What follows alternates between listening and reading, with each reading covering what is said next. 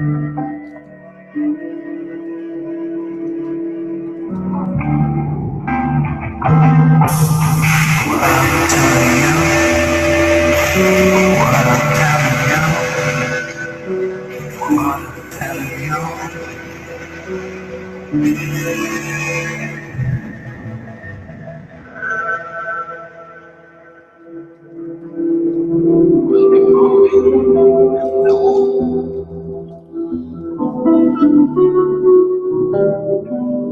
stars begin to shine.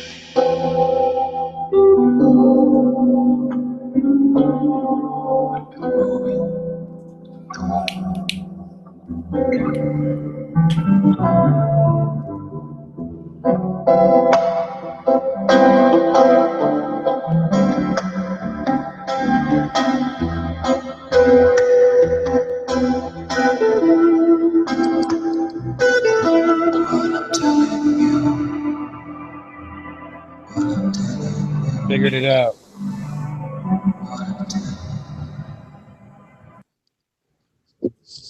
How's it going, James? You figured it out. Yeah. Put the link in Well, the description. I got the link here though. I thought I had it through G Plus, but I guess I was calling you into a chat. Yeah, so instead you just joined the chat that I called you into. Oh, is that what I did? I went back onto YouTube and hit the down arrow there.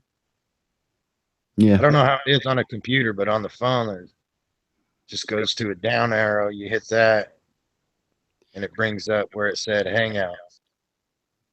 Yeah. I put the link into the description in the end, so we'll see how long it lasts before, some idiot tries to snipe us. What is that? What is sniping? I've heard that. The only idiot who ever has done it so far, well, I've blocked him, but it doesn't stop him from coming in on a different one. But I don't think he'd be bothered. It's where they can come in. It's not like hacking right like that. It's just some sort of a weakness that I think Google have allegedly sorted out, but there's still a little bit there where someone can come in and literally just, you can't eject them, and he can just share a screen and start playing video games or whatever, and you literally can't eject them, out of your own Hangout. It used to be, right, the sniping thing, this is the bit they fixed, where he'd literally just throw out the host and throw everyone out, and then the Hangout just dies. That's what was going on over at Sensi, the Flat Earth Debates place. That was happening for a few days there. Do you remember? Oh, yeah. 30 Hangouts, just had to keep restarting, and it would happen again, Yeah. But I think that bit's been sorted out, or it would have been happening, since. So, but apparently, that's what I was experiencing, with a certain person. But did you try? Did you send an invite to Hank? I did, yeah. Just wanted to sort of continue that conversation, between, and Pete as well. But Pete J, he's very elusive on YouTube.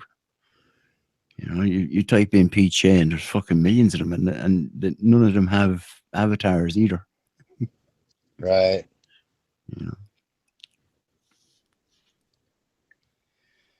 So anyway, he subbed to me channel, so I must keep an eye on the YouTube chat, so in case he's there,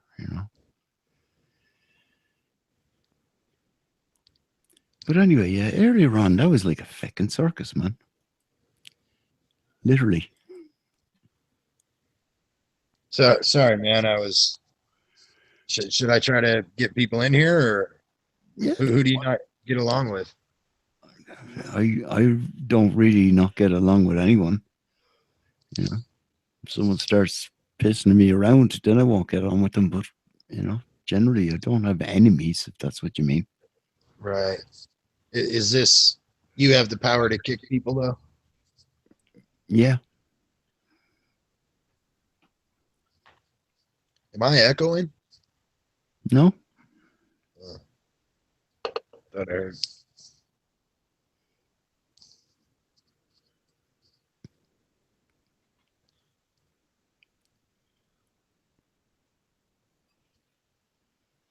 I was enjoying that music though. That was pretty cool.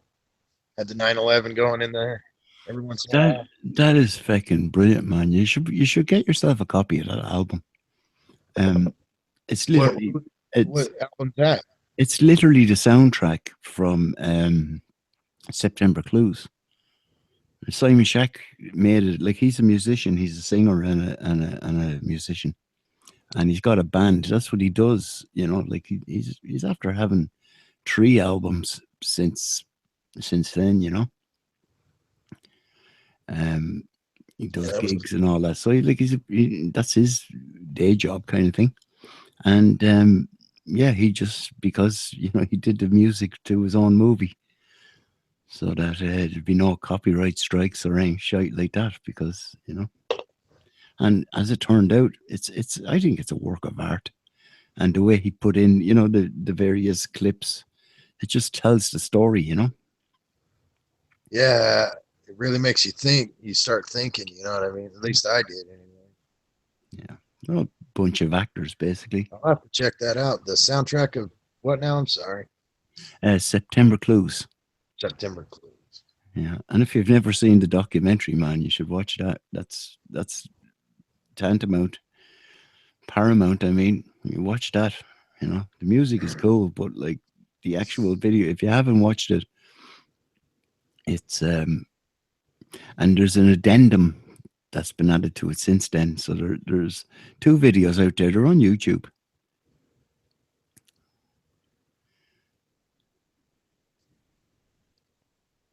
Yeah, I'm listening.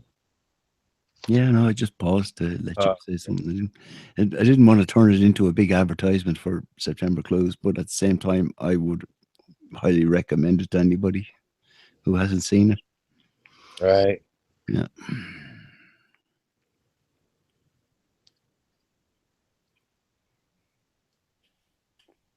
That's Should have. sorry.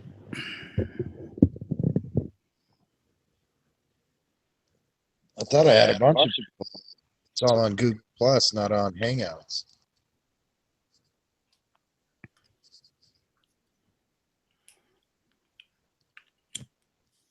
I'm just ignorant when it comes to these newer phones. Told myself I would get one, then I got one. What are you just working off your phone at the moment?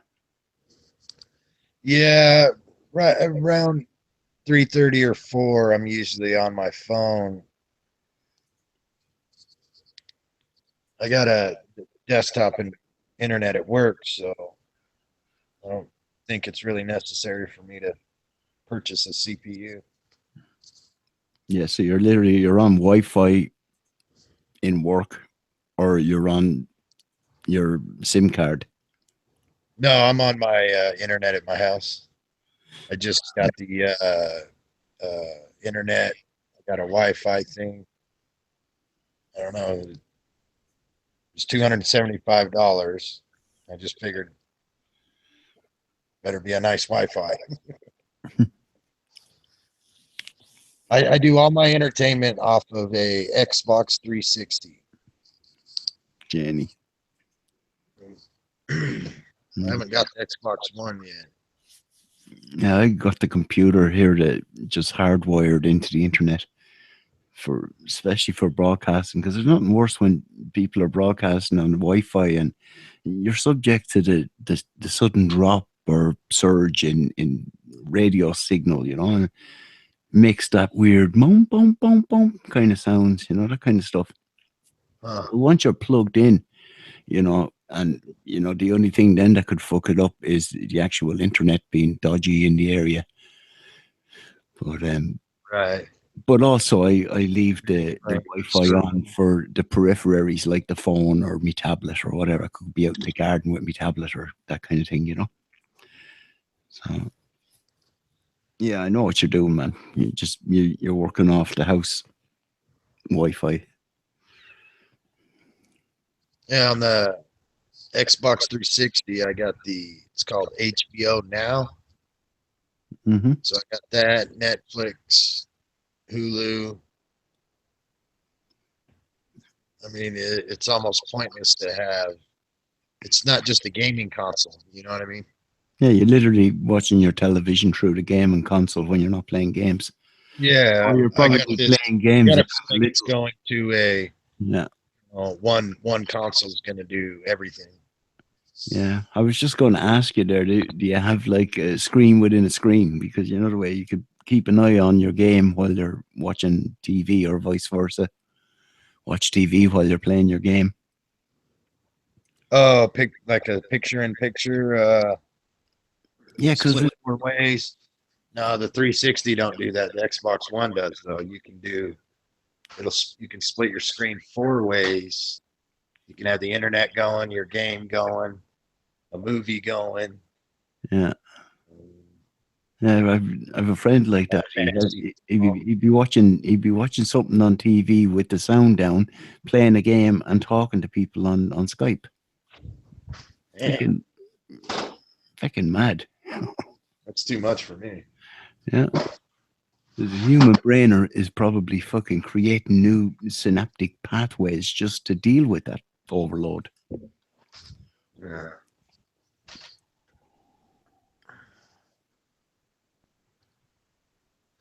Now, the only reason why I'm thinking about getting cable is it's football season. Yeah, you're into football. Yeah, I like it, man. I shouldn't, but it's like a modern day gladiator, you know. Yeah. You think it's 2016, you think they'd have rollerball or something like that going on. It'd be more interesting, wouldn't it? I think they do have it. It's just not that big. All right. I But was, that's yeah. America, you know. It'll like cage fighting wasn't really that big. Then all of a sudden, it just out of nowhere became very popular. Yeah.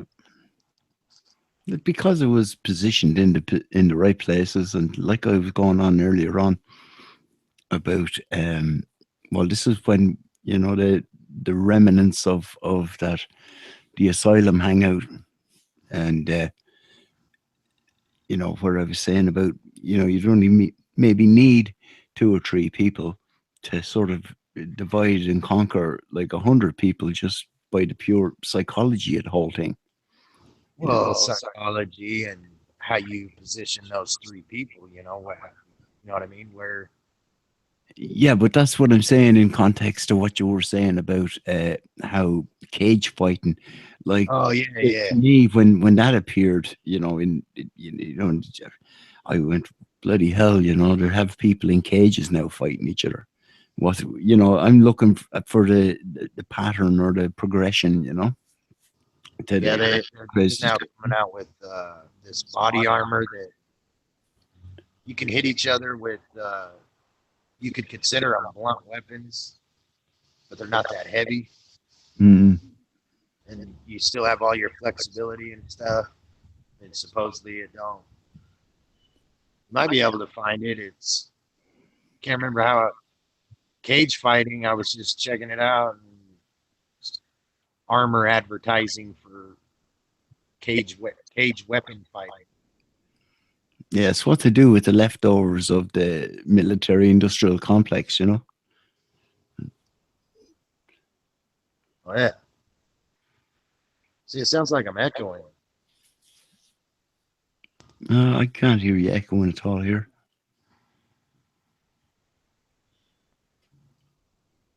Can anyone hear an echo in the...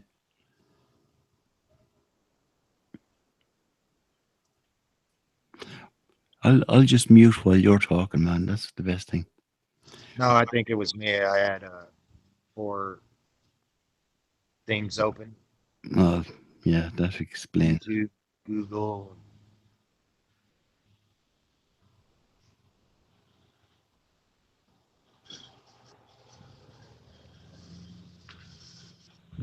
Yeah, I don't know, man. It's like mankind's history. all throughout it, kingdoms and nations, the people thereof, Yeah. kind of figured out the lie. Yeah. It's happened all through history, like a higher conscience awakening.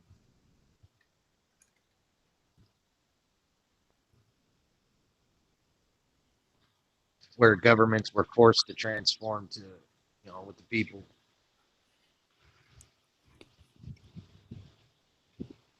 Yeah, well, I think that the initial system that was set up, I don't think that it was, transformed. I don't think at any time people were really uh, completely in control of, their own destiny in the sense of within systems. I don't think it was usurped. I think it was set up from the beginning to fail to where it is now. To be really top heavy with a lot of bullshit and nonsense.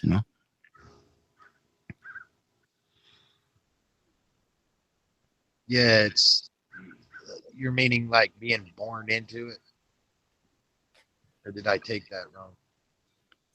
Well, being born into it. Well, each and every one of us is born into this thing. We all arrive, Yeah, that's and we yeah, all, we all arrive in different gener- generations or worlds, for that matter. yeah. But I just think that I wouldn't go back.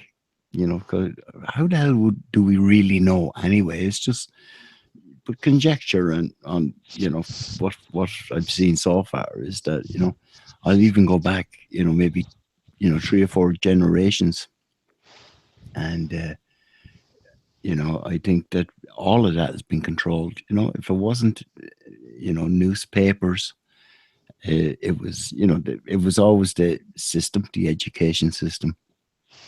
And you can see where people go on about the Frankfurt School of the whole ideology of that, and this is what we're left with now, where the usurpers then, right?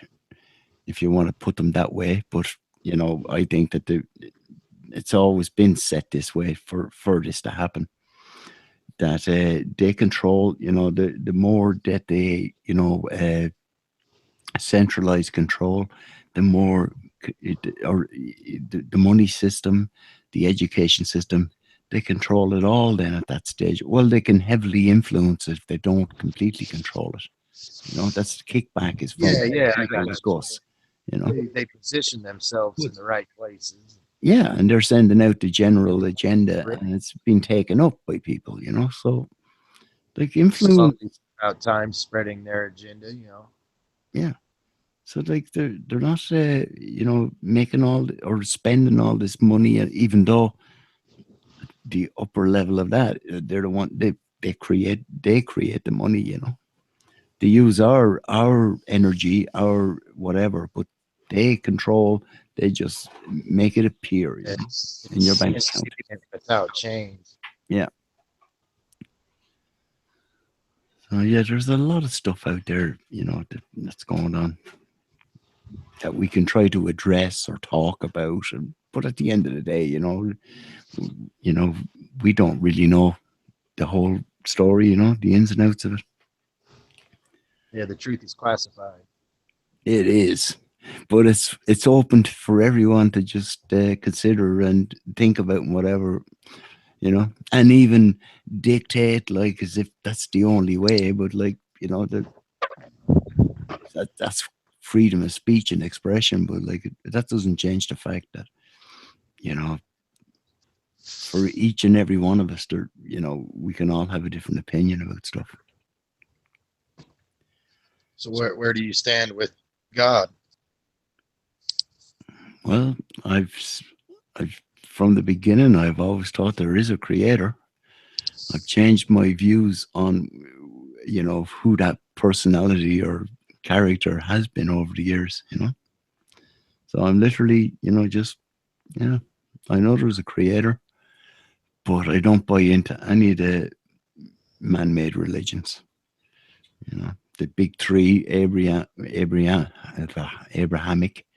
and all the rest. You know, the New Age stuff. All seen it all, been there, done that kind of thing.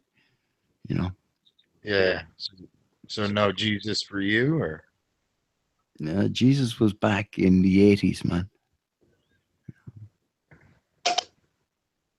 80s? Yeah, sorry, I'm being a bit facetious, but yeah, no, it's not a kind of a anti-Christian thing, right? Like that. It's just, you know, if you're into Christianity, fair play.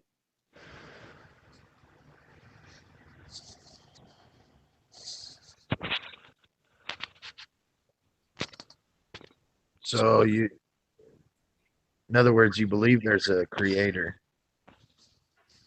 Well, you just got to look out your window, man, don't you? There's Yeah, definitely there's that's not an excuse. I can't see any bunch of men, no matter how powerful they think they are, group that would go out there and even make a tree.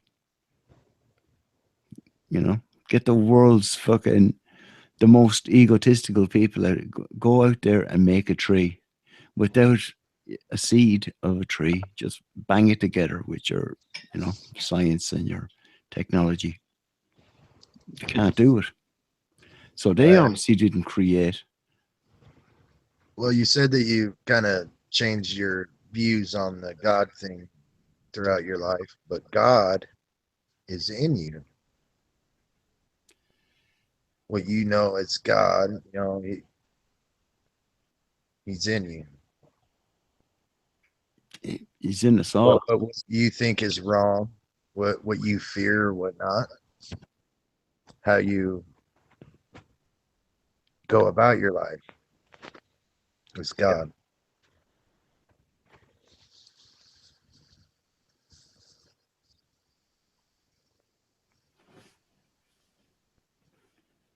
You know what I mean? No? Oh, understand what you're saying. No, well, I comprehend what you're saying, but it's nothing that I haven't heard before. I haven't said myself at some time, and I just don't keep absolutes like that anymore. Put it that way. Like when you're facing two tough choices, you go with the one Should I God. stay or should I go? I'll tell you one tough choice I'm doing now. I'm going to have to disappear for a minute because I have to go to the Jacks, and I'll be back in a minute. So, do you want to talk away to the people, or do you want me to play music, or what do you want to do? I'll see if I can't get some people in here. Yeah, so you can chat away there to the audience, as so to speak, the viewers, all 8 of them. We got some viewers. Yeah, there's 8 people watching at the moment. So, Well, go ahead, do your thing. Yeah, all right then. Well, you work away there, and I'll be back in a few minutes.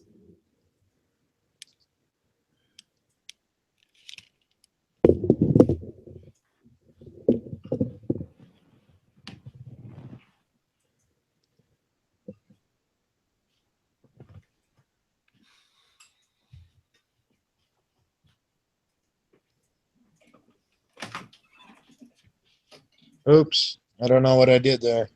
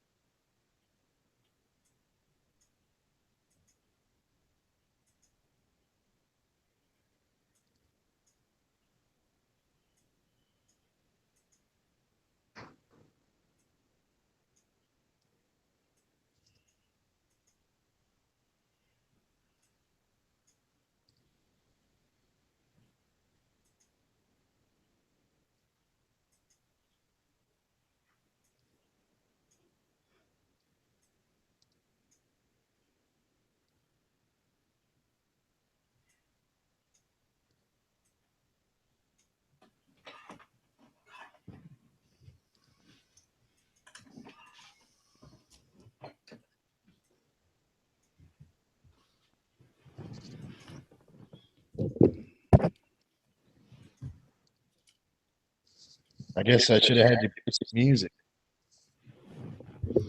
Why has there been dead air for the past? Yeah, I was trying to figure out how to get like a friends list on this Hangouts app. Hmm, you might be better off trying to do it when you're on your computer instead of on your phone. You're not familiar with these newer phones? Oh, I have one, yeah. But even if I managed to join a hangout one time outside, and grand, but there's no way I'd start fiddling around with something else while that's going on. Couldn't even try that, But I'm a Luddite, man, Yeah, I invited Mark Taylor. Oh, bloody hell. It wouldn't let me. It come up red and said Yeah, MI6 is on lunch break. might have been blocked. It said Mark Taylor couldn't be added to this conversation. That's a surprise.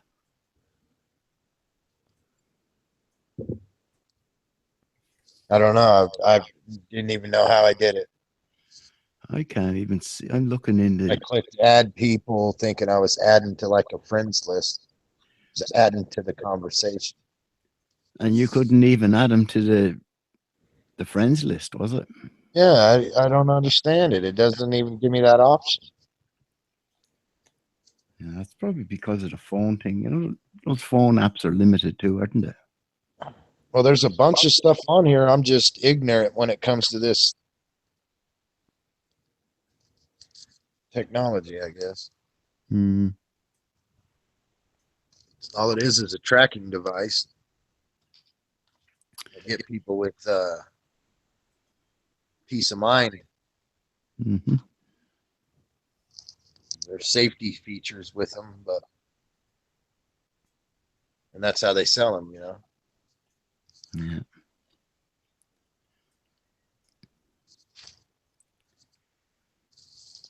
I mean, when you need it most, you break down on a mountain, you ain't got no coverage anyways.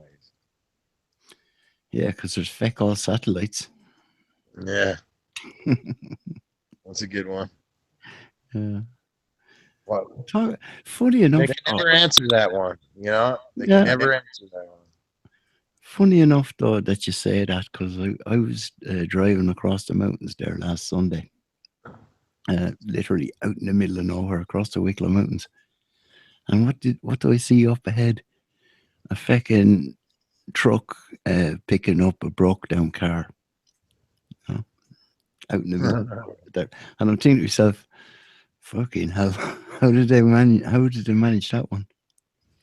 But you see, the thing is, there's no mystery there, because They could have hitchhiked, the mountains are no, the Dublin Mountains is the whole area. It's big enough to be daunting if you're standing there in it, and having to walk across it. Could be maybe Oh yeah, man. maybe a good I got 10, lost 10 few 15 days. miles. Yeah, but there's fucking cell towers on all the bloody buildings.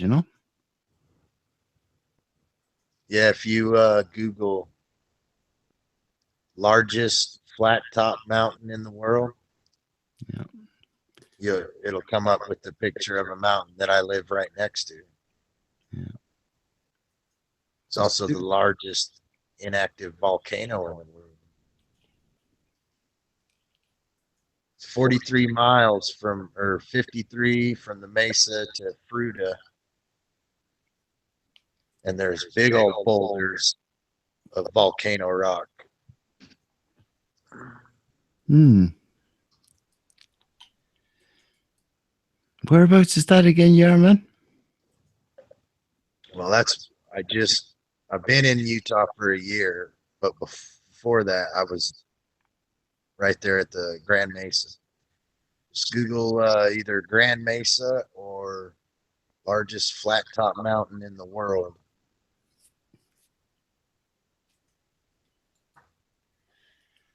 Yeah, and some of them And it's not the one with no trees if you do it.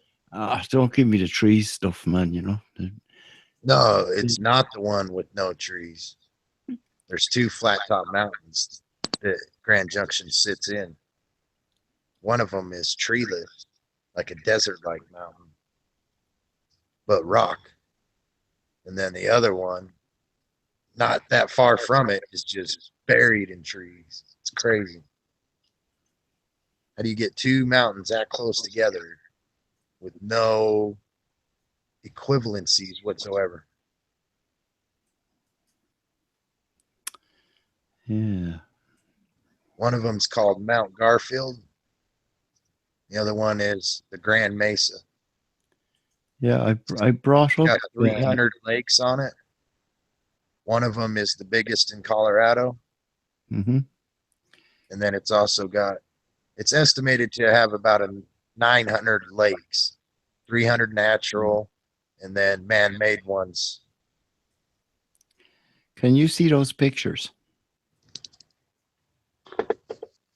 Yes, I can. Right. So, where's your one? What did you Google? Flat top. Flat Go top. to all. Go to all instead of images. Yeah, I know. Flat top mountain. Where's the freaking hike come into it? Put in front of flat top. Type biggest. Right. Better late than never. What's up, Hank? Oh yeah, Hank, I can hear your voice. Check this mountain out, Hank. This is where I I lived my whole life for the past year. Yeah, I was on the phone with my brother. Grand Mesa. Yeah, That's is the that Grand your Mesa. brother? That one? Yep. There Go you ahead and Wikipedia and just read it real quick. Fucking Wikipedia. And you can check out the images. There's not many pictures of it there, but let's see what I'll do here. Go back to the bloody thing. Well, you're on all instead of images. Yeah, I'm going to images now because I want to see the images. It should work now. Now, Now, see that one, the very first one? yeah, That's Mount Garfield. Notice how it's a treeless, desert-like mountain. The green you see there is an orchard. It's between that orchard and that mountain is the I-70 interstate. right. You live around there, so very nice. Yeah, now that second picture, that's the flat top. That's Grand Mesa. Covered in trees. And they are right next to each other. They make like a right angle. Yeah. It's crazy how two big mountains like that are completely different. Mm-hmm. I mean, they both have a flat top.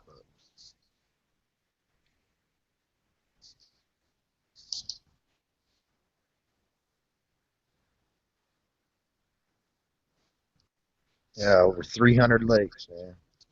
I got lost on that mountain for 2 days, or I should say 2 nights. And I wasn't lost to, survival. I was lost to camp. Yeah. I could have walked back to Grand Junction easily.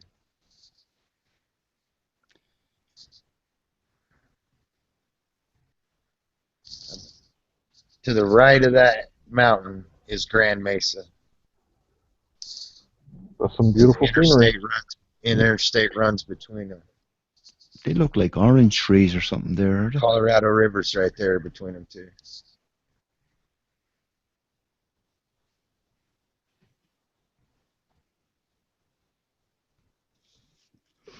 Anyway, Hank, how's it going, man? I'm going to stop sharing this stuff here. Yeah, I was talking to my brother for a little while. He lives on the other side of Dallas, West Texas, so it's good to hear from him. Mm-hmm. I forgot to have you check out the largest inactive volcano. It's also that, too. What? The mountain, The Grand Mesa, yeah. right? Joking around, people say that it blew its top, but I don't see how that could have happened and it be perfectly flat. Yeah.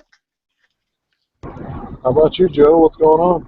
As far as I'm concerned, I think they've all lost their credibility. All the explanations for all these features and things. And I'm not talking about like fucking this tree on the flat Earth thing. That's to me that's just another insertion into the whole Yeah, thing. there's plenty of forests on a flat Earth. Yeah, it's just it's just Yeah, that video didn't have anything to do with the flat Earth, did it?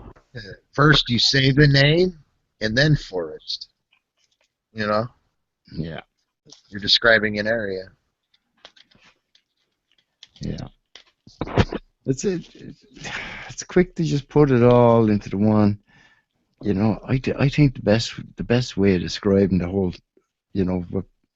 where we think we are or exist is like a realm of some sort that can't be like scientifically defined right down to measuring the last 6 inches of it. Uh, Try to lay a carpet on where we live, that kind of thing. I don't think that it can be defined like that, or measured per se or whatever. yeah.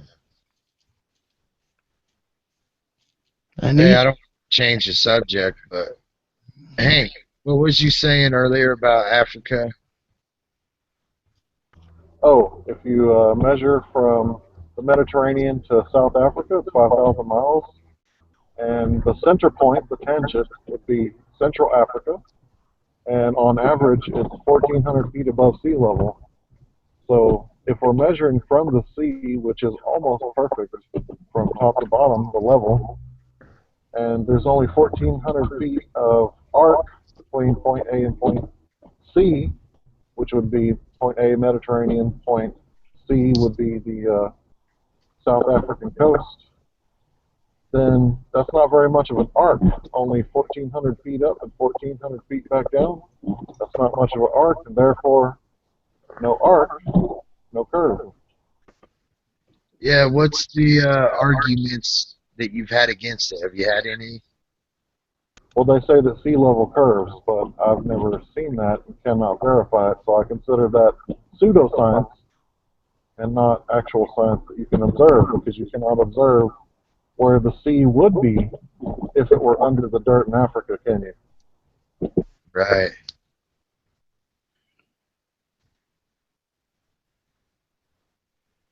Huh. which you couldn't actually get a word in edgeways earlier on in that other channel. So Yeah, they don't like it when I talk, I don't think. Yeah. At least there's somewhere else there's a record of you saying it without being rudely interrupted and all the bullshit that goes along with it. And I appreciate this opportunity to speak, sir. Welcome, man. I'm starting to cut out. Sorry about that.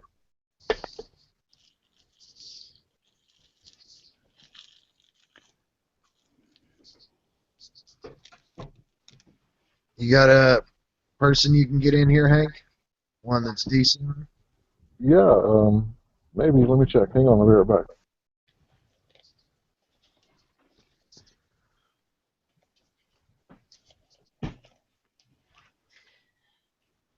Yeah, I think there's a way I can start a hangout there, Delcroix. But I think it just calls in. It wouldn't be live. Yeah. So if you ever hear me calling you, It won't be live, but I'm trying to get you to get me into a chat or something. You know what I mean? Yeah. I don't know how to do it. Not trying to get you into one. I'm trying to get in the one you're in. You know what I mean? yeah. Yeah, that's cool. Understand that.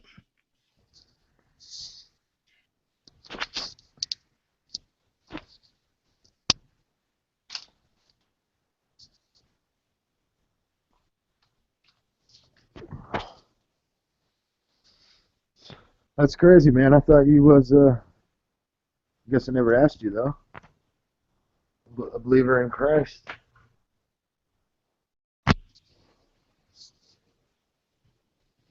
Yeah, I don't think he's going to be able to make it, but that's cool. We can talk. Looks like Rob joined. Is that who you... Oh, is Rob joining? What's up, Rob? Howdy, peeps. What's going on? I just thought I'd pop in and say hi to my favourite trio. What's going on, man? I'm just nicking your link. I'm nicking your link so I can troll you later. I'm joking, man. Rob, don't be saying that. I wouldn't do that to you, Del. Never have. I wouldn't do it to anyone. This is for you. There was supposed to be a friend of mine, Pete, coming in because I bumped into him earlier on, and there's no sign of him either.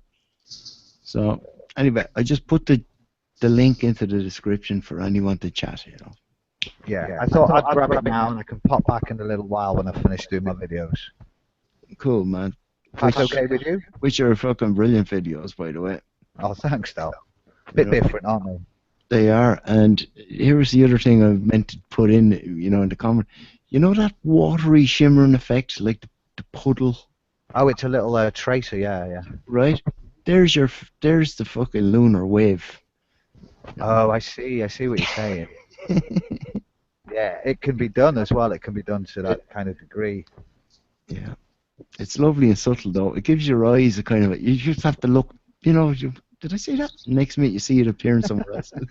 It is. It's very subtle at the first, but then it's really there, you know? Helps break down a 20-minute video, doesn't it? It does, but the voices are always cool as well, though.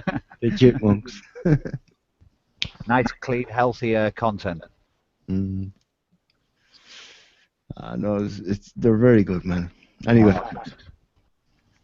By the way, Rob, you're welcome to join and chat with me anytime that I fire up a hangout.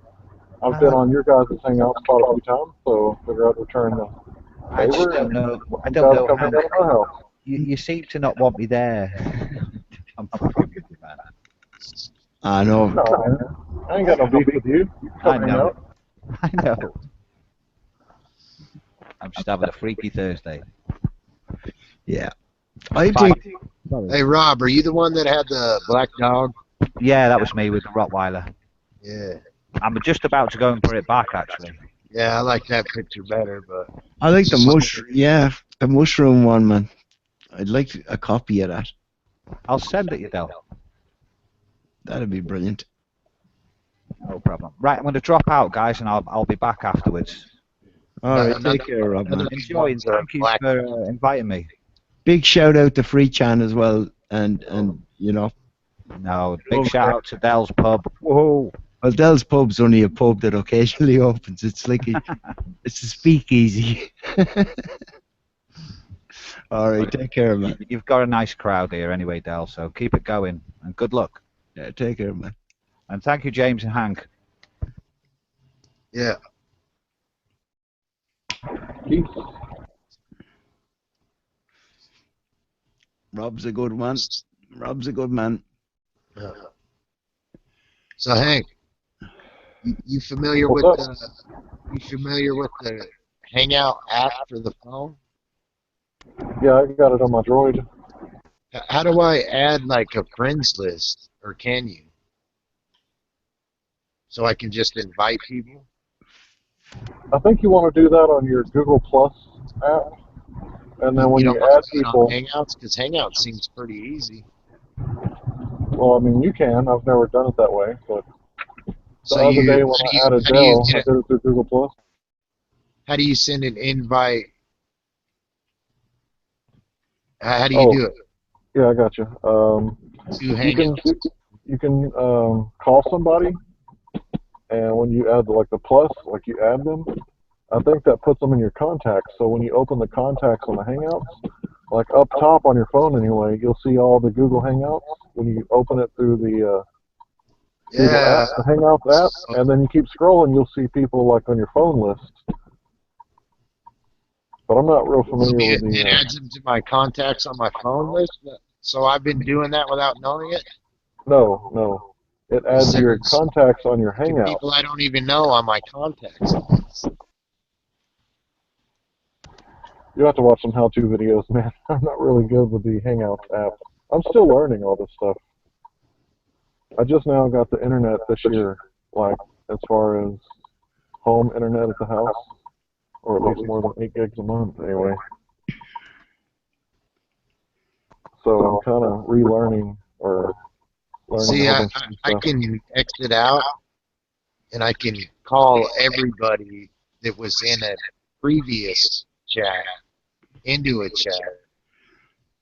Yeah, because you have Or a you can- record of the chat. And then I could, I could be like, hey, come over here. But I don't know James, how have to. you ever done your own Hangout? No. You should watch some how-to videos. Just start opening up your own Hangout. I think everybody should. Always, anything I want to learn how to do it, I go to YouTube and type how-to, and just follow it step by step. And if it works for them in the video, then it'll work for you. Gotcha. I don't know why I never thought of that. I've changed alternators, radiators. I was gonna say, yeah.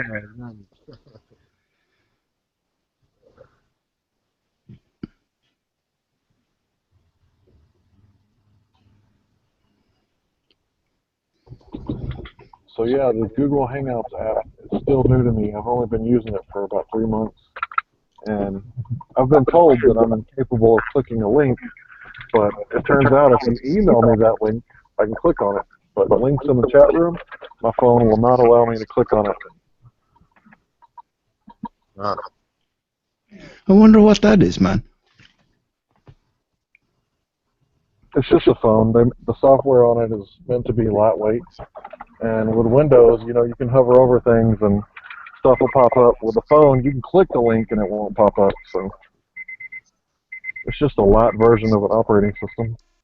Somebody's alarm gone off. It's not mine. I'm outside. It was Sounds me getting like out of my car. I don't take my keys out of my car because I deliver pizza. Yeah, man. That's why the world is a globe, because you deliver pizza. Did you not figure that one out? Yeah. Forgot about that. That's funny. That's the what's passes as reasoning these days. I actually enjoy being able to order a pizza. Well, that's cool. You know what I mean? That's what they didn't get when I was telling them, what do you do when the pizza guy delivers your pizza? Do you laugh at him or do you tip him? Yeah, Because exactly. they give Hank shit, Yeah. Well, like Hank runs his own business, It's not like he's on a bicycle delivering a pizza for somebody else. That's the other thing, They just throw ad hominems, And even if he was just on a bicycle delivering pizza for somebody else, it still doesn't take away from his research what he does when he's not on his bicycle. And you see, I don't even know why I'm addressing these things, because those people that are in those other hangouts, they're set there just to do exactly. Shopping for some rich people. Easy money. It's almost like they want to argue, like they want to scream and yell, or I don't know. It's crazy. That's it. So my little brother, he's real big into the alt-right movement, and he debates too. He uses Twitter, I think, and he says when they start name calling, you won. Because when they resorted to name calling, that means that they can't rebuttal your information. Yeah, that's always true in an argument, Once you either start calling names or once you punch somebody else, you've lost the fucking argument. Then their pride starts kicking in. And it's easy for them because they're not standing face to face with you. If everybody in those hangouts was standing in a pub beside each other, it would quickly, devolve into a pub brawl. Or would it? Would these loud-mouthed people even attempt to go on the way they do in public? I seriously doubt it. I doubt it too, Hank.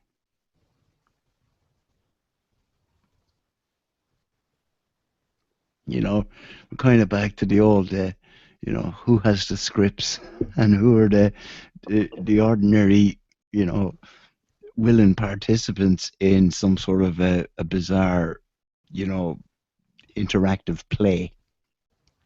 That's what it seems to be. I could be wrong, but I could be right. Yeah, it's weird, man. I don't know. It's the same thing, Well, Seems like the same thing over and over. Nothing. The only thing getting done is hatred and division. yeah. Have you ever heard, James, or Hank has, because I think we were talking about this before. I'm repeating myself again as usual, but have you ever heard of an interactive play, like a real one in real life? Yeah, like a theater, but not a movie theater or a real theater. Yeah, well, no, this is an actual, right, right. This is my explanation of what an interactive play is. They have popped up at times over the years, and I've been lucky enough to go to two of them. One of them was called Joey and Maria's Wedding a few years back. I actually won tickets to that. I won 2 tickets, So, but basically, I'll explain what it is. You literally do go to a hotel where, imagine like you're going to a wedding reception, right? And Right. when you get in there, it is effectively a wedding reception. There's the food and all that. Well, it's a buffet one, right? But the thing is, some of the people that are there are people like yourself who's bought a ticket or in my case won a ticket, and the other people are part of the acting troupe. And the whole premise of it was a mafia wedding. Joey and Maria were mafia people and they were getting married, or they were sons and daughters of big mafia things. And this is the trip, like people were coming over. Even the priest who was there, who married them, and he comes over to our table and starts talking. And some of the people at the table were like, myself, they were just after buying the tickets, but some of them were actors. That's what an interactive play is. Yeah, I got And you. yeah, and the other one I went to, which English people would be more used to, would be Faulty Towers. Can you imagine? Faulty Towers, Basil and Manuel and Sybil and all that. You can't right? Nope. Yeah, well, you've heard of fucking what do you call it? Monty Python, right? Yeah. John Cleese is out of Monty Python, and he went on and made his own sort of it was only sort of a 12-part thing. It was 2 blocks of 6-parters, and it was called Faulty Towers, and it was about a hotel in the south of England. So you still haven't heard of it, no? No, I haven't heard of it. Nope. Yeah. I'd be lying if I said I did. Well, you should look it up. It's classic comedy from the day. It was made in the 70s, but it was just so 70s, funny. huh? And Well, I'm a it's- 60s baby, so I was probably ain't seen many shows in the 70s. yeah, well, man, this thing, you should just even check it out. Check out some clips of it on YouTube to see. And it'll probably whet your appetite because, I think it's comic genius. But anyway, that's, besides the point. The point was that this interactive play was this Faulty Towers thing where a couple of them were like acting as Faulty Towers and the rest of us were guests in the hotel. You still have your dinner and all that as well, but like it's just an interactive comedy show, and that's what I think You're is seeing going it on. on a grand scale, is what you're saying? Oh yeah, especially in these hangouts as well. It's on a more broader scale. Oh, why not? Where would just I where, started thinking of that when he was explaining it. Yeah. you know, it's people argue from incredulity and they go, "Oh, you could never get that many people to be in on something." You don't need everybody to be in on something. That's what I kept trying to tell him, man. You can't argue that. Compartmentalized. You, Yeah. you can't. They just won't let it happen. Well, we know about groupthink, so I mean, compartmentalization, you don't need everyone to be in on it. Exactly. I believe, I could be wrong here. I thought I was reading an article. I didn't do too much research. That NASA actually has more private companies building their stuff. Hmm. Of course. And inventing their stuff. They pay out these private companies with our tax dollars. So they don't need to know anything. They just got to build stuff. You know what I'm saying? And here's the bit you Am I making sense? Or? Yeah, and that goes into the other bit, and those bits go into the thing, and then before you know it, you're looking at a rocket being launched, satellites being launched. I built that little bit there. I did. You're down the pub telling everybody about your little bit of the fucking thing. Where in the real world, the little thing that you built probably goes into a mobile phone or a fucking cell tower. And fair play to you, you still built it and all that, but it didn't go into the fucking sky. That's my thinking on it, you know what I mean? Yeah, I sometimes think the janitor, or the people that keep it clean, know more than the people that work in it. Well, they definitely know more than the people that own the company, because those corporate types, they only see black and white, you know? Yeah, I mean, even the big office needs cleaned, you know what I mean?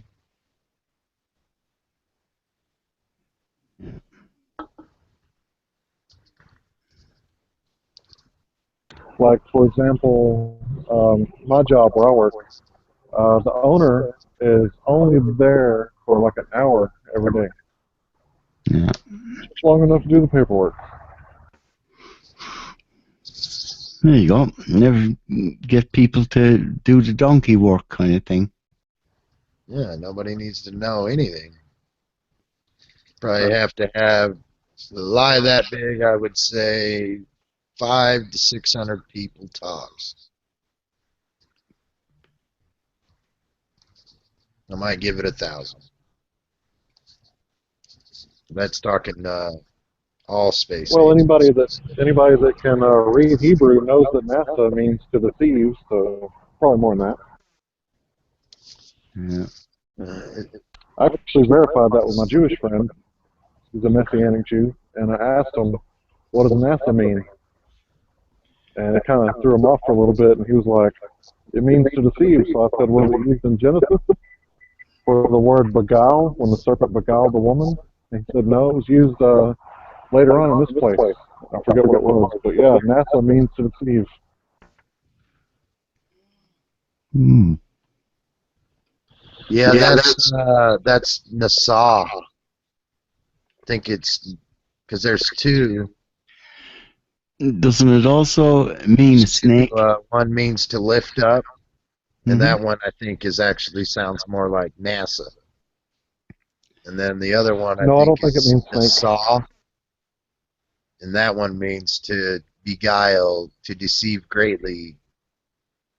I can't remember all of them, but I remember those two big ones. Well, do you know the Irish name for the town where I live is called Nosnaree, which is N-A Fodder, which is the little line over the A. N-A Fodder S, N-A-R-O-I-G-H, right? Nosnaree, which translates to meeting place of the kings, right? Right. And That's cool. yeah, but here's the weird thing, right? You can just call that Nos, which then is translated into English as Naas, right? But Nos is very close to Nosh, which is serpent in Hebrew, right? I don't know that for sure. Right? But I'm not sure. What'd you say? Nos? Nos, it's kind of it's like pronounced. Like, It's kind of like an NASH, but not as sh kind of thing. It's like Nosh, right. right? But here's the kicker of that whole thing. The coat of arms of the town of Nos na Rí, has a serpent, a snake, curled down along, just like, the Cadusa on, and, all your, medical stuff. It actually has a serpent on it, which is, irregular in itself, considering Ireland was supposed to have been rid of snakes, See, correct me if I'm wrong, Hank. I didn't read this in the Bible. I was told it was in it. Damn it.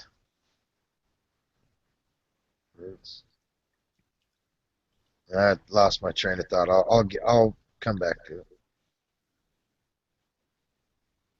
Yeah, if I do have a specialty, like biblical study would be it. Not only biblical, but, well, I guess biblical would be my specialty, but I do have a little bit of Oh, other I got it. knowledge of I got other it. religions. I study those for fun. Damn it. Go ahead, Rob.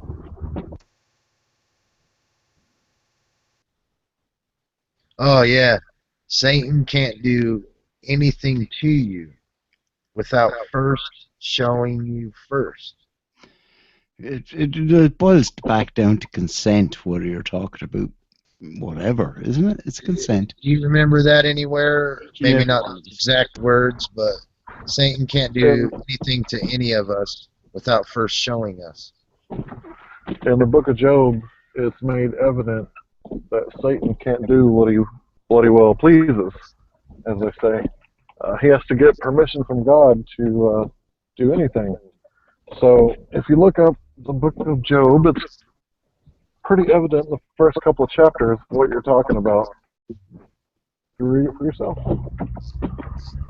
But yeah, And then when Jesus says, you will know them by their fruits, see, I take that on a grand scale, and you can trace all the way back to at least Jesus, the pyramid, Egypt, that was against him, not Jesus, Moses, the Israelites, who enslaved them. so now what the second part So would you have be, the symbolism of the pyramid from Moses. And the pyramid is on our dollar bill. The pyramid is on a lot of your television networks, gas stations, cars. I just see you will know them by their fruits on a grand scale. so the second part, what Dell was talking about, consent has a lot to do with it. There's no way we would have went to war with Iraq and Afghanistan had 9/11 not happened, because the people's consent was not there until after 9/11. Then people had revenge in their hearts, and they were able to invade how many countries now? What are we working on? 6? So, yeah. You got the symbolism, Satan showing you first. And then you got you'll know them by their fruits.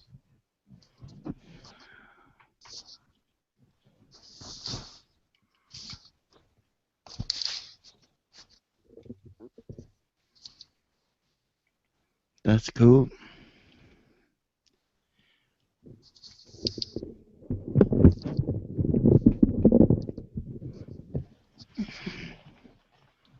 I'll be right back. Okay, man.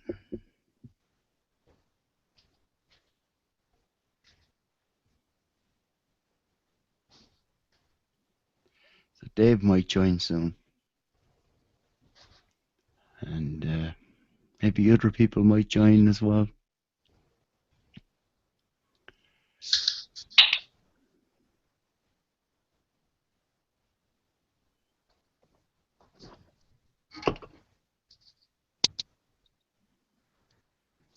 Sometimes I think too deep, but sometimes I don't know. It's hard to explain.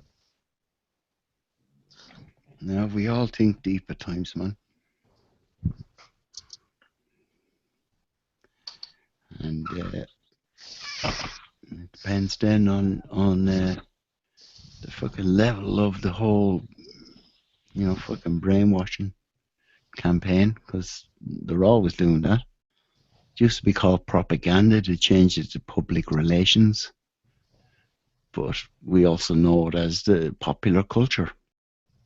Everything, I defy somebody to try to explain any concept, in detail without trying to explain it without using any reference to a Hollywood movie, some sort of book, or some news report. It's blatantly in our face. Yeah. So that's going on. That's what lifted. That's why I tell people the flat Earth don't stop there. It lifts the veil on so many things. Yeah, but you see, the thing is, all those things and all the people, pulling back the veil on all those things were all there before this sort of the current explosion in flat Earth, as what we look at now and see. Yeah, but sometimes I don't know about that, man. Well, They seem like there's too many out there. Well, that's what I don't know where. No, we might be across swords here, across wires. I don't know. All I was saying was this latest, of the past 2 years, and with everything that's, grown up around it, with the drama, the characters, the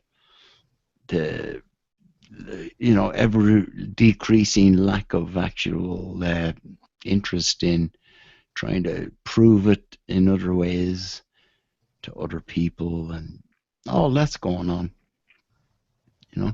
There was. Yeah, they're laying down directions. There was always, the whole, conspiracy world, realm, whatever, was already there, and a lot of that was kick-started back in the old shortwave radio days. That's I listened to a lot of that stuff over here in Ireland, coming from America. But I could only listen to it in the nighttime. The daytime, the radio waves seemed to get skewered. I wonder, did it have anything to do with the electromagnetic disc that was passing by? Yeah, I think about that now. See, I look at conspiracy theories as they can neither be proven right or wrong. So what's wrong with that? Well, you see, it's more of people using they're not taking things as they seem. Well, you see, Critical thinking. Sorry, go ahead. in a lot of places, especially in America and Europe, and Ireland and England, whatever, there are people, that are arrested and charged every day with conspiracy. Conspiracy to rob this shop, or conspiracy to defraud. Right? But this is the thing. And then a theory, we're sick of the teeth of hearing about theories. There's a theory of fucking gravity, and it's pushed down everyone's throats, and the theory of relativity and bullshit, right? But put the two of them together, and you can transport yourself back to the 60s, where some bright spark in the CIA said, right, this is what we're going to just put out there into the public. Conspiracy theories. You know, it was all to do with the whole Kennedy. Yeah, like the movie. I call it the fiasco. I won't call it the assassination. I just call it the fiasco TV movie. And You don't think he was killed?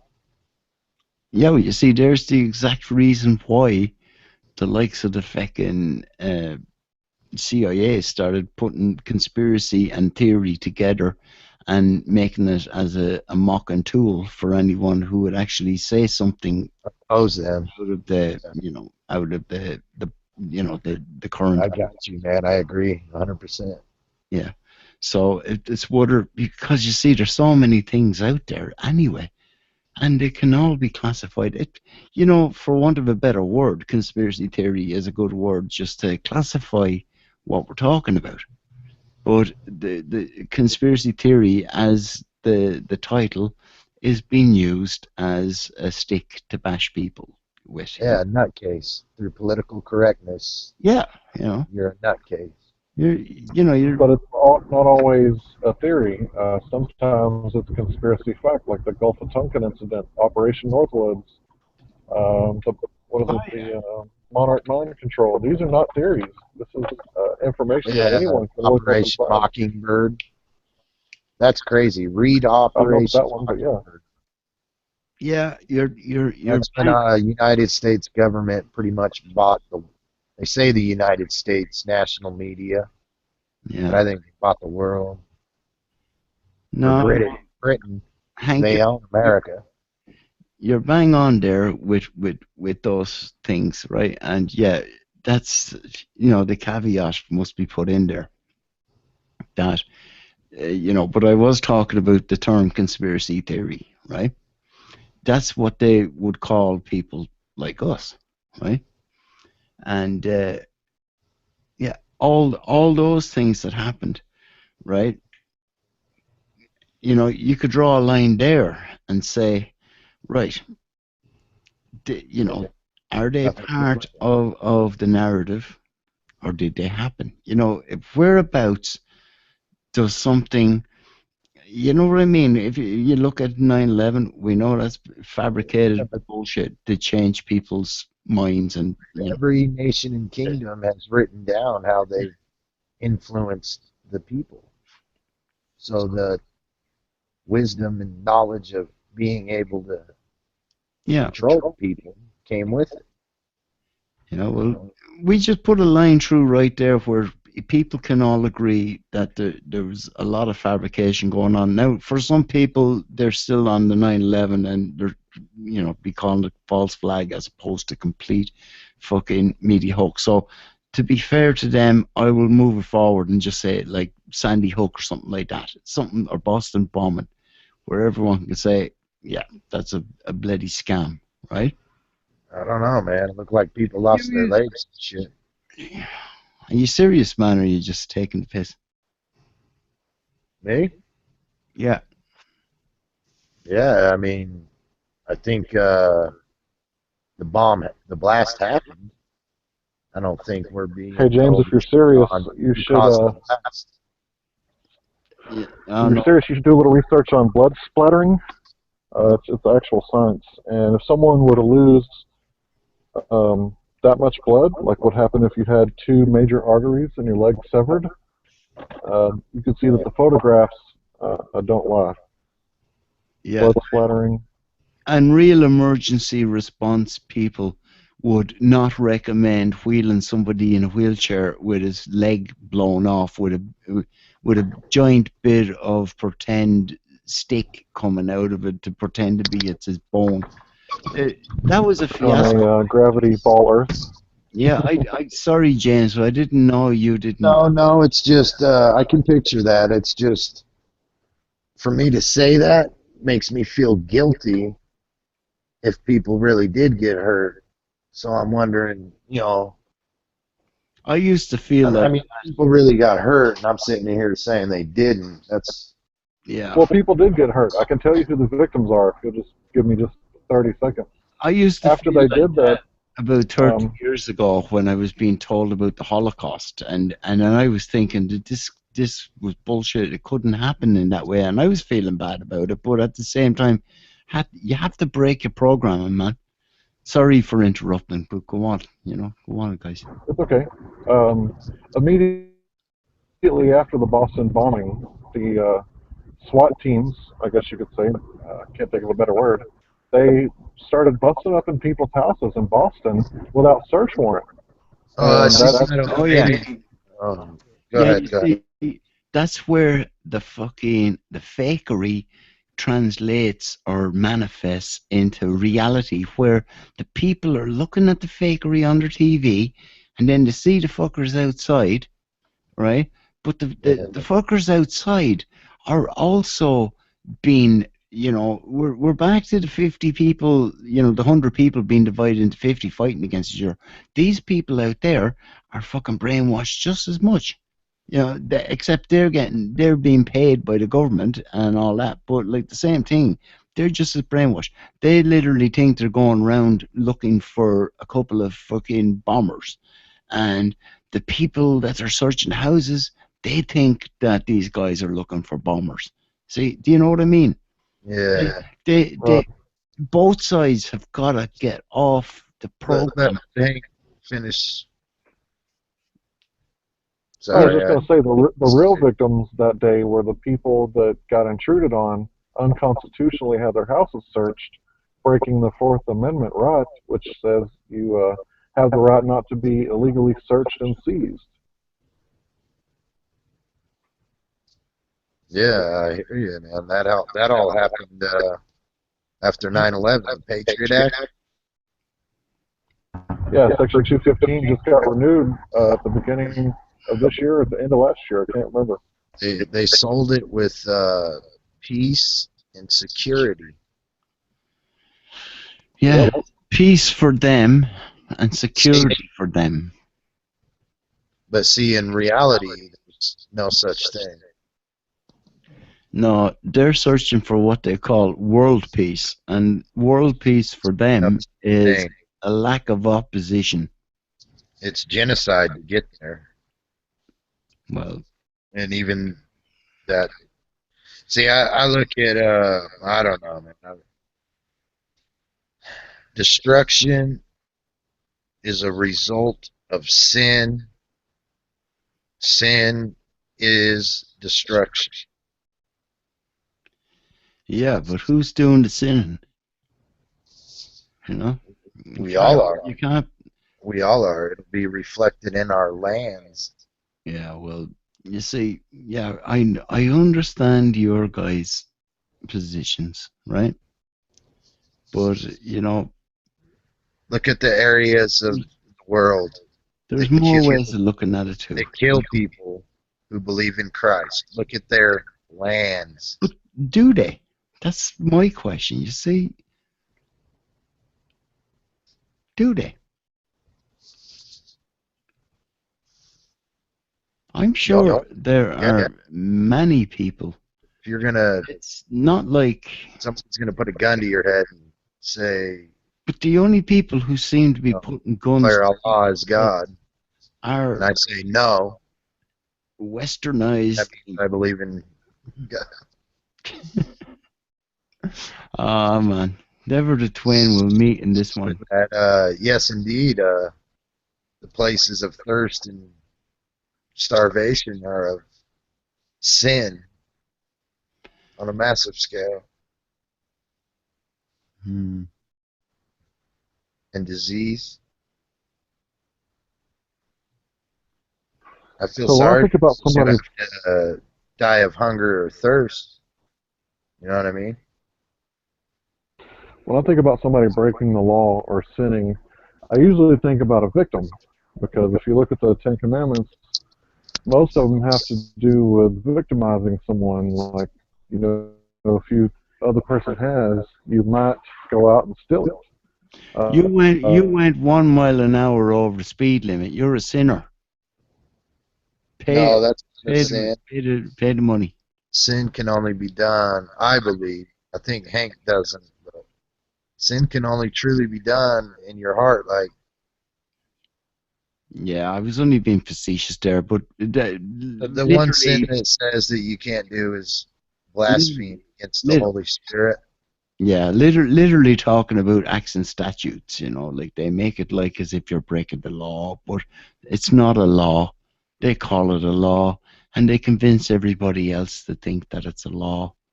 But it's not a law, it's a statute, and it's a money-making operation. Just to keep the gears turning over. The money thing is not the be-all and end-all, because the fuckers who are controlling this, you know, they It's like, most they Americans control the don't know system. that. Most Americans don't know that there is no actual law requiring them to pay income taxes, Yeah. but they do. Agent with a gun and a badge if you don't. Well, that's what I was saying earlier on, that it's the other end. The gun and the badge people are just as brainwashed as do you know what I mean? It's people. If you want to wake up things, wake up the people who are actually working within the system. They're the people who need to know. And then, of course, the leader make the decision to continue on doing their job, but at least then, you know what I mean. They mightn't be able to sleep at night, and then eventually, they'll cop on. Well, no matter what, we got to keep working. I hate to use the Matrix because flat earthers always go to the Matrix, but these people, they really are the women in the red dress.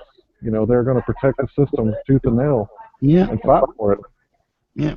And Hank, you just proved my earlier fucking announcement that no one can explain anything without using something from the fucking the Hollywood source, the controller's propaganda. I No, apologize in advance. no offense. You don't have to apologize. No offense. I'm only I saying. know. I know. I'm the same. I can quote movies just the same as anyone else. So, I don't say anything that I don't fucking put myself held to the same thing. It's like this is kind of ridiculous and not at the same time, but the first television broadcast was radio waves. So why do we need satellites? They still are radio waves. Yeah,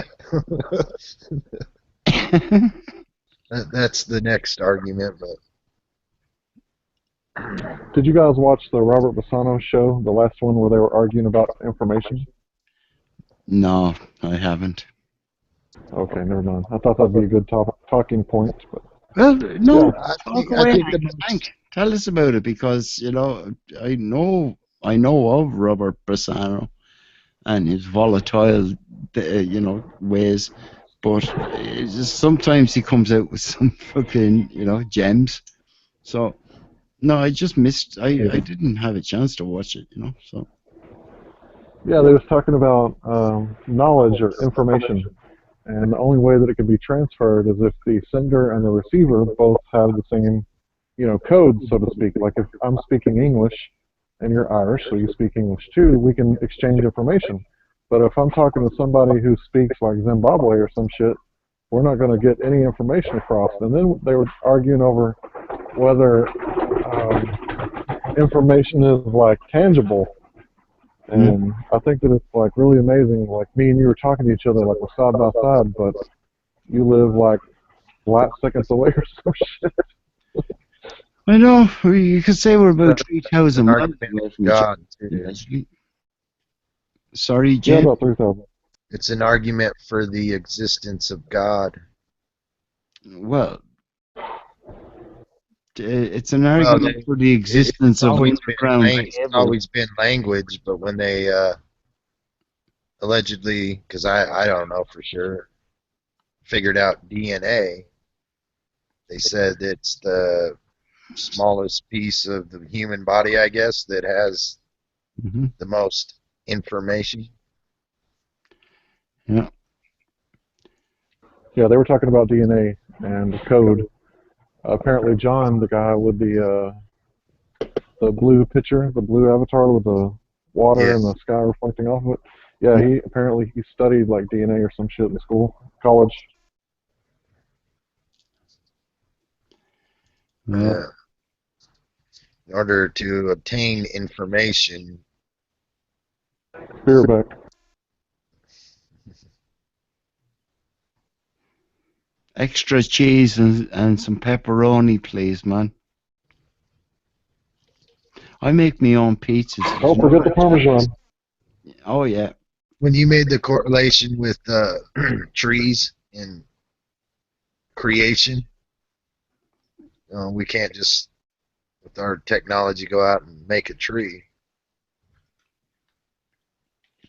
Yeah, I That's- wouldn't call that a correlation. I'd call that a sort of an observation. I've never seen anybody. Oh, yeah, my bad. That was the wrong word to use.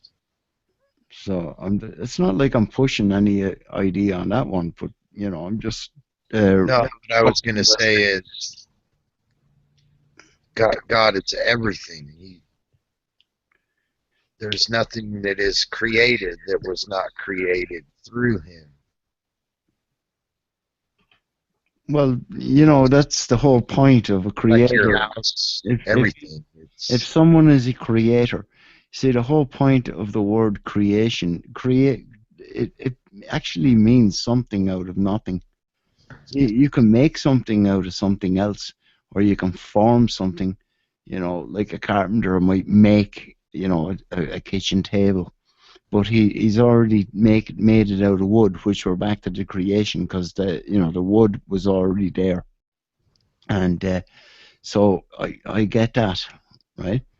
So you're either formed, made, or created. But the thing about man is that he was formed, made, and created. If you want to go into the whole Bible end of it, he was formed out of clay. He was God breathed it into him, but made him you don't a living have to, soul, and he also made him in his image by the Spirit, the Creator Spirit. not his image. So there you go. Not his image. He said our image. Oh, the our image thing, yeah. But anyway, God that's said, let us make man out of our image.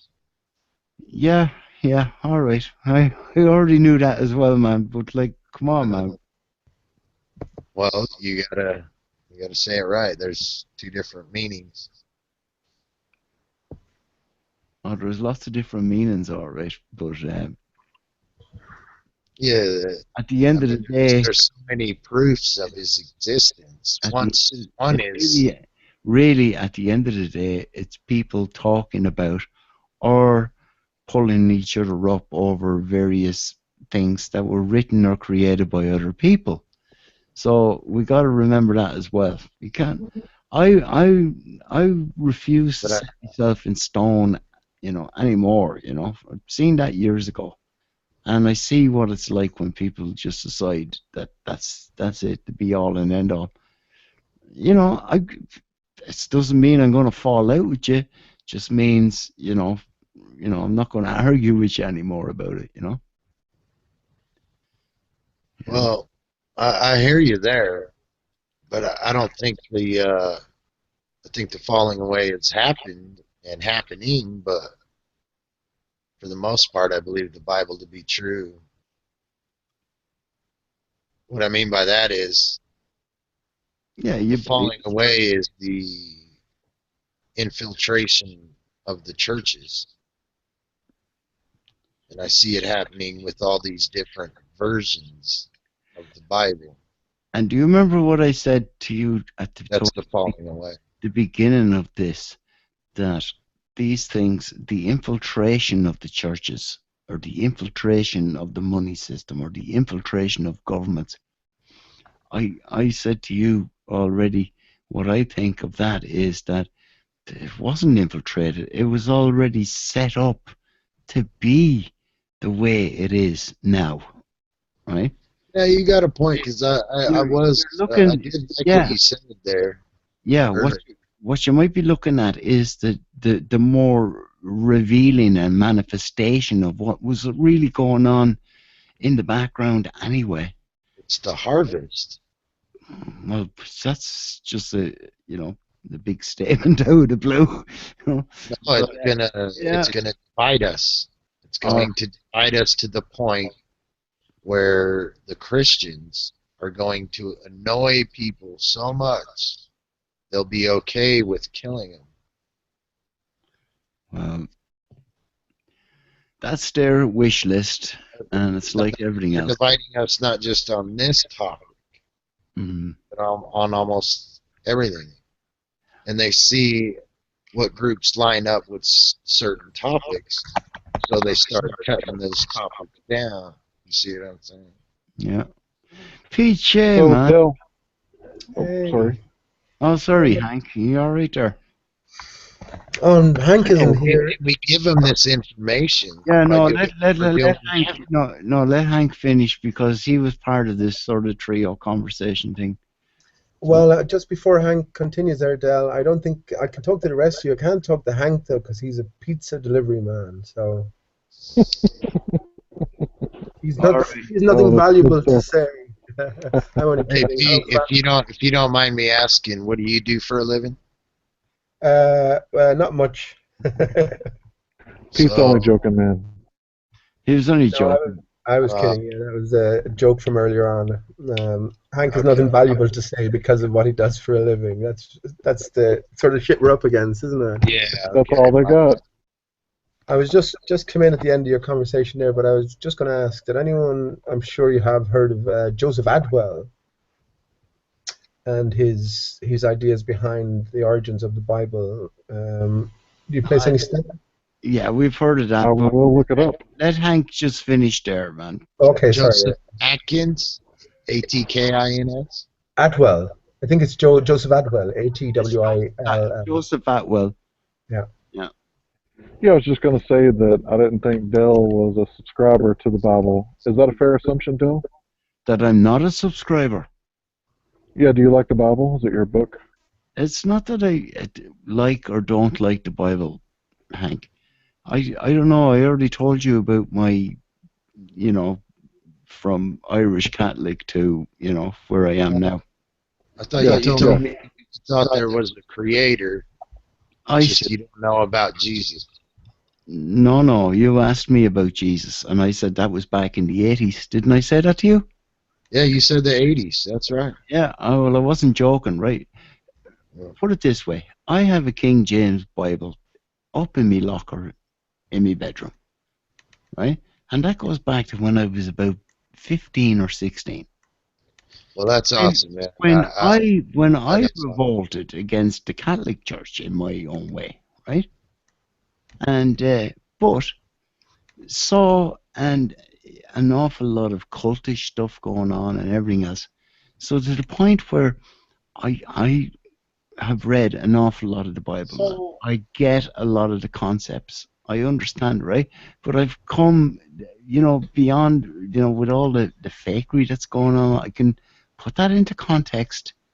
But at the same time, I can still before I lose you, that before I book lose you, that I you said- have, right? I thought you Let me finish. Catholicism. No. You The got book- away from that because you seen a bunch of,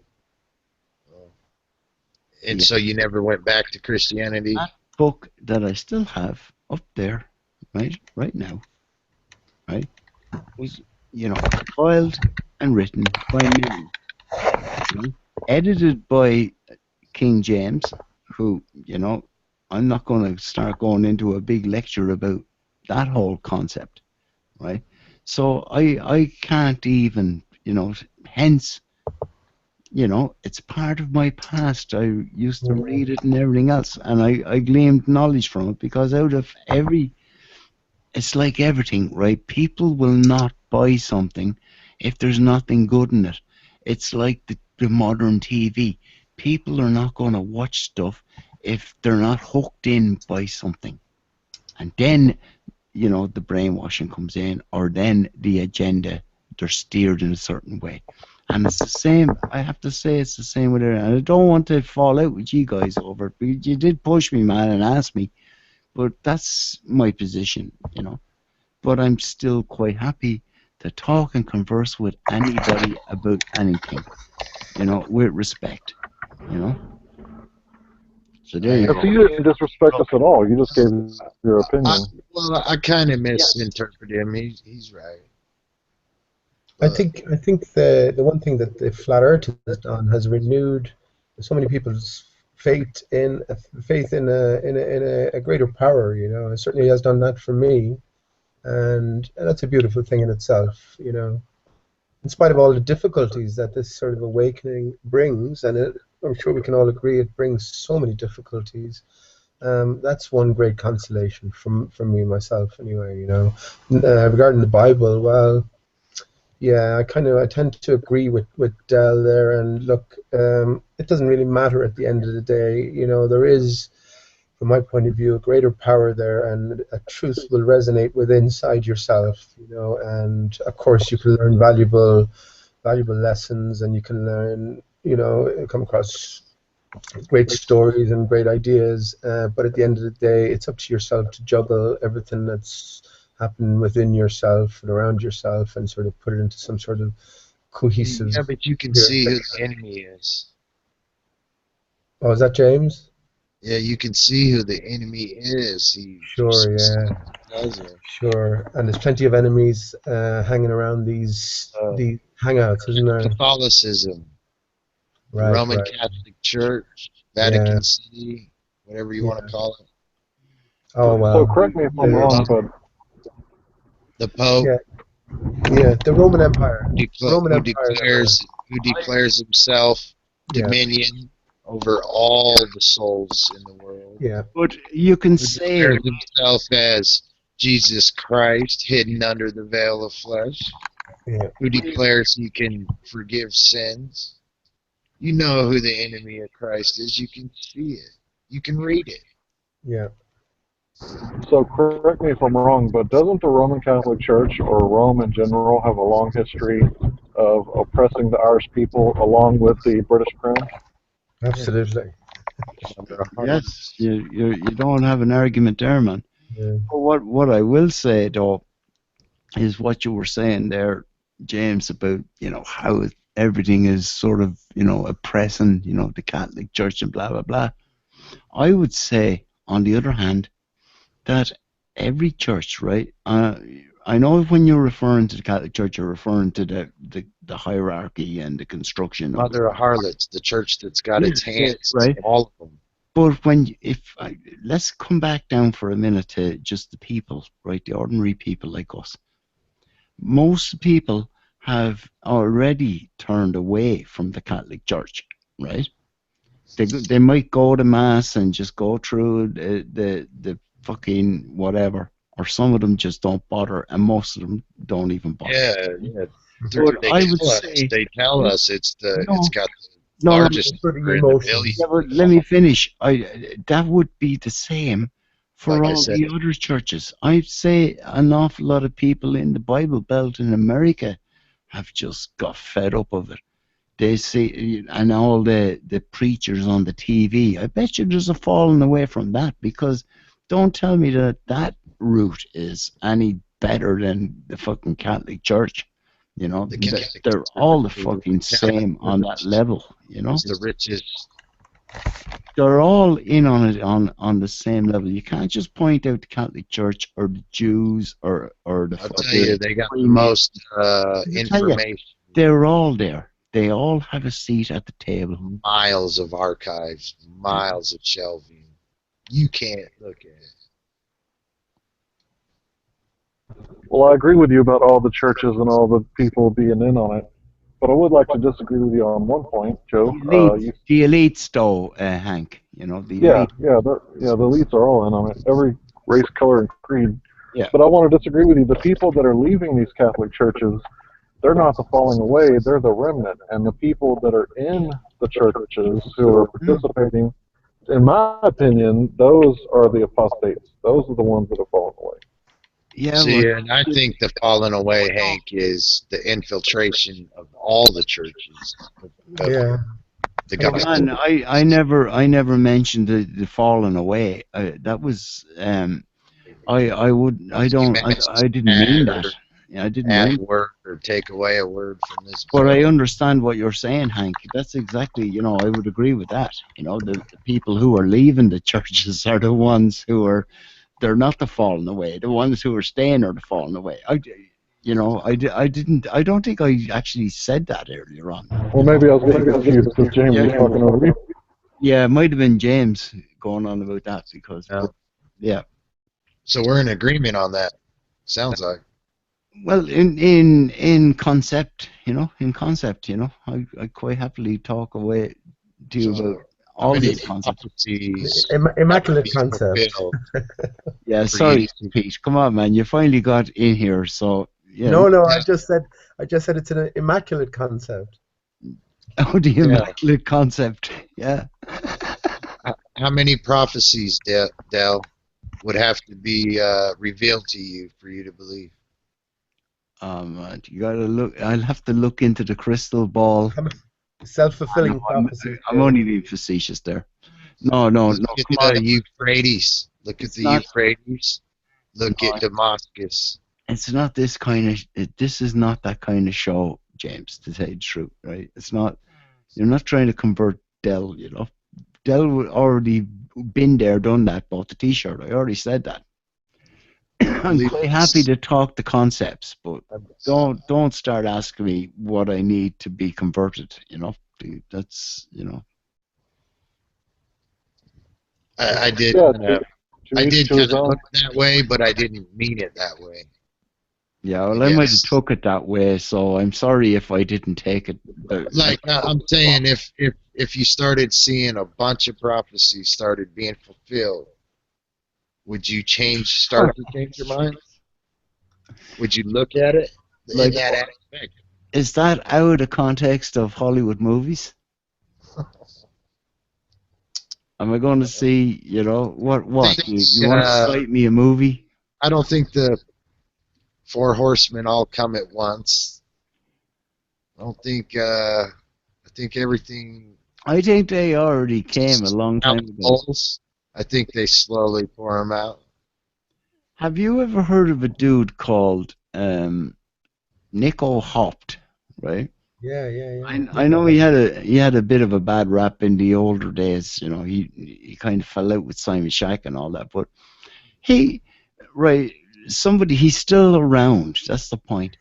And he was, I'm sorry, Del. Considering Simon Shack's position on flat Earth and flat Earth inquiry, we need to look at I would beg to just stay on this other subject for a second. We can chat about that as well. No, cool. You don't have to beg, Del. No, I just beg to differ in this particular. It's all right. I will beg to differ in the next chat, right? But just for this one, right? And thanks, you've just knocked it out of me head. You're all right. Nico Hopt. Yeah, Nico Hopt, right? This guy has written some books, and one of them is 1649-ish. Ish, yeah. The ish at the end, right? And Excellent. but he has a kind of a blog. It's on Google, which is like the earlier things, even before Blogger, and it literally is like it's like All over the place, isn't like it? a Facebook without all the friends hovering around. It's just literally post article things, and there's some interesting reading there. You have to kind of get into it. It's kind of like getting used to somebody's accent. There's a lot of German mixed in as well, Del, isn't there? You sort of have to weave your way through it. That's the thing. He's German. He lives in America. Well, I think he's second generation German, but he's got a heavy accent anyway. Hmm. But anyway, his upshot of it is that most of the stuff, everything, our history so far was, most of it was came from 1649 beyond, right? Up to now, 1649-ish. And he lays out a lot of fucking convincing arguments, or at least think about arguments. I'm not advocating them completely, but at the same time, I think it's enough for other people to have a look at. And What he what he sort of goes into is that he can, or there's great difficulty in tracing any source documentation back to before in and around the 1649-ish period. I'm after putting a link in the chat there. But like Del says, it's fascinating concept, and it's very intricate as well, very detailed. But it will take you a while to sort of wrap your head around it. But he makes some good sense. Yeah, he goes into one thing, and it struck me because it's something that you might be on automatic pilot and you mightn't even think about. But an awful lot of these historical things, they're all down to oil paintings, in some stately manner somewhere. And Oil paintings can be whitewashed. yeah, but he shows where the first time elephant was ever used, right? That kind of thing. And here you go. There's a painting, and there's a fucking elephant in the painting, and then it's cross-referenced to some other guy who drew an elephant, when they went to Africa the first time. And what year was Dinosaur? But you see, this is the thing. The dinosaurs only come in the 1800s, where that's another research altogether, right? People can look into. That's crazy. He talks about in Pompeii, in the ruins of Pompeii, if my memory serves me, that a sort of a fresco was found, and it couldn't have been before some sort of artist that lived in the mid 1650s. So he sort of cross references that way. Yeah, I can't remember the guy's name, but he was It was Dürer, maybe Dürer or something. Yeah. But yeah. Has ever heard of Albert Pike? Yeah. Let's fast forward up to the Okay. 1900s, 1900s. Knight of Malta, wasn't he? Jesuit, trained and owned, I'm sure. If I remember right, he was the first 33rd degree. Well, even look at the Jesuits. Who founded the Jesuits? Yeah. Eric von Phelps talks about the Catholic nature of his, and again, I think when we met first, Del, I remember you were on Outside Radios. We were fakeologists, and there was a big hullabaloo about who was to blame, who was the most powerful. The Jesuits. That was during Del's Jew bashing phase. Yeah. And then I sat back and looked. It's not just the Jews; the whole fucking lot of them, but. The Jews are not getting off the hook. They're still there too. No, they're all connected. It's all connected. Yeah. But I think the problem is that we tend to sort of lump everyone in the same category. That's part of the divide and conquer. Of course it is. Get everybody freaked out about one particular fascist or faction of the human race. And here's the thing about the Jews, right? I'm sure we've all looked into 9/11 here, but the minute you lift back the veil, the first thing you encounter is how the Jews are front and center in everything. You know what I mean? And that's not the way sort of Machiavellian plotters and planners operate. They don't leave themselves at the top to be identified. So it's obviously a plant. They're obviously scapegoats of some sort. And when you get behind that, you have I believe that for a long time now, the Roman Empire never died. The Roman Empire is alive and kicking, stronger than ever. And well, didn't the Germans sack it, and wouldn't that be like a fatal wound to the head? It's my opinion they came back. Bermithian, I think his name was, when he came rolling into Rome and destroyed the Vatican City. Well, in the 1500s, once they sacked Rome. But again, if we're to take let Hank finish there, because his bit of info. No, stop for a minute, guys. Hank, say that again. What you were saying there. Well, the Roman Empire was sacked once by the Germans, and once again by someone else. I can't remember who did it, but it was like in between 15 and 1700. Didn't the Roman emperor or pope, whatever, didn't he get dethroned not too long ago? Hold on, I'll get it for you. I think that was even in the late 18th century, wasn't it? Around the time of Napoleon. Hank, there you go. That that relays back into the 1649-ish look Yeah. on it, you know. They used, you know, all the you know, the diet of Rome, the diet of, you know, I can't think of the name of it, but you know what I mean. They used And they all these things. They were all just like at the time the fucking soap operas of the day. The bottom line was the bottom line was there was a rule, and then people had to follow it. If they didn't, they were dealt with then. And it's no different from now, I think. You know, they use the media is their propaganda stick. It tells everybody what to do. The majority of the people just go along with it. And then the few of us that are fucking calling it out or whatever. And then the people, you know, are just fucking herded along the way. Here, I'll read it to you, Hank, real quick. Revelation 13:10 was stripped of authority by a civil power and taken into captivity. And then, what was it? 1798. The ultimate humiliation of the church came when Pius was driven out of Rome by the French armies in 1798. And in the following year was taken captive by them and dragged back to France, where he died. Yeah, I really need to do some research on Napoleon, because apparently he wasn't the bad guy everybody made him out to be. Encyclopedia Britannica, 1990, volume 26, page 938. There's so many layers to it, isn't there? Once you get past one layer, you find that there's more layers.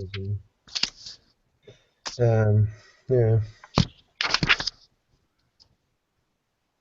I meant to do research on Napoleon already. I can't believe I've done it. Oh, here's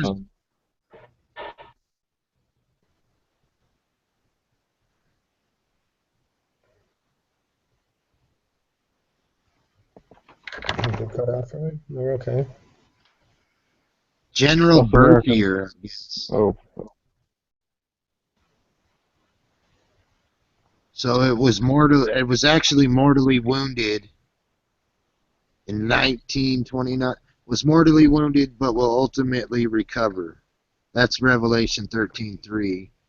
General Berthier abolished the papal government, the papacy, is mortally wounded. Rome was granted sovereign extraterritorial status in 1929 by the Lateran Treaty and Concordat. Encyclopedia Britannica, 1990. So yeah, when I was doing my research, the begins to heal and the papacy is revived.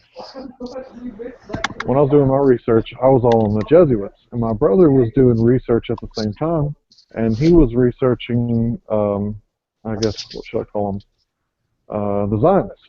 And we had an argument over a couple months, like, okay, I'll research what you're researching, you research what I'm researching. No, it's the Jesuits. No, it's the Zionists. And then we kind of came to the conclusion that, fuck, it's both of them.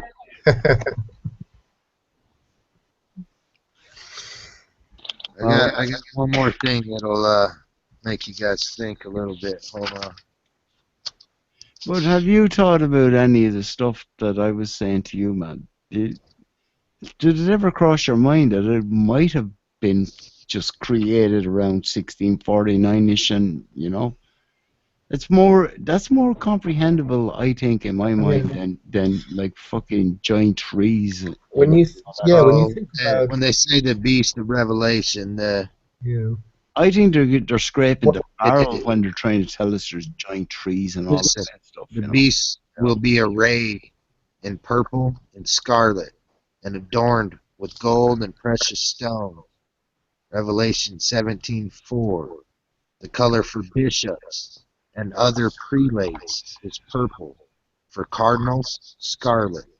The pectoral cross should be made of gold, decorated with gems. And all that will be seen on Catholic television. These visitors, Catholic Encyclopedia, 1994, page 175, 178, 466. Yeah, and all that will be seen on a television someday. But by Jesus, there were 4 colors given to be worn by the high priest: gold, blue, purple, and scarlet. Exodus 28:1-6. What is the relevance of the Catholic Church hidden color blue? Well, Again, there's Jesus just spoke to Moses, saying, "Speak to the children of Israel. Tell them to make tassels man, come on, you're tassels of giving too garments much of the throughout the generations, and to put a blue thread in the tassels of the corners. And you shall have the tassel, that you may look upon it and remember all the commandments of Jesus, and do them, and that you may not follow the harlotry to which your own heart and your own eyes are inclined, and that you may remember and do all my commandments, and be holy, for your God." Hey, James. All right, Um, James. It's thanks for all that.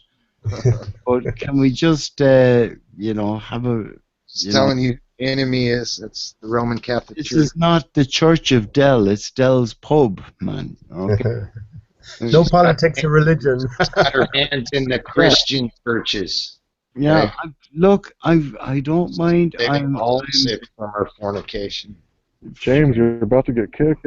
Take it easy, bro. All right, I'll quit.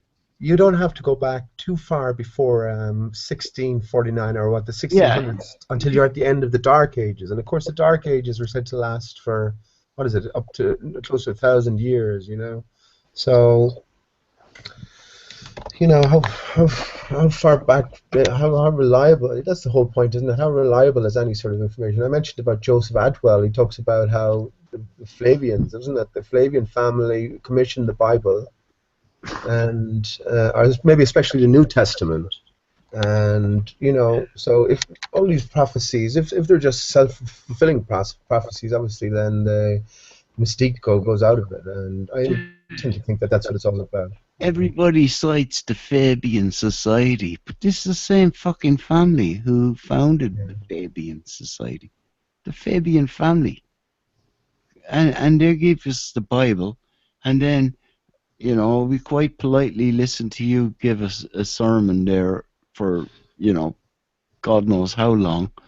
And, you know, it could be, it just could be, man, you know, that it was written for you by these fuckers, you know. And they what they do is they prey on people's, 99% of people who are just genuine, and they just want to do good. And of course, they can lead you astray, yeah. Yeah, well, I'm not saying You're saying, man, I can. I'm not trying to start. Didn't mean to annoy you, my bad. No, I don't mean that in any bad sense. I just mean they sort of... Yeah. No, I was not meaning Del Croy there. Yeah, well, I wasn't trying to be mean to you, man. You know? No. No, I was... Because I So said earlier, how many let's check it out. be fulfilled? Let's check it out, James. We got to take what they're saying, and we got to look at both sides of the coin. They're saying that these Roman emperors, about 325 AD, put together our canonized text, and it's possible that these emperors have a secret agenda, a motive to control people. And let's face it, you know, the Bible is a tool. The canonized text is a tool, and you can use it for good. You can teach people to follow these 10 commandments and, you know, love each other and be nice to each other, or you can use it as a tool to control people, because if you don't do what we say, you go to hell. So we really have to look at both sides of the coin, regardless of our beliefs and our, you know, our precepts. You know, we have to look at what they're saying and test it out. I can understand exactly what they're saying, but there's just too many. I mean, they also changed the times and law. The Roman Catholic Church admitted it for their... Yeah, you're right about them doing away with the second commandment, you know, no idolatry. Yeah, you're right about that. But what if they wrote the whole thing? And my contention is that they hijacked the Messianic uprising. And I spoke to a man named Multi Tom Tom the other day. He's a European gentleman, Muslim. and he said that the Catholics, or sorry, the Romans, they invented the whole thing. See, and my problem is, and you could be right. It could be my problem. My problem is the one thing God could do without affecting people's free will is protecting His word.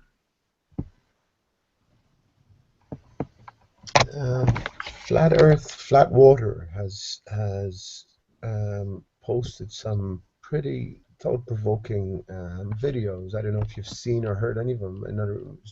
Like the likes of the Book of Enoch and just other Book of Ezra and books that sort of tell a completely different tale than what's in the official Bible, and sheds I don't know what.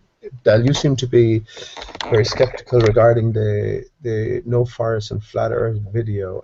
Myself, I tend to take it pretty seriously. And then when you combine that with the sort of hidden, what I take it, the hidden history regarding giants, it sort of opens up a whole new realm of investigation, you know. So that's what I'm talking about. If you haven't listened to any, We're already primed about giants. Yeah. Already in our culture.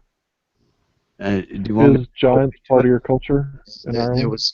No, I'm talking about the worldwide. You go Jack and the Beanstalk, right? Giants you got in Ireland. Yeah, I think the tallest person in the world right now is 8'6". Yeah. There's a standing stone not a mile and a half from where I'm sitting. Giant's bigger. All right, it's a giant standing stone. It looks like a mini phallus, right? But it's a natural stone. It's not an obelisk. It's just sticking out of a field, and it's called Cuchulainn Stone. Allegedly, some guy threw that because he was a giant at the time. No, these giants, this giant thing that just appeared out of nowhere, Pete, right? Yeah. I did post it on my own blog on the View from the Bog at the time because I thought it was, this is different. And then in retrospect and thinking about it and all that, and I even seen some guy did a video about the whole thing.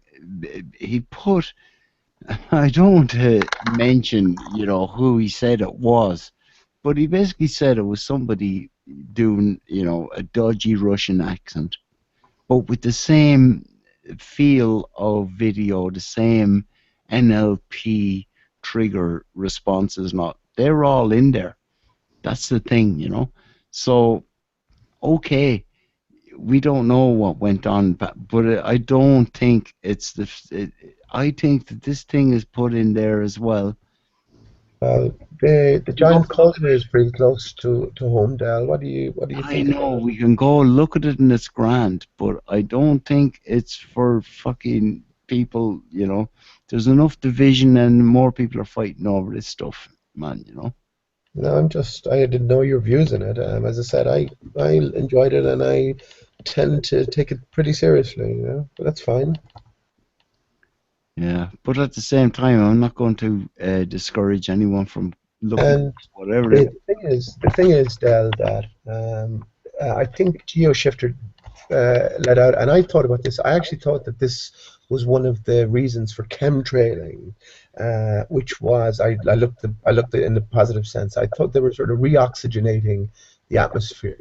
But GeoShifter put out a video recently talking about oxygen and how in times gone by, you had much higher levels of oxygen, and of course then you had much greater degrees of giganticism, extended growth. I could see that playing a massive role in terms of our history. Whatever that Greater is. levels of oxygen is evidence of a flood. Wow. I can explain that if you like. What does water turn Sure, into? yeah. There's so many different explanations for chemtrails. I've been looking at them since 2007, and it's still a fucking Still a mystery. One thing I will say is that We're still getting them, though. don't think that we're being sprayed to kill us. No. That is the fucking psyop that's being spread onto people. No, it's They're trapping heat. They're trapping the heat on the earth Well, whatever they're doing, man, so they can start taxing carbon emissions. Yeah. they're doing that anyway. They don't need to actually physically do it, but there's so many other fucking They're calling it global warming. things that's going on that you could say. I think definitely something has changed regarding the sun. I think there's some sort of increase in frequency, you know. But again, we don't even know what the sun is. What is the sun in the flat Earth? We don't know, you know. We know fuck all about it. One thing we do know is it's not what we were told it was. But beyond that, what do we know about it? We don't know anything at all, and that's just a simple fact, isn't it? Well, the sun causes heat, and if you were to make the room foggy, then the light particles, the photons, would bounce off of the fog, or in your case, chemtrails, and it would heat up the place. So I believe it's weather modification. I don't know what they're doing it for, but maybe they're trying to convince everybody that climate change is going to kill us all, so we better kill us all so climate change don't kill us all. Do you know what I think would be an interesting hangout where we can list every possible reason for the chemtrails from out there on the internet, because there are as many as people are on the internet, I think. And sort of whittle it down. Yeah. Just sort of pick them and have a look at them and pick over them and see and try to fucking figure out, you know, just from, you know, that end of it. Let me give you one of my observations. It definitely happens much more overpopulated areas, so that's a factor, and it's definitely laid more in terms of the sun direction. So they always tend to be laid in front of the sun as the sun moves into it. So that's just two of my observations. Yeah, You're absolutely right about that. In the morning, they're on the east side of town, and in the evening, they're on the west side of town. I bet it's the same in your towns. Yeah. yeah. There's times I see when the sun is rising, they're out there spraying. Yeah. And it doesn't even, you know, it's not even like as if they're just doing it because the sun is rising. They're doing it when the moon is out. I've got pictures of the fucking chemtrails, you know, across the moon. I'm sure you've seen St. Pete. You're only down the road from me. Sure. But I think it can't be to disguise maybe what's going on in the moon, because other nights then you've got a perfectly clear night and you can see the moon perfectly, you know.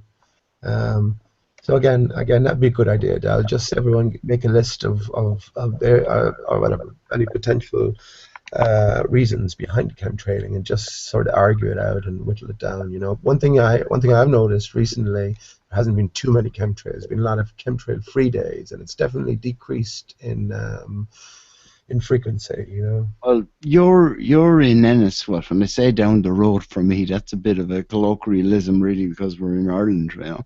Yeah. You're about what, 40, 50 miles as the crow flies. And in Limerick, Dal. Limerick now. Yeah, so you're about what, 180 kilometers. No, it's less than that. It's about 90 miles to Kildare, isn't it? From Limerick, so what, about 120 kilometers? 120, yeah, around that, yeah. Just. But So, another thing. have you guys, Yeah, so ahead, I'm sir. saying to you, the same chemtrails, you know, like any time I've been driving down, you know, the other end of the country, them fucking chemtrails are like literally on their, you know, they're still continuously doing them, you know. Okay. So if you're in Kildare and you go to Limerick, you know, it's like as if, you know, you're looking at the same fucking thing going on in the sky. Yeah. It's just it's all over. It's in every town and village, really. One thing I have noticed as well, and on a trip up to Dublin, it's just multiplied in Dublin. It's just non-stop and just all over the place, you know. So it's definitely higher numbers in bigger population centers. So that's another factor we'd have to entertain and trying to figure out what exactly is going on. I'd like to talk on that for a second, if it's okay. Sure. Basically, if you look at what's in the chemtrails, basically it's heavy metals. So aluminum, nanoparticles, what is it, barium or is it beryllium? I can't remember. Barium It's and Yeah. strontium. but you I see, know it's high in aluminum. but Hank, this is the point I was trying to make. This is what they tell us is in them, but none of us know that. All we see is Right. the manifestation of what's going on. That's what I'm trying to say. Over the years, I was well versed in the whole thing. I could tell you all about fucking chemtrails. I think it's something to do So, with charged particles as well. So in the atmosphere, as they spray these charged particles and they spread out slowly, it attracts you can see it, you can observe the clouds in the sky sort of being attracted towards the center line, and then it sort of expands around that center line. But again, what are they doing for now? There's another possibility. I don't know if you saw a video that came out recently. This guy was in traffic in America, and he just hopped out of his truck because it was just bumper to bumper, and he started filming the sky, and it's amazing. I wish I could find it now, but what you notice, he stopped and he noticed because he started filming. He just noticed this massive black, let's say black dividing line in the center of a blue sky, right? So on the one hand of the line, it's just massive. It just went all the way, let's say, to the horizon on a really busy stretch, and to one side, the whole left side, let's say, was a darker shade of blue, and on the right side was a lighter shade of blue. So you could definitely see the contrast and the difference. What was most interesting was he zoomed in on a plane that seemed to have come out from the darker side of the blue, left side, across the black line, right? But the problem was that he didn't see it in the darker blue side, so it just sort of appeared after the black line into the lighter blue half of the sky. And the video is only about 3 minutes long, but then you see a plane going the opposite direction from the lighter blue, and he was going, right, let's see now, does that just disappear underneath the dark blue? So as the plane approached the black line, the big dividing line in the sky, and then it crossed the black line, and then it just suddenly vanished. So it's freaky, like, that might tie in with Project Bluebeam and a false sky, and I've seen many strange things in the sky as well. That, how do we count for them? I don't know. Again, we're kind of kicking in the dark. We don't really know what's going on, but it's something profound anyway, whatever is going on. So how would we go about getting primary knowledge of what's in them damn things? I heard people take samples of dew, but you got anything better than that? Well, I think there's been a lot of well, again, how do we know who to trust? But there has been a lot of independent people just going, apparently, just sending off their own samples. And yeah, it does seem that aluminium, strontium, barium are the sort of the three most common elements or whatever mentioned. So whether there's any truth in that, I don't know. I guess you could. do you know where they come from? I guess the military, they're nanoparticles. It's hard to make those, right? No, do you know where these elements actually come from? No. From our Earth. There's Oh, nothing. yeah. There's nothing on this Earth. So unless they can twist them to the point where it's a poison, and it's literally that would be extreme. The people would just be dropping dead in the streets.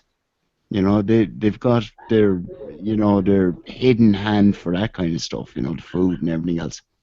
I don't think that they are spraying direct poisons in the air, right? They wouldn't be able to do it, man. Do you think they're would spraying be- something? There would be more of an. Obviously, they're spraying something. That's what I'm saying. What do you think they would be spraying? You see, this is the thing. I don't know what the fuck they're spraying at this stage. I've been looking at this. They gotta keep their genetically modified food alive, right? Yeah, that's another thing that Alex Jones pushes. You see, what is genetically modified food?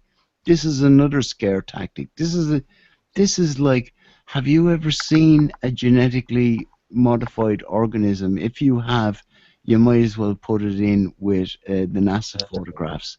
I've actually seen it only on tomatoes. Have you ever seen a picture Only on tomatoes?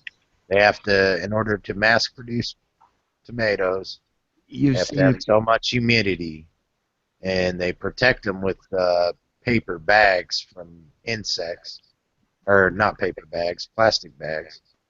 And those plastic bags create too much humidity. So they genetically engineered them to where there is zero water within the paper bag or plastic bag that they cover them. They Another thing is, genetically engineered a plastic bag. Good for them. But that completely is different from what I was talking about to you just a second ago.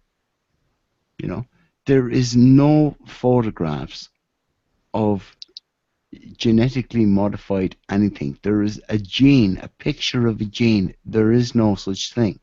It's from the same closet as NASA. I got you. It's I got the same with you. It's like, viruses. how could you tell by looking at them? You've seen pictures of viruses? If you can't tell, then CGI, the whole lot of them. I got you, man. That makes sense. So we're into a completely different realm than when we're talking about that stuff. It's like we might as well throw that into the whole, bullshit, well, I mean, A lie that big, you might as well throw it all away. Yeah.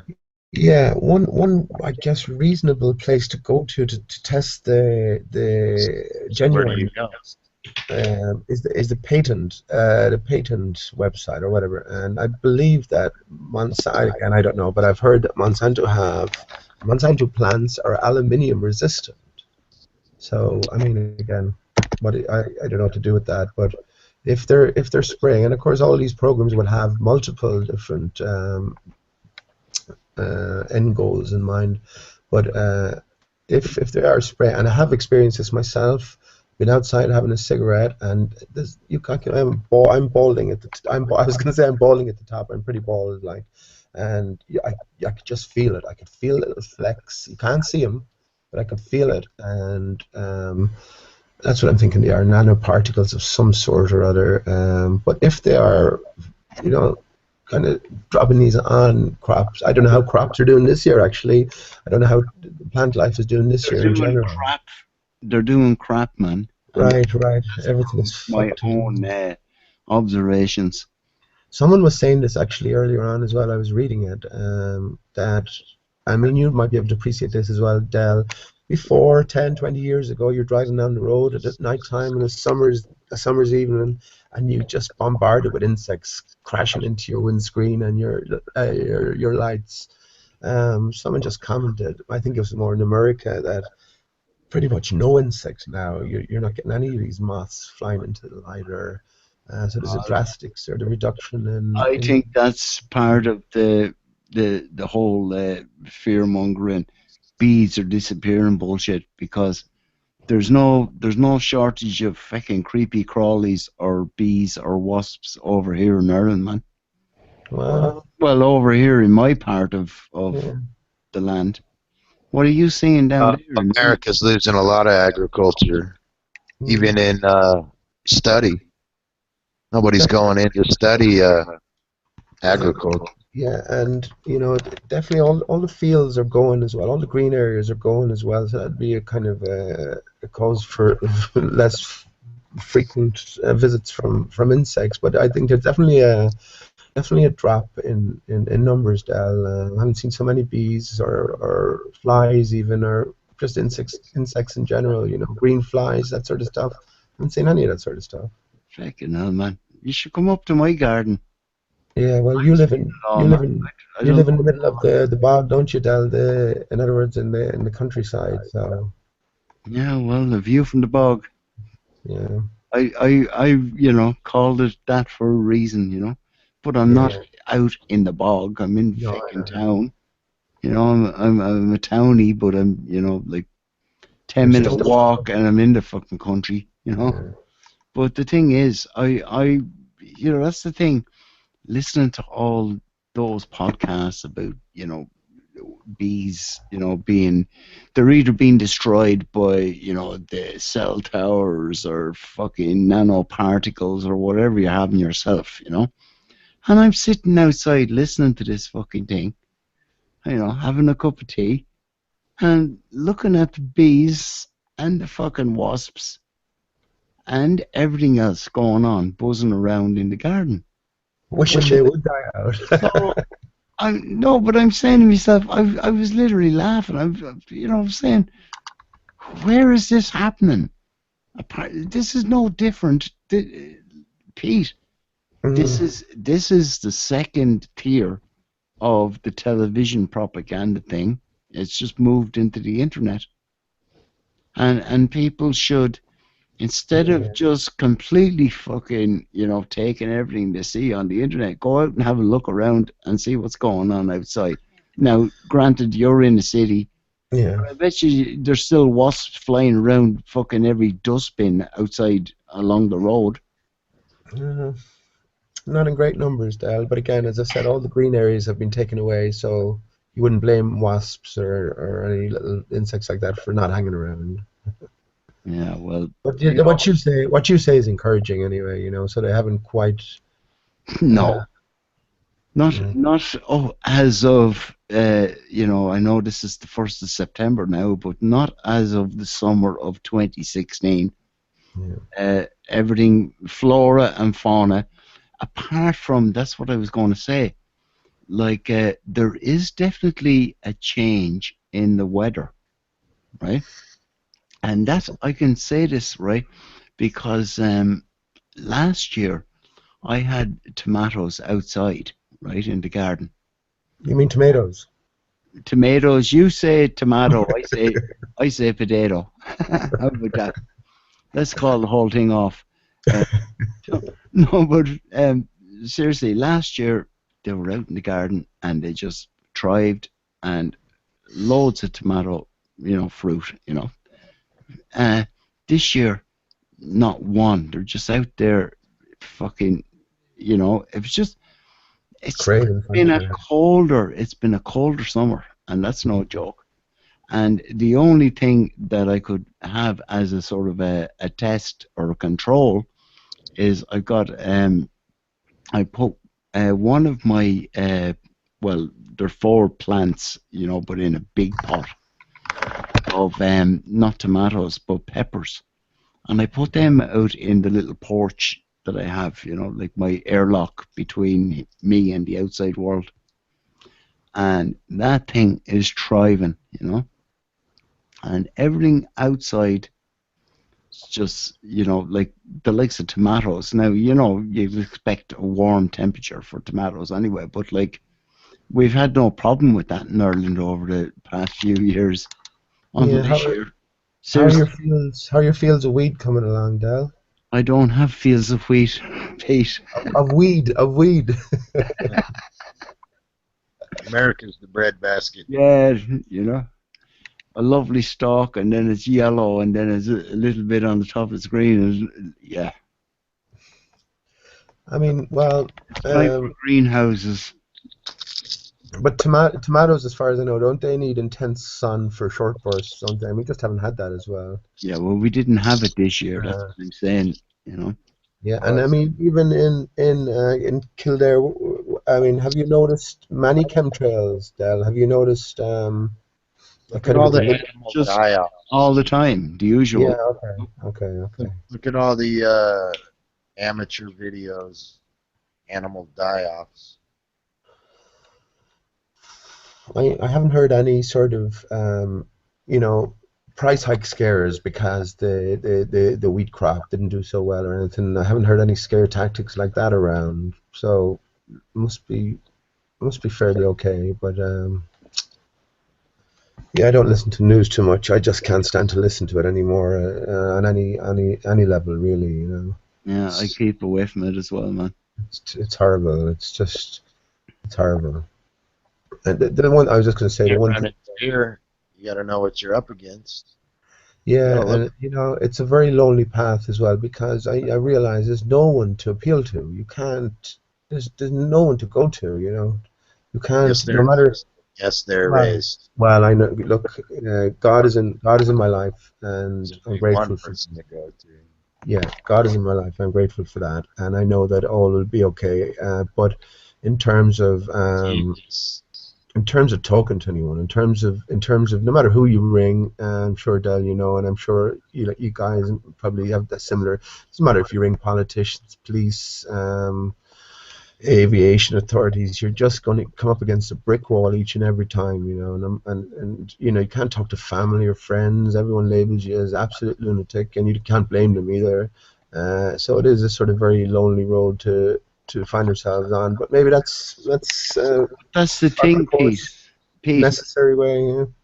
Yeah, that's the thing, Pete. The journey is a personal journey, and it can be lonely Right. at times. Like we're lucky if we have someone to share it with. We're even luckier if we have other people that we can talk to about it. But it really is a lonely personal journey at times.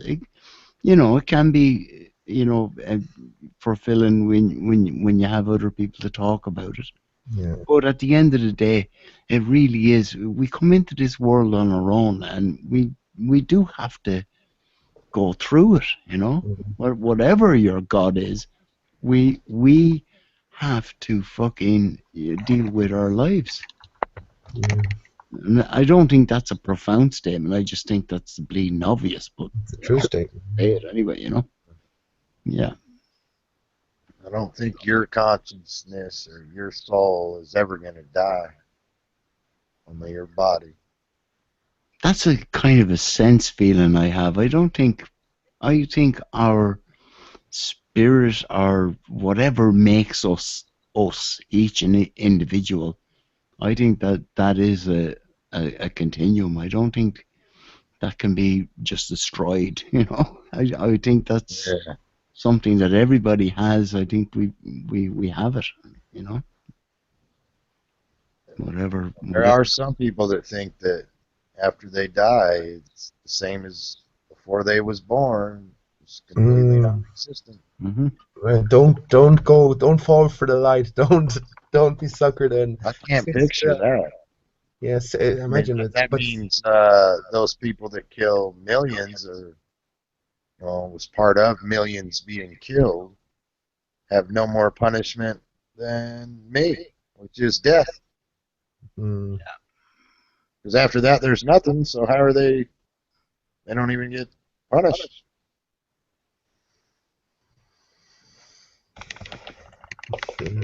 Well, it's a mystery, isn't it? And I think the mystery is unraveling in a sense. I mean, Del knows me from a few years ago, and I still haven't lost that, Del. I still think there's massive.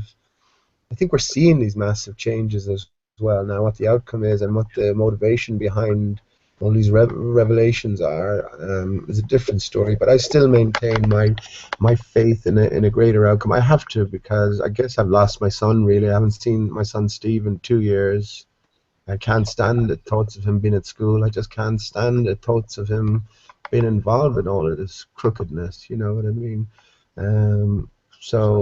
But it's a desperately hard thing to. And of course, you know, I know about the legal name as well. So not to use that causes its own major difficulties, and yeah, it's overwhelming at times. And you know, I haven't spoken in a long while to anyone really. I'm pretty much alone, and I guess that's okay as well. But I'm grateful for being able to talk for the last couple of days. I'm absolutely, the only reason I came back on really was to expose Evil Edna again, and it was funny. Like, it was funny him trying to pretend that it wasn't him that I was talking to. You know, that was amazing. That was.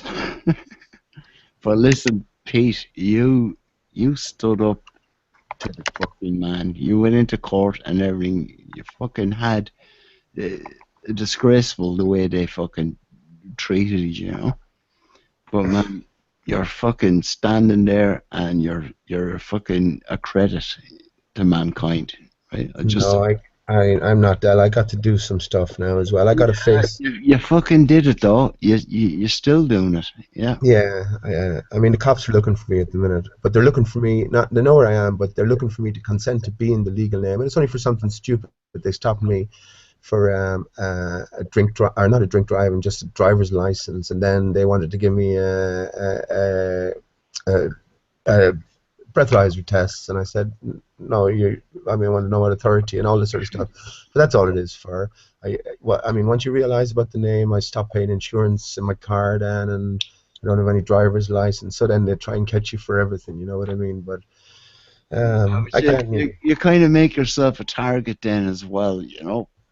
you For do, but that it's sense, yeah. I'm not coming from anything in a traditional But you're point of view legally as well. born. You're Yeah, legally owned. you know, you could pick your battles, Pete. You know, so that you're not constantly trying to educate the so-called policy enforcers, and they're meant to be guardians of the peace. We could tell them that till the cows come home, but they'll still just fucking, you'll just be harassed all the time, man, you know? Yeah, yeah. Well, you talk. I know on your signature there, Del. You talk about still sovereign or something like that. Do you know? And actually, I'm thinking of trying this. I've written something out now, so I'm going to sort of produce myself to the police, and I've written out sort of like, you know, I know about the legal name, fraud, all contracts null and void, I am the living soul, etc., and all this sort of stuff. But I've also said to take notice that if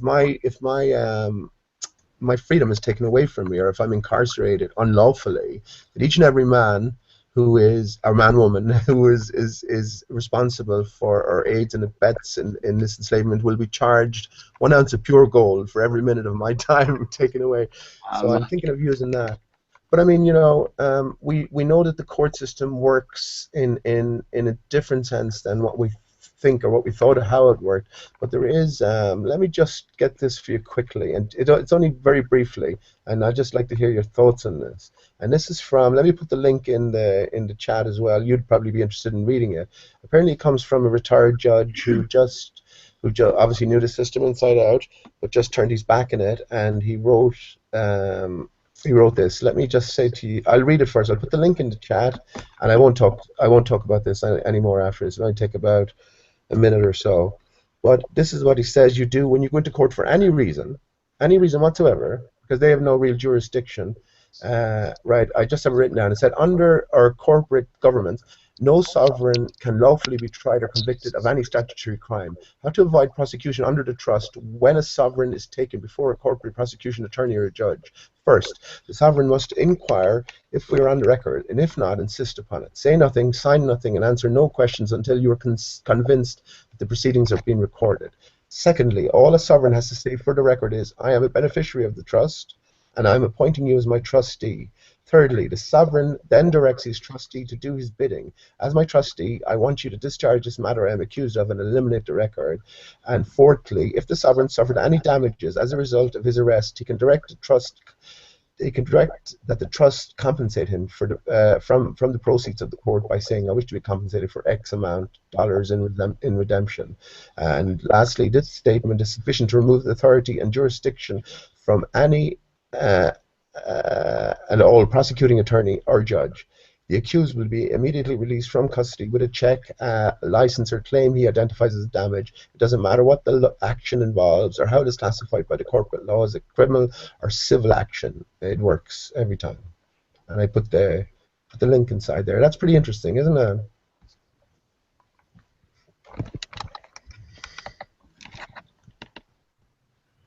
So that's something to bear in mind anyway. And again, I put the link in there for a bit of further reading. And I mean, that's some great protection there, isn't it? And of course, we know about the legal name.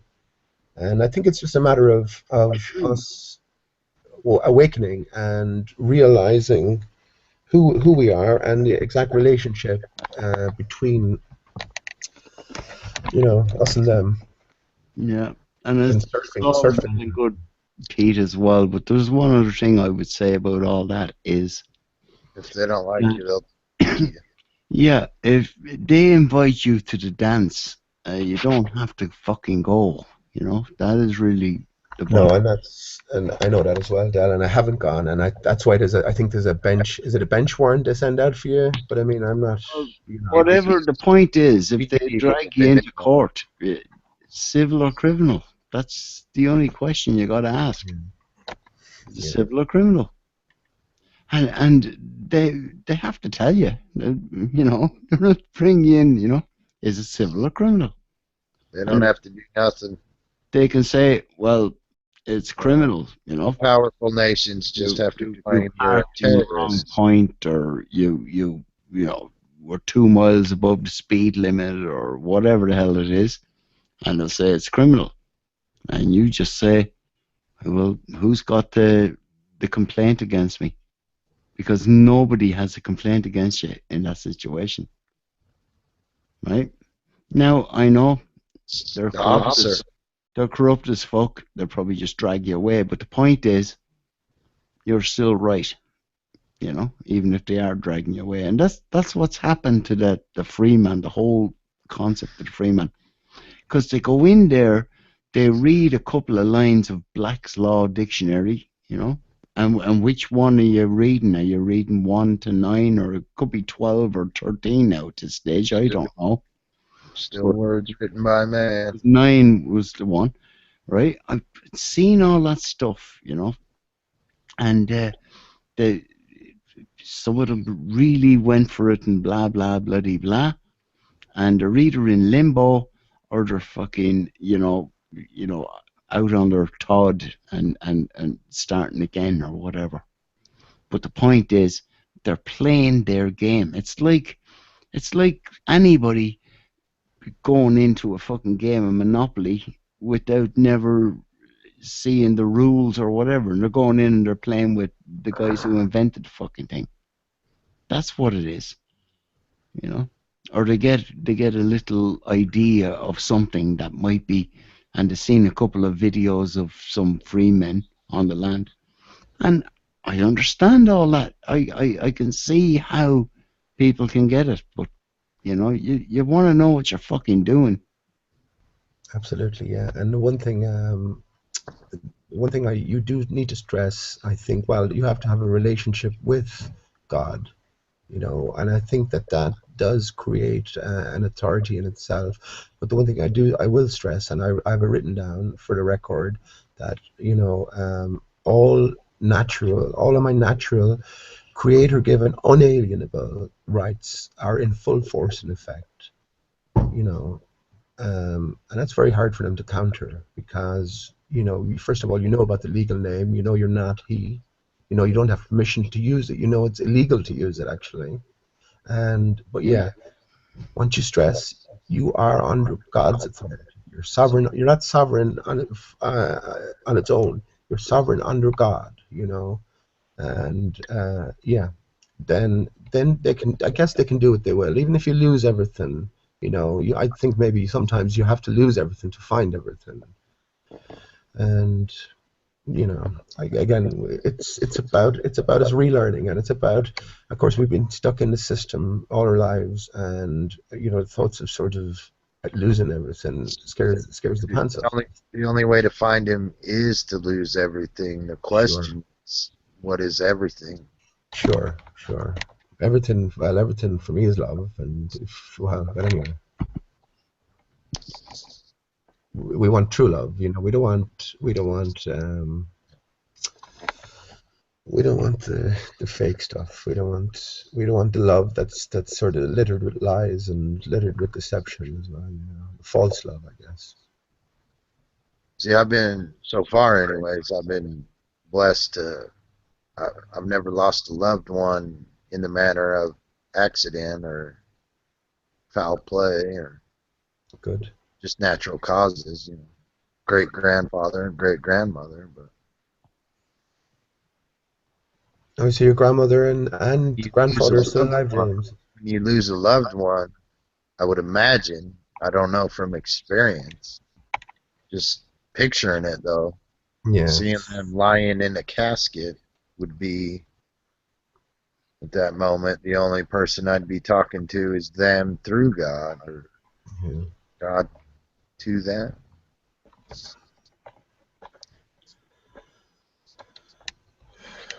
How could you lose a loved one? I guess it's like Delcroix said, it's all our own experience, but couldn't picture losing a loved one without thinking about God, praying for their soul. One of the last things I said to my son before I haven't seen him, as I said, now in pretty much 2 years, but was, and I mean it as well, I mean it, I love you, Steve, and we're all, no matter what happens to me, we're already in paradise together, you know. And of course, that's a difficult thing for him to understand, or even for me to understand. But it's something that I know in my bones now. I know it to my very core that that's true. But obviously, yeah. Well, you're blessed. You're blessed, James, and I suppose so. You obviously are grateful, and yeah. But death is not the end, surely, you know. Yeah, I gotta agree with you on that. I It's not lost the end. I lost a daughter in the court, but I never lost my daughter. You know what I mean? Sure. Okay. Yeah, I was gonna say that actually the natural laws back up my belief system in the afterlife. I think it's the first law of thermodynamics. Energy cannot be created or destroyed, only transformed. I think that's right, something like that. That's And yeah, it. when Yeah. we die, our essence, not our physical body, but our essence passes on, I believe. And I can't tell you what the afterlife is going to be like, but I'm pretty sure that I've convinced myself that it's there. Yeah, I don't fear it anymore. In a sense, I look forward to it. In a sense, Oh, there is a crave, second I, love. I crave it in a sense. But you talk about maybe it's the second law of thermodynamics. It's an immutable law, except when it comes to the Big Bang, where everything was created from nothing. You know. Well, you got to ask them their definition of nothing, and when you hear the astrophysicist definition of nothing, you laugh your ass off. Nothing means Yeah. something. Yeah. It stumps them. You know, it breaks it. Their whole theoretical foundation is built on breaking one of the physical laws that they hold dearest. You know, which is energy cannot be created or destroyed. It's only changed from one form to another. But everything came into existence from nothing, and don't ask any more questions beyond that. You know, I think I caught Jeremy out yesterday, or one of the guys on the Hangout, and he talked about, well, it didn't compress, if you go back in time, into nothing. It just compressed into a microscopic, infinitely dense little speck. And I said, well, where did that speck come from? And you can't say nothing, you see, because they know that sort of Theoretical. it destroys the direct contradiction. It destroys their basic Even principle. evolution, it's completely out of hand. It's absurd. Yeah, well, Yeah, evolution and the globe theory, of course, are Whatever is alive has to eat, drink, or drink. we don't even have to I think eat, it's James. If you So nothing, I nothing could have came first, is what I'm saying. yeah, yeah. I think all we have to do really is breathe. And if you think about it, it's water everywhere. I think everything is water. I think that's one thing we have to know. Yeah, it was. I believe that too, man, because Genesis yeah. specifically says it. It's even all the elements, even as you go up into the atmosphere, it's just rarefied water. It's as you go all the way up, and that's why as you go very high, water becomes very dense, and as you go very low, water becomes very dense as well. You know, and it's just different degrees of water content all the way up, and then hence you have all the different, I think, elements, and just pretty much everything we see. You take all the water out of something, it turns into sand. So you got sand and water, and then just Earth is just different amounts of water than what I'm trying to say. Earth was without form and void. The Spirit of God hovered across the waters. Hey man, do you remember earlier on There was waters, but no earth. You were nitpicking about words and that. If you go back and look, right, there's no word for "and the earth became without form and void," right? He was letting us know what happened in the beginning. You see, in the beginning, I'm sorry, I got the words mixed up there. And you know what as well? And the world, right, the world was without form and void. But if you translate what they're saying there with the was, you will see it says, and the world became without form and void. So in the beginning, God created the heavens and the earth, and ta-da! And the earth. And the earth without form. No, then it became without form or void. That feeds into the war in heaven. that might be another version or something, but the Well, one I read says It's God a created the heavens and the earth, and the earth was without form and void, Yeah, well, you see, the and was, darkness was the upon the was. face of the deep. If you go and look to the translation of that word "was," you'll see it is became. And the world Spirit of became God hovered without across the form or void. If you think about it, even logically, I if mean, the void is creator non-existent. God will create something, he'll create it perfectly the first time. Without form He won't and create something without form or void. yeah, but hold on, let me just say something. Without form and void And is non-existent. What he's saying is So he created something that was non-existent then. Seriously, I'm not trying he's to. trying to tell us is what happened. He knows we're gonna, Earth. He knows that. He's trying to tell us there was waters before Earth yeah, that's what I was going to say. He didn't create the in the waters; he just beginning. separated the waters. You know? And I think it's a I constant. actually, It's a constant. What's the word? Oh, dissolution. It's sort of what's the word? What's the opposite of integration? Separation, Separation. segregation, Differentiation. Yeah, differentiation. the constant differentiation of the waters, which creates everything. But yeah, I always found it interesting. In the beginning, God created heaven and the earth, and that earth was spelled with a capital E. And then you had the earth. Oh yeah, and then yeah, and God called the dry land earth. That's spelled with a capital E. But in the beginning, God created heaven and the earth. That's spelled with a small e. I always thought that was significant in some form or another. My thoughts on the matter of the firmament. I think we are living in a sphere. Isn't it amazing that when you think about it, I think we're living in the firmament, which is a big sphere, you know. And celestial then you sphere have on the outside of the earth, right? Celestial sphere yeah, that it's we're living in. it's not a dome as such. What we see is the top half of the dome above land, and then the rest of the dome continues on Something that below. is strong and beaten out. Right. So what that does is combines all theory. It makes the flat Earth, the concave Earth, and the convex Earth kind of true. You know, it combines everything, just in a sort of a different interpretation of it. I don't know if you've ever So seen that video. I was just going to say I don't know if you've ever seen that video where the guys were in the deep submersible and they were sort of in the depths of the depths, and suddenly they came across this. What looked like to be kind of a lakeshore down at the bottom of the ocean, you know, and they went in for a closer look to examine it, and it turned out to be sort of water. For all the world, it was a lake.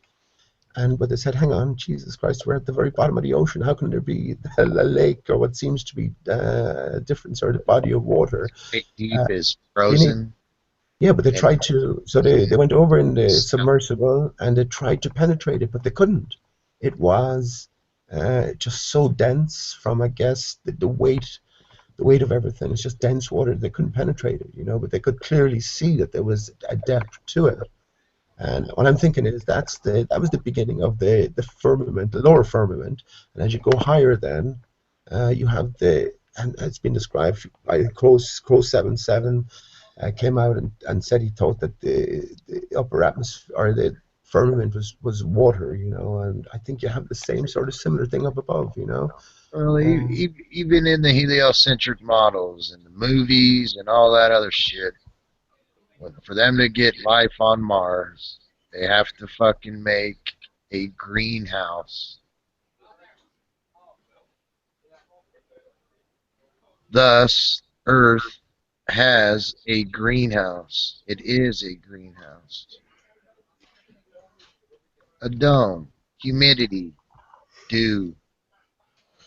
This is demonstrable and observable.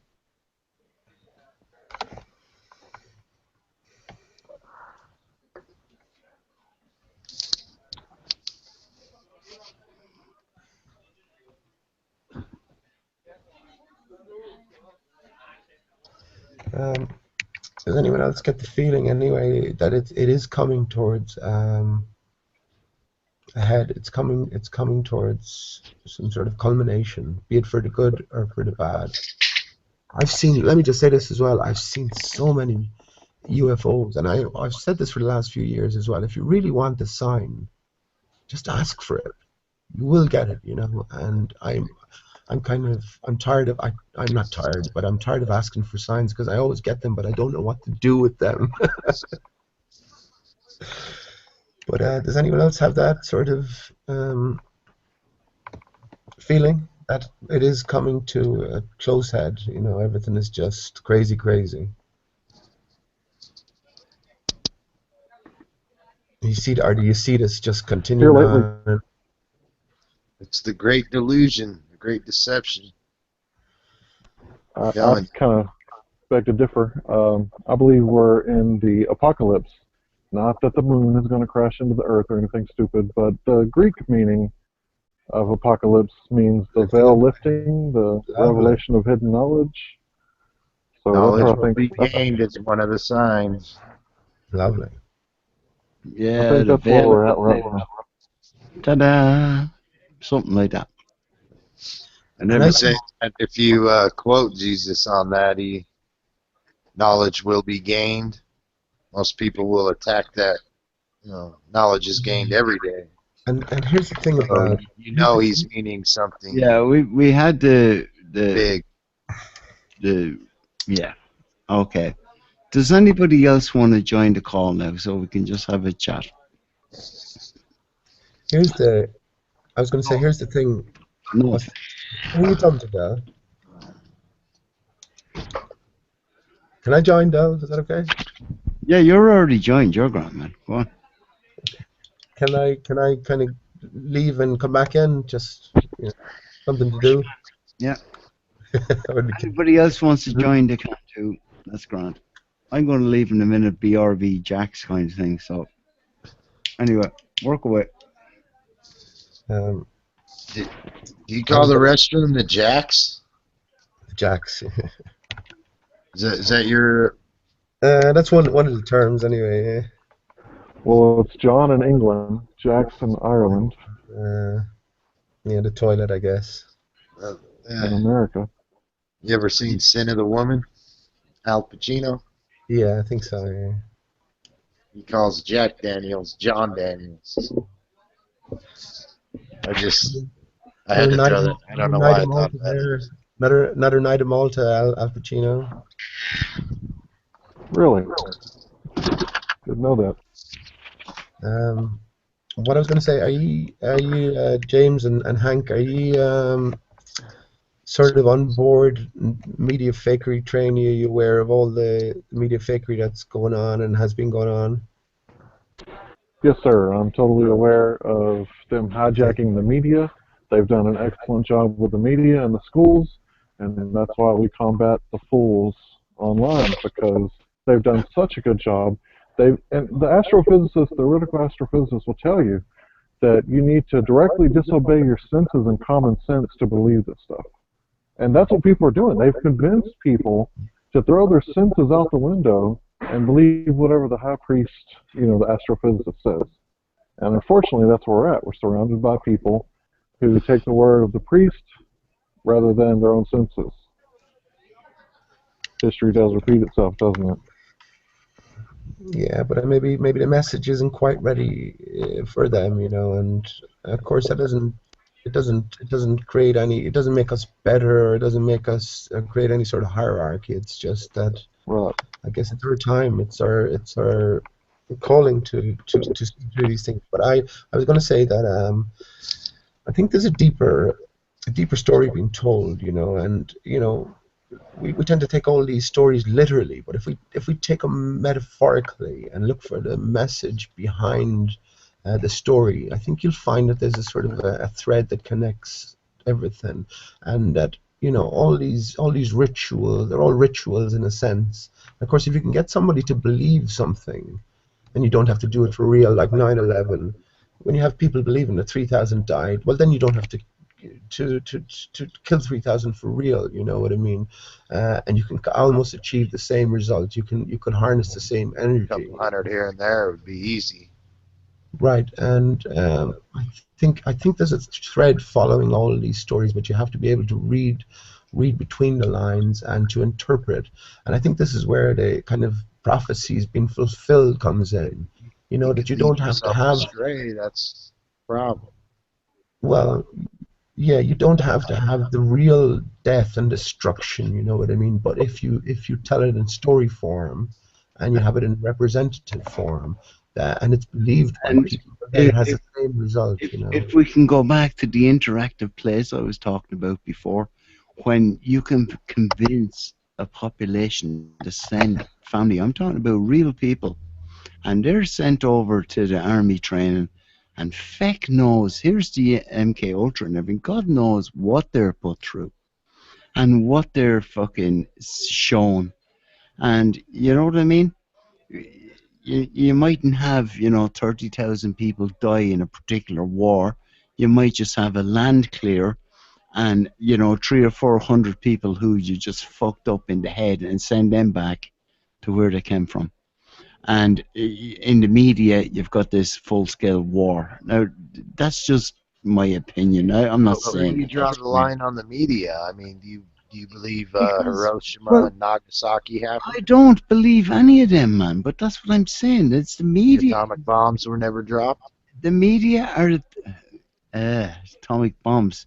There's 3 or 4 different explanations, if you want, for the actual footage of the Hiroshima and But that's what Nagasaki I'm saying. bombs. Where But where there do you draw wasn't. the line on the No, I draw the line. videos? There was no nuclear bombs dropped on Hiroshima and Nagasaki. And even Hiroshima was evacuated beforehand, so the chances of many dead is slim enough as well, you know. But definitely, At worst, they were firebombed. If we're to believe in, that Right. they Right. had that large-scale war, and at best, even at best, we're still getting fucking dodgy photographs from the whole thing. The photographs themselves, they're laughable if you actually look at them, at some of them. When you look at the photographs, you compare the images of Tokyo, which was incendiary bombs, and you look at Hiroshima and Nagasaki, you'll see that the stone or brick buildings all stood, and that doesn't make any sense what they tell us about atomic weapons.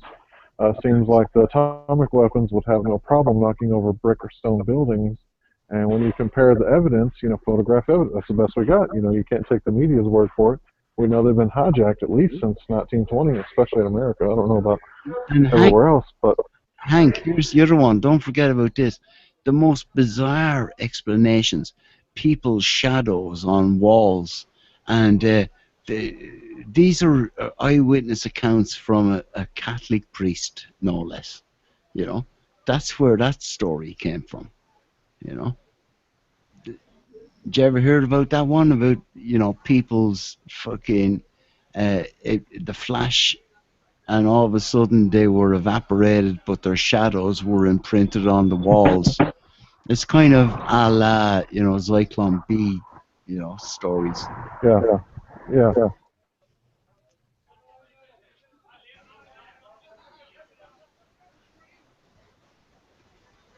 I gotta tell you, I've looked at both sides, and I really don't know. And the only reason I don't know is because I'm no longer gonna take secondary knowledge as primary knowledge from this point forward. Suss it out and check it out. why does the See, name so of you Nolan? guys are agreeing with let God be true and every man a liar. Mm-hmm. Yeah, every man's a liar, no doubt about that. Every man, woman, and child. After a certain age, we all figure out how to lie because we're taught how to lie because of greed. So yeah, I'm no longer going to take someone's word on it, and I'm no longer going to do preliminary research. From now on, I'm going to do deep digging research. Well, you definitely appreciate Nico Haupt. That's a good. He's a deep man. Yeah, he was one of the first, wasn't he, Del, to investigate no planes and 9/11, Yeah. and then And then I came across him in the Flat Earth Society, where I lingered probably 2011, and he had moved on from there even. So I think he's ahead of the curve. He's written, I don't know, 4 books Yeah. that I can see. I've got 3 of them, and I'm looking forward to getting the next one. But it's literally, I don't know, I can't describe it. You gotta fucking read it yourself. But you know, we could go all around the bushes about what's that? All right. About you know, the whole concept, the very concept of like history only being created, like, you know, 400 years ago, It's like 500 years ago, it's like a movie set and, we've been placed into. and that's it. And they've kept everybody fucking, you know, in the dark. You know, mushrooms. There's the mushrooms again. Keep everyone in the dark and feed them shite. Yeah, well, there's some great power in mushrooms as well, isn't there? You actually, Del, you must be rubbing your hands together now at the prospect of collecting some mushrooms, especially you're out in the open air there. Are you going for that sort of stuff? I get them out in the Curragh now. Come, you know, the next couple of weeks. Yeah. Rubbing me hand. I'm not going nuts about it, you know. Like that's kind of, you know, 20 years ago kind of thing. Oh gosh, that's one thing I haven't done. I tried to make my own DMT and I kind of have succeeded. I still have a bag of Mimosa hostilis, which is the bark, the kind of chopped up bark. It's used in dye, but you have to kind of go through a pretty simple process. But I guess like anything else, you do it the first time you make an arse of it. No, But there was one time, man, in the past 20 years where a bunch of them all came over from England and Scotland, you know. It was the time of the year, and I went out and brought a couple of the people with me, and we picked the mushrooms and we had them and we had a fucking great laugh. And as you know, there's always one or two there that don't take them, and they you know, they're just looking at us and thinking that we're nuts. But you know, they didn't know what they were missing. That's why, as I said, that's one thing I would have liked to. I went out to try and pick mushrooms, and I don't know whether it just wasn't a very good time for it, and I didn't know exactly what I was looking for. I picked a whole hell of a lot, and I ended up taking a big bunch of mushrooms one night, and it wasn't a sort of a full-on hit, you know what I mean? But just from my own relative experience, just with other substances. But I had a great peaceful feeling as I drifted off to sleep, you know. I'm not even sure that's what you should be doing, but I was on my own anyway, as usual. But yeah, just drifted off to sleep in this great sort of peaceful, happy sort of mood. But fucking hell, I'll tell you, I woke up about 3 hours later and I was in bits. My stomach was in bits. And just... it's not cool if you take mushrooms on your own, man. You should at least, you know... Well, it wasn't that I had any sort of bad mental experience. It was just a physical reaction. So whether it was I was taking the wrong type of mushrooms or mushrooms that you shouldn't take any mushrooms that you don't fucking know what you're taking. No, but you know what I mean. I picked them and I sort of went home and compared them against Google Images or whatever, and they looked close enough. But it was grand. I mean, I got over it, but it wasn't the sort of experience I was hoping for anyway. I'm all right in my own hell. I can handle pretty much anything. But I understand that, yeah. The Liberty Caps, man. Keep away from anything else. You'll be grand. Yeah. I tried. That's what I was looking for, and I couldn't find them. I went traipsing golf courses and pitch and putt places, but there was fuck all around. So I ended up going out to the forest and just picking mushrooms that I knew were there, but they weren't Liberty Caps. There were other types. But of course, there's many different types of. I hope they don't go the way of the fucking tomatoes this year. No, I don't. They're a different story altogether. All you need is 1 or 2 good days, isn't it? And then they'll spring up overnight. That's what I heard anyway. Someone was going to tell me that recently. They spring up on the bad days. If you got too much rain, the mushrooms will come out beforehand because they're trying to survive. Yeah. Yeah. So it's pretty much watch the weather. Smart. But something like that, you know, I would have absolutely no problem. My son is 14 now. I have absolutely no problem in introducing that sort of stuff to him at an early age. Now I know some people would kick up a stink about that. Actually, when I was in court, that's one thing my son's mum said against me was that I took Stephen out picking mushrooms, or you know, well, it kind of went against me, but that's all right. That's a different story. But yeah, I'd have absolutely no problem with that sort of stuff, you know, because I know he's going to grow up, and the peer pressure, you can get fucking drink on any corner now, and you know, that's of course the worst. It's the worst possible drug that you can introduce children to, you know, and that's the first drug that will be introduced. That's always the fucking one that gets everybody going on it, you know. Well, and the one thing I made sure to do was I got a blanket on the couch when I was down in Ennis. I lie down on the couch, and Steve, who was probably about 12 at the time, I got him to lay on my chest, and I smoked a joint underneath, so he was sort of secondarily stoned. He wasn't smoking anything himself. That's a bit weird, man. I wouldn't. No, I know that, but it was done. It was done out of how can I say it? I knew the nature of our relationship. I knew it probably wouldn't be seeing him too much, but I also wanted Tim to realize that, you know, the things that you're told are bad and ugly and all this are not necessarily the case. Not necessarily the case, you know. So that sounds bad, but it wasn't at all. It was great. Well, think about what they're doing to kids over here in America. They're giving them benzodiazepine, commonly known as Klonopin or Xanax. That's And, horrible. Man. It's You know, heartbreaking to to think go about. to school, you got to get so many shots. It's horrible, isn't it? We It get almost 3 makes me wonder if it's a result of them fucking around with biological warfare. Yeah, we get 3 shots here. That's it, like, isn't it, Dal? We get 3 shots, I think, and that's even too much. I still even resent that they did that to my child. But that's it. I mean, in America, though, you're talking about children getting, what, 20, 30, 40 shots? No, it's in the 70s. Oh, By the time you're 18, if you follow the schedule perfectly, it's what's 70 going on? inoculations. They're fucking around with biological warfare. They're disease.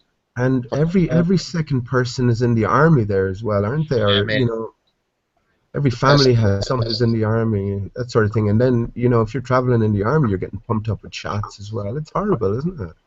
Isn't it horrible? Yeah, I disagree with it. I think as long as the parents have the right to homeschool and not get the shots, I think they should do their best to protect their children. Yeah. Because And you the and me, the doctor, and whoever else, we don't know what's in there. And this is going to be a major problem. I mean, this is why we need divine intervention, and we really need to do something, because our children now, there's no more school books. Well, there is, like, but I mean, They're telling us we have to have these shots and changing our fucking. Okay, and then if you combine, here's the thing about Wi-Fi. Here's every little shop and you know, corner house has Wi-Fi now, so they're being bombarded left, right, and center. Every young child then as well has an iPhone or an iPad, and of course, one of the things you're told is don't hold your fucking phone up to your ear. Well, they say that in small print. Don't hold it up to your ear. You hold it at whatever distance, because it's quite dangerous, you know. But you know, children aren't going to take notice of that. And of course, when you're sitting down in a classroom, then for half the day, and you're being bombarded by this Wi-Fi that's going around, that's going to have desperate effects on our children. And I know it. Yeah. They've been fried slowly. If you ever seen any of these meters that measure the radiation or whatever comes off of it, when you turn on Wi-Fi, it just goes through the roof, like, you know, and you know just by the sound of it, it's dangerous. And I don't know. And again, you literally could lose all hope, you know, and it's very easy to do that. But that's why I say, you know, I guess we need to be as true and honest as we can be to ourselves and others, but we also need to pray for intervention, and we really Even need it. the enemy. Yeah. Yeah. And that's why it's good to talk as well. I mean, it's It's an outlet. And you were saying earlier on, Frank or Hank, that you couldn't get through to any, you couldn't get onto any hangouts. You must have been chomping at the bit. No. Hang on one second. I'll get back to you. Okay. You must have been chomping at the bit. There's whoever. He's probably delivering a large Supreme with some cheese sticks. Yeah, I mean, I hope he likes his job, and I mean, people are judge. I don't work, so it's. I'm not judging. Yeah, well, it's Probably easy what he's doing. Yeah, exactly. And what an intelligent man, and I can't believe how much he actually sounds like Hank Hill. I know, that's crazy, huh? Obviously, that must be the motivation for him picking his avatar. Yeah, for sure. It's Um, almost like he's the character. I've been trying to just put a little some sort of icon into my own picture there, but I can't seem to figure that out. So.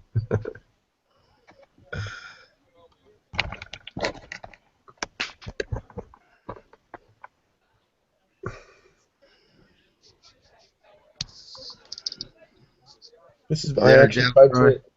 I was going to say I went into Stephen Christ's hangout for a few minutes. I didn't last very long, but one of the things I asked him was, I said to him, I think I said this before as well. Oh, maybe I haven't actually, but a retired ship's navigator told me that all tides surge from the north, which is very interesting actually. But that's all I had to ask him: is how does that sort of square up with your model, Stephen? And next minute I'm just cut off and I can't get back in. But I was going to say that a lot of these moderators have, and I don't know who appoints anyone as a moderator anyway in the first place, but seem to have sort of 3 fingers at muting and blocking people from getting in for some reason.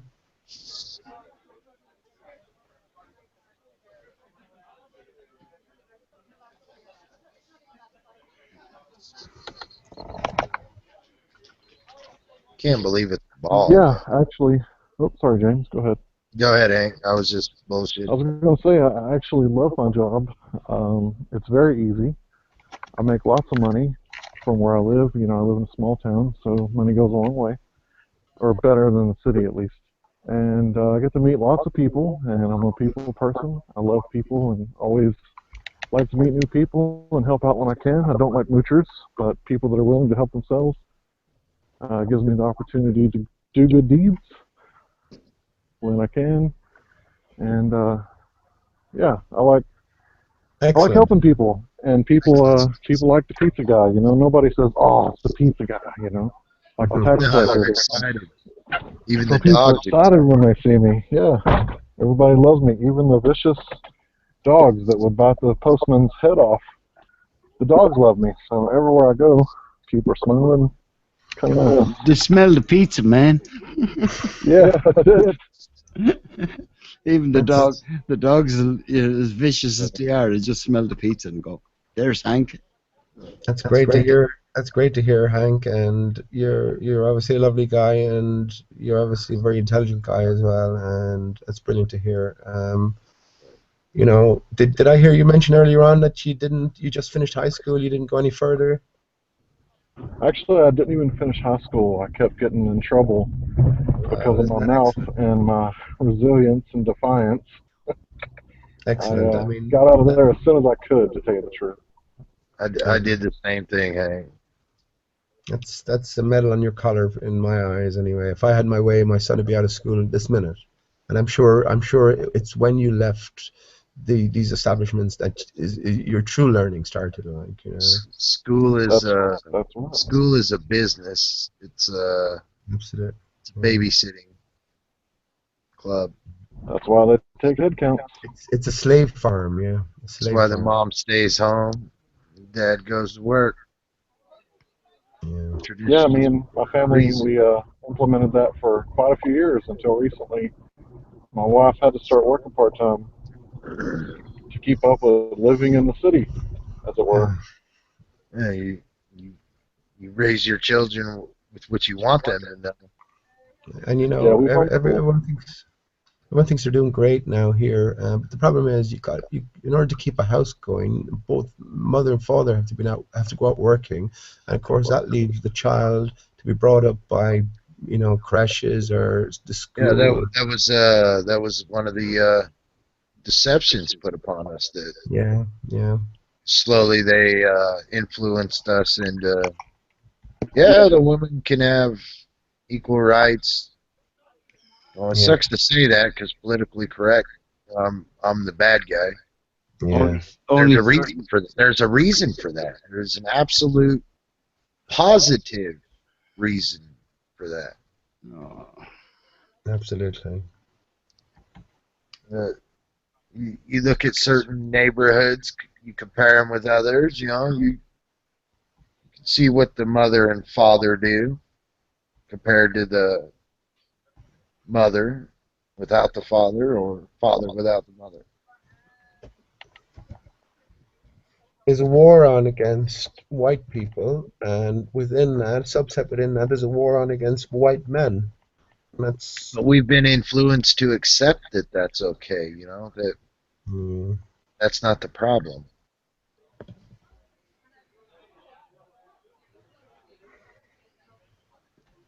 That is the problem.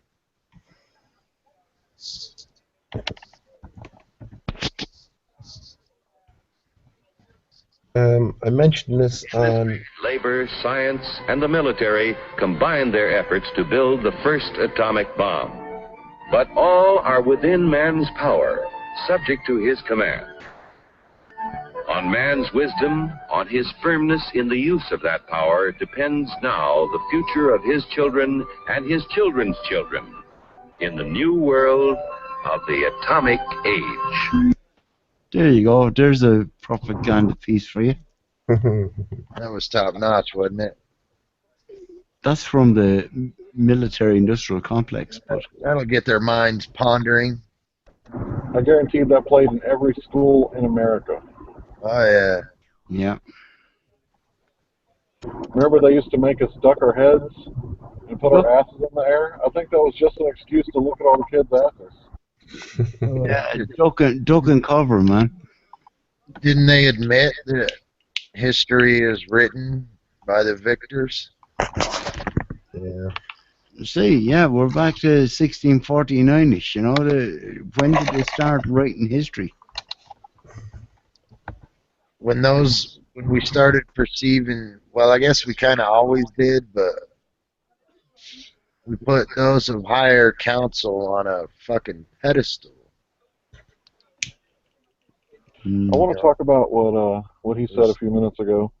Pete said something along the lines of there's a war being waged on white people, and I just want to clarify and say mainly Europeans, also Americans, but the whole migration is because of America's bloodthirst for Middle Eastern countries, and it's not only Syrians that are pouring into Europe, it's also people from everywhere. And it's funny that Obama, I know he's just a puppet, but he did say that he wanted to build a wall in Turkey to protect their boundaries, their natural boundaries, and what that does, that deflects all the migrants running from the war, which can you blame them, and the people tagging to go to Europe, and they're being told you're going to get this, this, and this, and when they get to Europe, they don't get shit, and of course they're going to be pissed off. So I want to apologize to the Europeans. I know it's not my fault. I'm not the executive decision maker, but I want to apologize on behalf of my country for the influx of Europeans that probably wouldn't be wanting to move anywhere if it wasn't for the war in Syria. Look, Thanks. Hank, if Thanks, Hank. anybody, You're good. yeah, if anybody is pushed out of their home or whatever, or if they're down to the point where things are fucking crap, and they see signs saying, come here, and they're enabled in by some, NGO, it's not those people's fault. But they're using those people. We're back to the same fucking thing again, divide and conquer. They're just moving people on the grand chessboard. And that's what they're doing. They're trying to fucking Here's the other cause strife, and while everybody's fighting against everybody. All the poor people are fighting each other. These fuckers are lording and going on their next move. But they're Yeah. lording all Uh, over. we don't fight with flesh and blood. Yeah, No, and here's the other. spiritual stuff. Yeah, Here's the other aspect Those of divide and lies conquer. what you was saying. I wasn't. That's I was going to say here in blood. Ireland, here's the other aspect of divide and conquer, right? The vast majority of the population hear on the news how about these suicide bombings, in Paris and Brussels and all this, and of course we know that they're fake, right? But on the one hand, they hear about these Muslims being responsible for this sort of stuff, and on the other hand, then where you're encouraged to welcome the emigrant Muslims in with open arms, right? So of course that sets up a big divide within your brain in the first place, so you're walking around on sort of eggshells. On the one hand, you don't want to come across as being racist, and you want to be accepted for having an open sort of open heart or whatever. But on the other hand, then because their self-defense and self-preservation is pulling at the strings, saying, hang on, all we hear about these people is that they hate their women. Women have no rights, and they're willing to blow. Their children are willing to strap bombs around them and blow themselves up. So that causes a further internal divide, not to mind the external divides as well. And it's all quite hard. That's all part of the narrative, and they expect us to project their stories onto these people that are just fucking, I don't know, they just seem to be normal people from their end.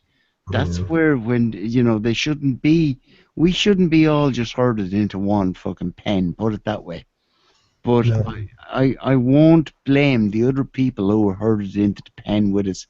I'm still fucking calling out the people who are actually doing the herding, Sure, Dad, absolutely. But here's the thing, right? Here's the thing as well, and I have this from the horse's mouth as well. Any immigrants who come over here get everything. So in other words, if they're short of something, it's given to them straight away, top priority, and that's fine. Look, we're all beautiful spirits. We're all, I was going to say human beings, but I can't use that term anymore. A hue is a sort of a shade. Color, yeah, I know. Yeah, shade. So we're not a shade of man. We are man, and but we're all equal, and we're all victims as well. We're all capable within us of the very best, the very highest, and the very worst, I guess. But everyone's been manipulated. I agree. That's We're all victims. Yeah. All of us. So the indigenous Irish people here have to struggle and have to beg and steal and borrow, and this is what they see as well. They see these people coming in. Of course, they have to put on the face that they're nice. And the thing is as well, there's no intermingling. Now, I don't mind. I'm easygoing. I can talk to anyone. It doesn't matter. But in general, the Irish will stick to themselves, and the people who do come in will stick to their own communities as well and speak their own language, and you know what I mean. So this is just causing further divide. Then when people here are surviving on, you wouldn't believe it in the States. What's the dole here, Dad? I don't collect it now or anything, but I think it's like 180 euros, pretty much $180 a week. And is that what it is? Huh? Yeah, but the point is that that's a struggle to survive on. Whereas the immigrants who are coming in, they're getting full allowance, getting a bigger allowance than that, and they're getting medical benefits, and they're getting housing benefits, and all this sort of stuff. So again, it's just to cause further divide, and yeah, but that's what I was going to say to you, man. Anybody because anybody on this plane are victims of this fucking system. Yeah. And these guys who control the system, that's what I said earlier on, they're just moving people around. Those people, we might know their culture, we might know their religion per se, but I'm sure the last place they want to be is, outside of their own fucking place. No wonder they all gather together. They're control. just being herded in, And we're all being herded together, and that's not right, So, yeah. they just want us all to be fighting against each other, whereas in a perfect world, and I know that's not going to just pop up. People should be fucking, sorting out, who's doing all this and learn about the money system and everything else. You know, like that's all kind of academic stuff in a way. But it doesn't end with, oh, just because, you know, such and such, you know, lives beside me, right? That's a non-starter.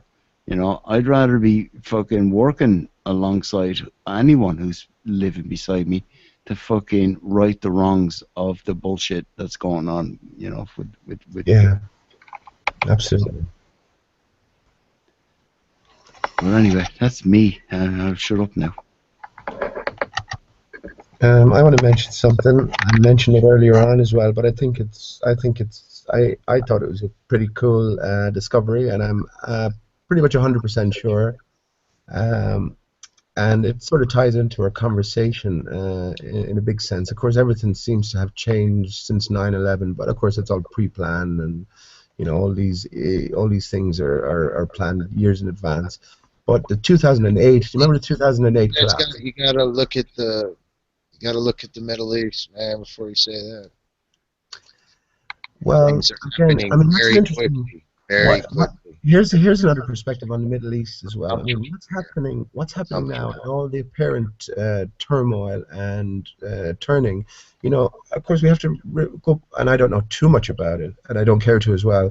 But a lot of the Middle East has been structured that way only in recent times, only dating back to, you know, post First World War, and I think there's definitely something different going on than what is presented. Go ahead and Google Yemen, Damascus, Right.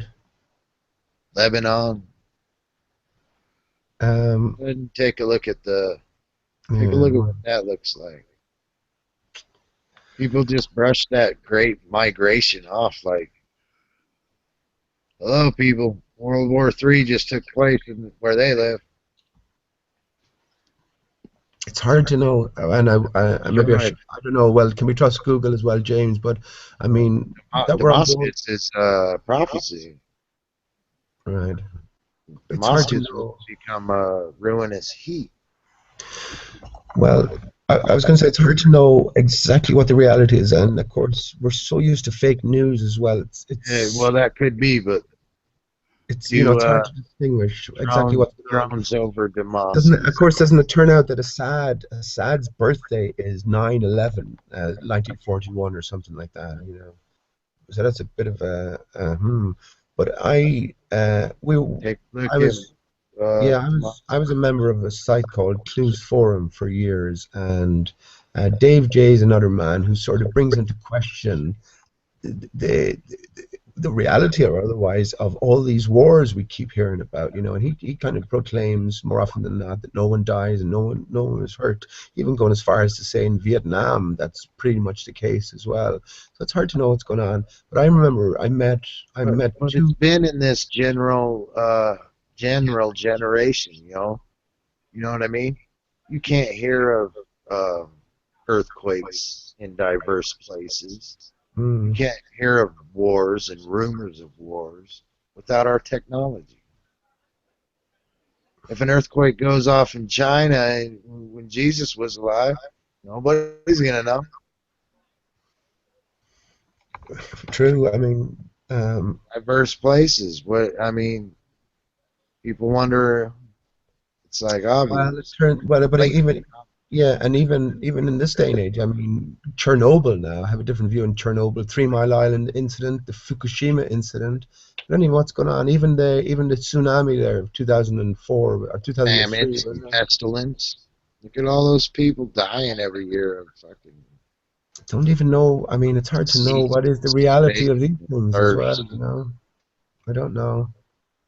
But one thing I did have first-hand experience with. I remember Simon Shack doing a thread on like the numbers that were blown up in terms of the American dead coming back from Iraq and the Iraq War, and were the numbers, were they just sending back empty coffins, you know what I mean, and just inflating the numbers, and it was pretty good evidence for it. So I just happened to meet a guy one day when I was out in the pub in Ennis, and he happened to have joined the British Army, and he did a stint over in Afghanistan. I was just asking him, you know, over a pint, not just wasn't sitting with him or anything, but just had a little conversation. And he said he saw absolutely sweet Fanny Adams. He saw nothing at all. He'd just spend his time guarding poppy fields and just arsing around, but he didn't see any action whatsoever, you know. And I was going, gosh, I mean, maybe Simon is right, and maybe it's all a complete hoax. But then I met another guy then on another occasion.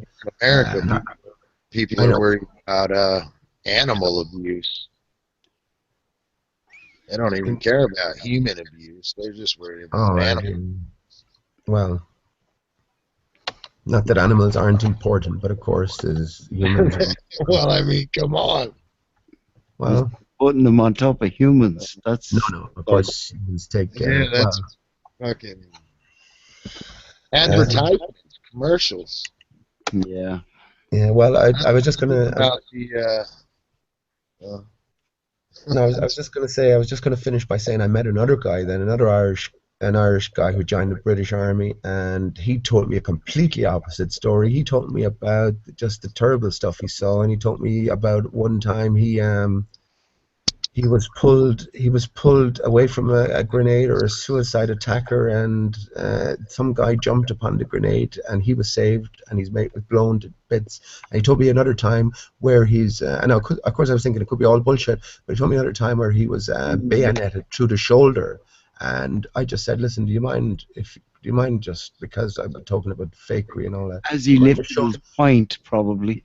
Yeah, do you mind showing me your shoulder? And they showed me it, and there was a big fucking bayonet spear through his shoulder. You know what I mean? So I guess it's hard to know what to believe is true. You know what I mean? I don't know to what extent shit is going on, but I definitely don't think it's going on to the same extent that we're. You also got those ones where they're if you've taken this pill, you could be highly compensated. The point is they're separated. You got this hip replacement. You could be highly compensated. Yeah, they're sending people away to so-called military training, and some people up and send them to war and everything else. So it's horrible, that isn't it? It's all second, third-hand information. So you know, who knows what they're doing? I'm not saying what they're fucking doing to people is not real, because we do see the real manifestation of it. Yeah. But on a massive level, they seem to be faking a lot of shit. Yeah. With the ultimate, you know, fucking reality that you know fucks up everybody on a you know a reality level. Anyway, let me just get back to why I won't take long in telling you this, but it's pretty cool. This is why I started talking about it in the first place. So 2008 comes along, and then you have a massive collapse. Now, that was contrived. They talked about the Celtic Tiger here, Del, of course, and that was all manufactured. You know what I mean? And we were being set up for it. Of course, Bertie Ahern had his role to play in that, but America were hit hard, and of course, you'll remember the name Bernie Madoff. Yeah. Yes, he made off with all the money. Right, of course, and the giveaway is in the name, right? But anyway, Bernie Madoff was the scapegoat, and that screwed under Jews, and that's how. Yeah. If you read his Wikipedia page, it's hilarious. I mean, there's a lot of humor in this stuff as well. But anyway, I was just investigating that recently, and of course, the name gives it away, so I knew he was a contrived character in the first place. But I read through his Wikipedia page, and it's a laugh, it's a joke, you know. So I just made a note of it, that he was a contrived character and set up to be a patsy, a scapegoat, and you know no one ever hears from him again. But anyway, looked into it a bit further, and it turned out that Richard Dreyfuss, right, on his Wikipedia page, Richard Dreyfuss played the role of Bernie Madoff in the 2016 miniseries by ABC TV in America, you know. So I was going, fucking hell, that's interesting now, you know. So Richard Dreyfuss? We're getting Dallas Gold Boogie now, but like that's. Oh, hang on, Dad. This is hilarious. Bob. Yeah, but doesn't it turn out? Okay, let me cut to the chase. Doesn't it turn out that Richard Dreyfuss, who played the role of Bernie Madoff in a 2016 miniseries, also played the role of Madoff himself? He was the character, the original character actor who played the character. So he was playing a role of in the miniseries of playing himself as the contrived character of Bernie Madoff. And you talk about Dallas Goldbug, that's fine, but I've satisfied myself 100%, I would say, in terms of just photographic comparisons. There's so many points of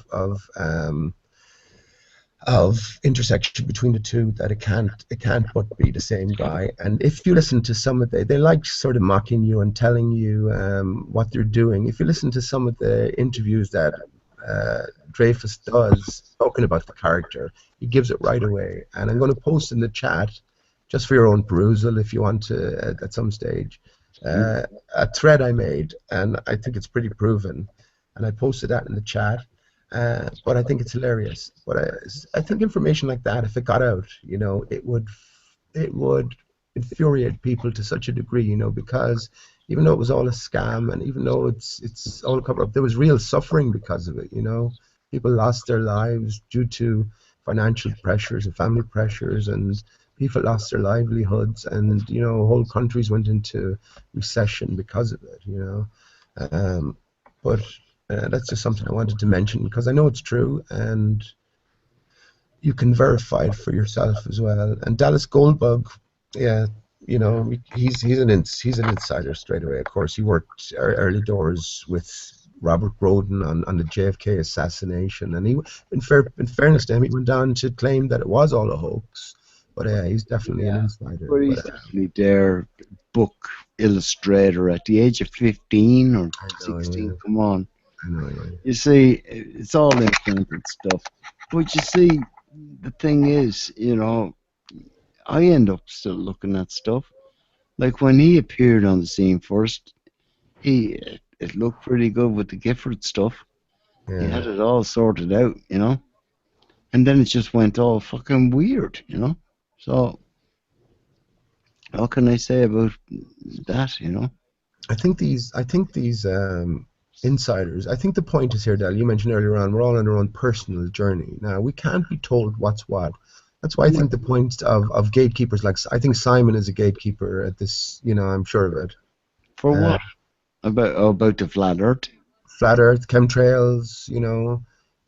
He's pretty, and I mean, even if he's not on board with them, he definitely shouldn't. Flat earth, there's no reason to discourage investigation into it. Every reason to encourage investigation because we know it's true, you know. But he's just outright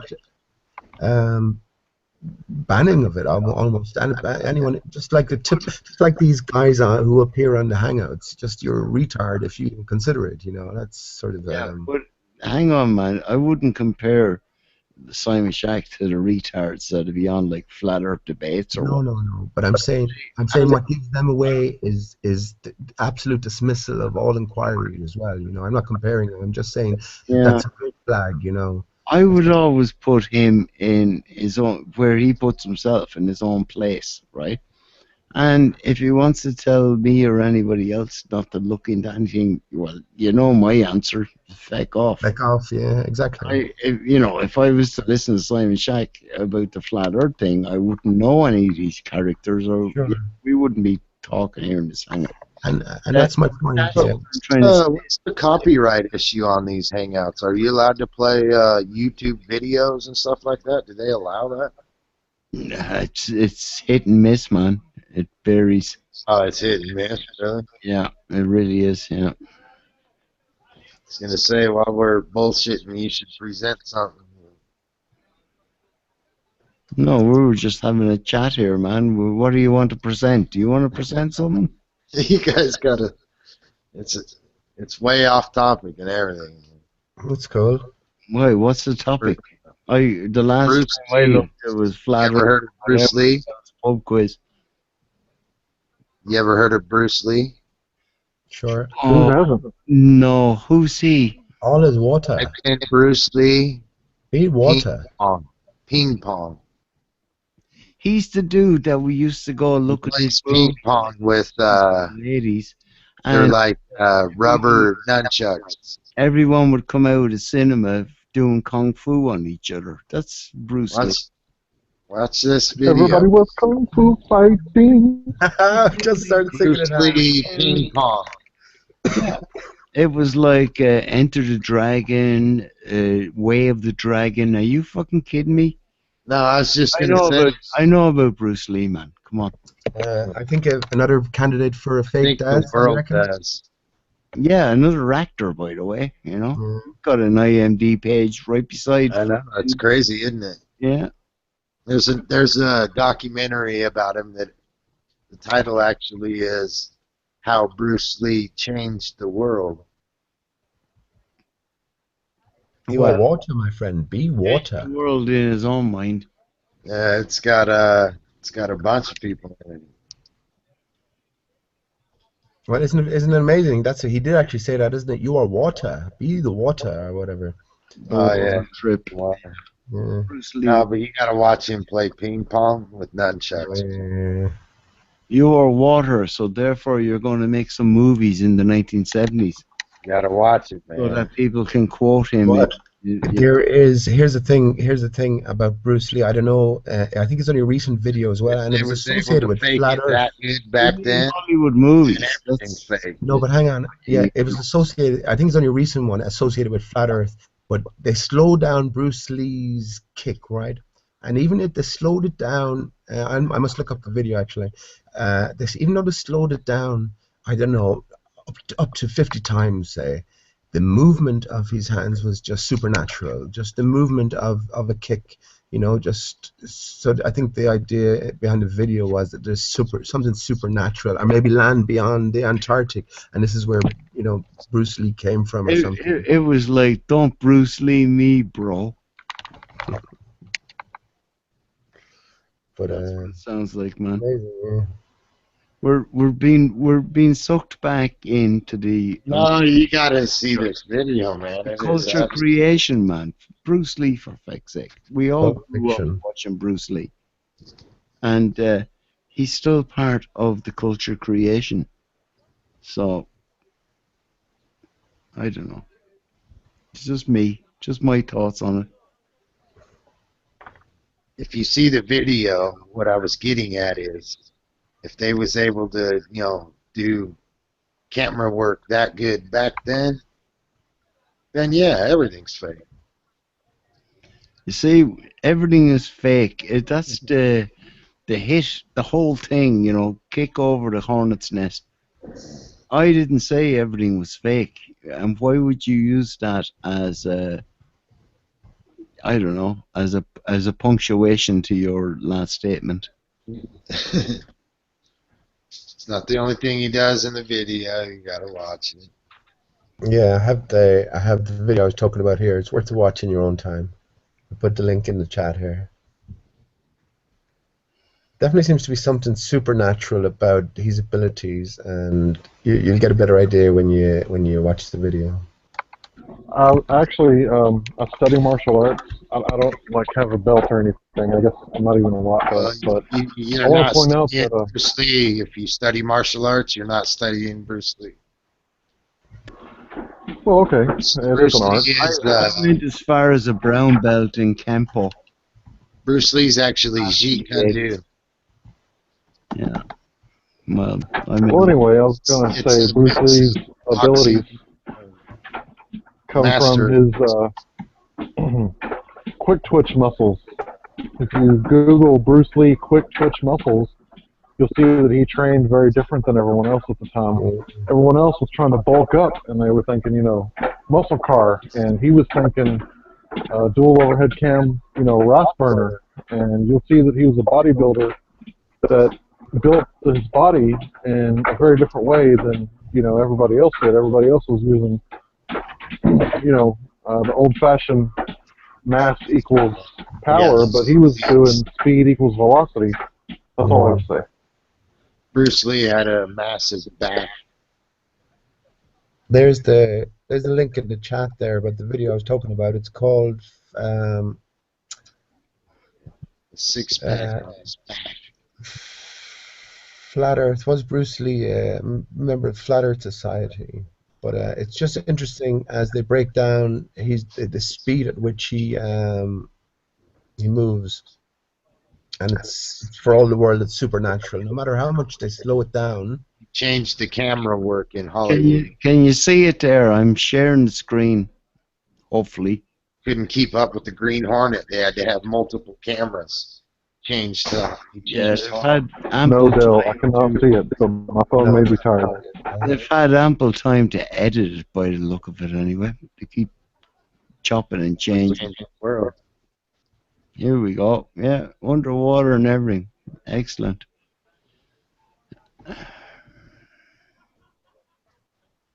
What video are you talking about, Dal? Builder the Water, is that the one? I just posted in the chat here the link I was talking about. That's for your That's own. the one that came up when I clicked on it, man. That's the only reason why I'm looking at this. Oh really? No, I thought it should be let me just copy it again. It should be, was Bruce Lee a member of the Flat Earth Society? Yeah, well, that's nothing got to do with it anyway, for starters. Okay, sorry, I'm probably put the wrong one through. Let me just try it again. Fucking next out is crap. I just meant to do it while you guys was still talking. No, that seems to be the same one. Let me Post it in your. Present it real quick and then. You're posting the wrong stuff. No, man, that seems good for me.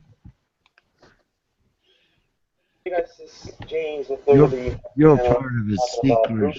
I was just pretty about the copyright thing. I don't know. You can Yeah. watch it on YouTube. I don't see how that would be a issue. Yeah, that's probably shot my show out and fuck that. You know. Yeah, that seems to be the right link that I'm talking about. So, anyway, just out of your own personal interest, just No, you seriously, man, send it again, dude, because that's did, what yeah. was coming I up. did. Dudes fucking diving into the water. Is that the one you're talking about? I just sent the other link there. I just checked it, and it's called Flat Earth. Bruce Lee knew about it. Was Bruce Lee a member of Flat Earth Society? What? That's the one you were supposed to do. No. What's that one where he talks about being like water? There was two links in one you sent there, Pete. The I first just one sent the goes same. to the fucking website with loads of text. I want to say something about the whole water thing. Bruce Lee's philosophies were the first ones that I studied, I guess. And what he said about being water, it's basically when in Rome, do as the Romans do. But it has a much deeper meaning, for me at least. The human body is made like 70% of water. And water detects motion very, very well. And I kind of feel like us flat earthers are, in tune with our bodies because we don't feel the motion, so we know to question and, be like water. Can you detect the motion of the earth? Yeah, and even if, we're water separated by the ether, hence we don't feel the whole bullshit, of, say, the tides.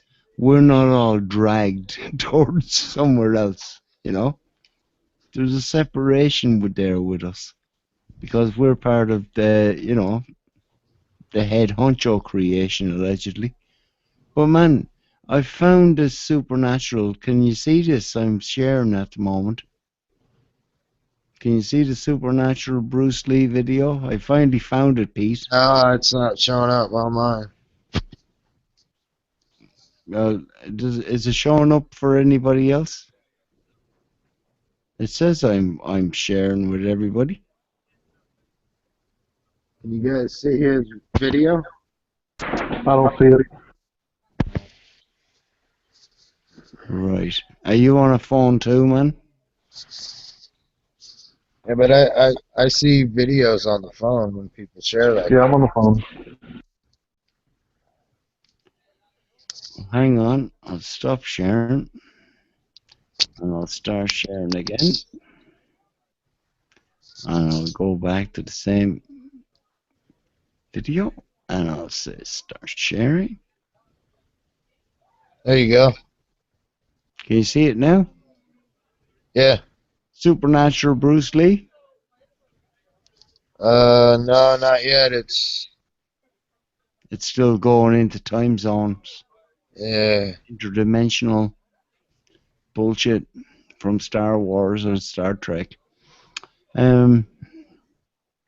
Hyperdrive. Can anybody see it? I see the Hangout. Looks like you're sharing the Hangout. No, I'm not sharing. I'm trying not to share the Hangout. Yeah, it's still fucking going into time warp. Stop. And right. Screen share.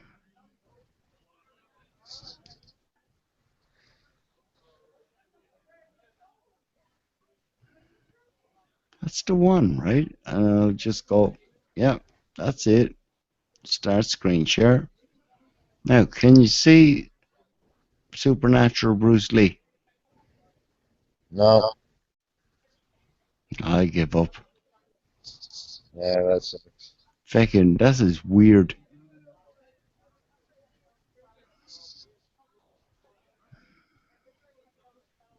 under ocean cables.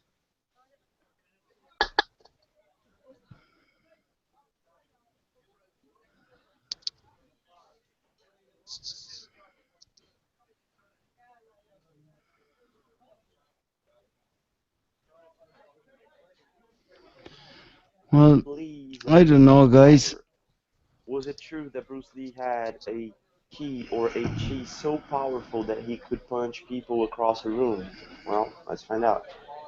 In this article here from groundreport.com, he states a lot of videos where Bruce Lee used.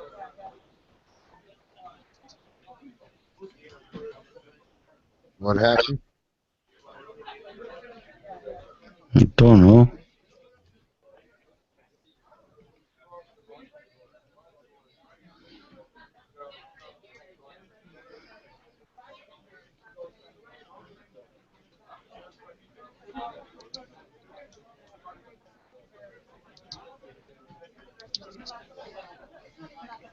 You sounded like you was about done there, Delroy. Yeah, man, it is late. What time is it? It's just 3 o'clock. Just a couple of minutes after 3.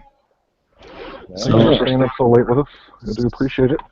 Yeah, well, you know, thanks to everybody who has joined, and everybody in the chat room.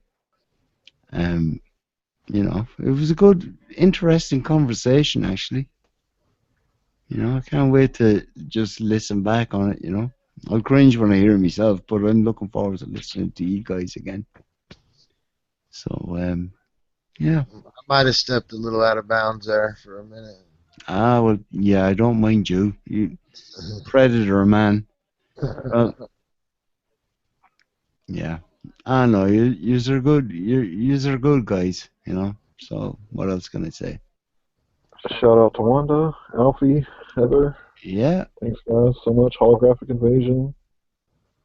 You're stealing me thunder, man. I wanted to rattle through everybody, and especially Wanda. But, you know, Wanda was quite happy just to listen tonight, so that's grand, you know. I keep forgetting to look at the chat, man. Yeah, look at Ian is there as well now. Ian. Man, you know, I listened to his trip the other night, you know, afterwards, you know, because he was on way after me bedtime, and it's great. It's great to hear different people's, you know, trips. You couldn't get it up there, could you? Sorry? Do you want to put the link in the chat, and I might try to screen share? I've been putting it in the chat all night, man. Nobody else wants to join, you know. Oh no, I thought you couldn't present the Bruce Lee video. Well, yeah, the Bruce Lee video came and went, you know. we were winding up and saying good night, but I don't know. All right, okay, man. Yeah, we had one less viewer than free chat. I don't ever worry about numbers, but I did advocate some thumbs up earlier. Yeah. No, numbers are just numbers, man. Fuck that, you know. I always thought that to be weird, though. I don't know. I was just curious to see, how the audience were to react, the haters versus the lovers, and it looks like we got more thumbs up now.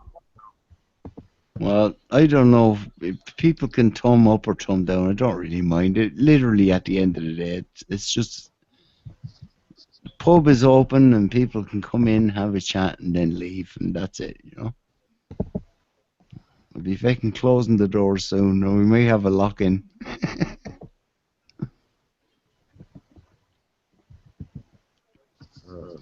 If anybody else wants to join.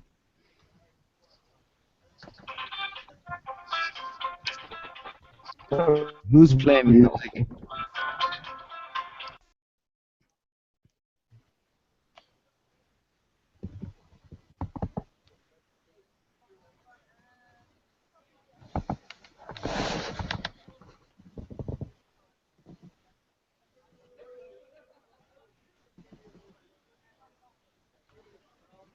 Right, we'll throw all these other feckers out of the pub. Out just go. Ah, that's quiet now.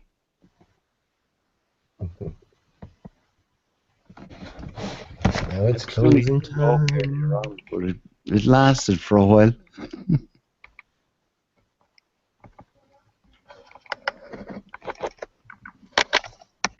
Yeah, I guess it's time for me to go as well, Dally. As you say, it's pretty late here, so. Yeah, well,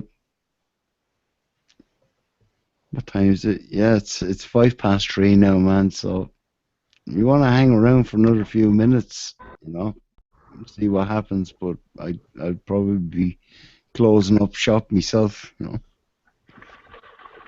Yeah, I opened the store today and I closed the store today. Took 22 deliveries, and I've been sweeping up the shop myself. Good man.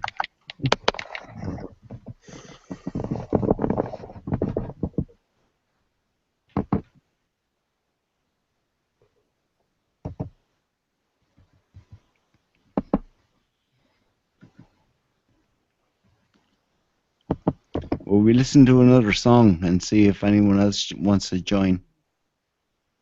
Go for it. And if it's too loud, I'm sorry. There's no way of controlling. No, hang on. You like that stuff, James, the Simon Shack music. This is one of my favorite ones. The myth, the plane, the myth, the plane. It almost like the plane probably went through. I'm not sure. Winston, can you see? Are you on the north side there where the plane made contact? Yes, I am. There where the plane made contact? The plane.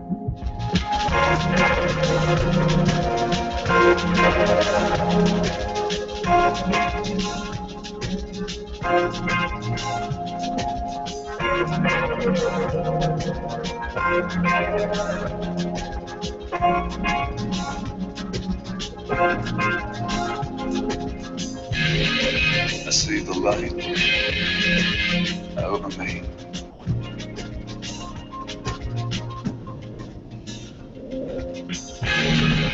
Take a ride. See the sun.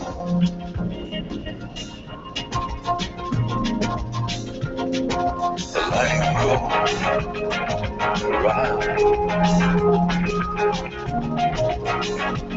And see the sun. Everyone has got to come. Everyone has got to come.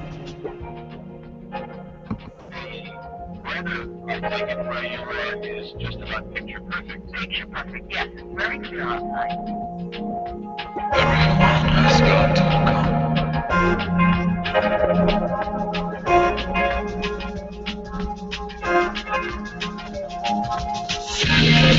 I see the light over me. Take a ride. I see the sun. The light grows round, round. The veil see the sun.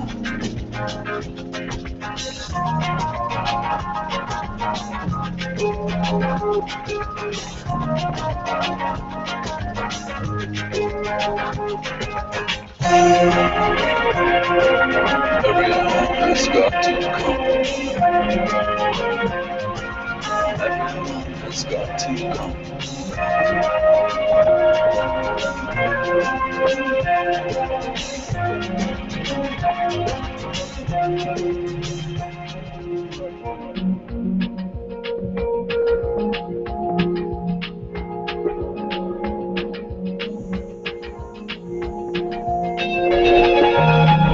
I see the light over me.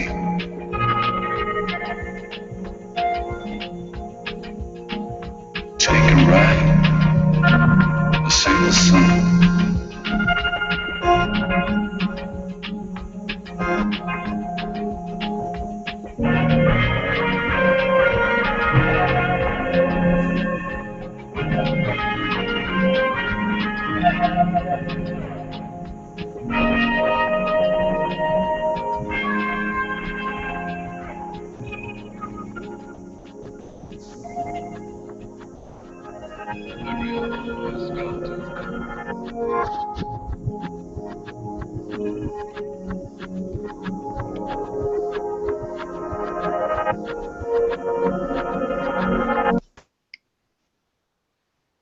That was pretty weird. Anybody else want to have a chat or talk about something or? Yeah, I was wondering, is that copyrighted? Are you not worried about getting your channel stricken? No, Simon Shack is alright. He's not copyright. He's cool.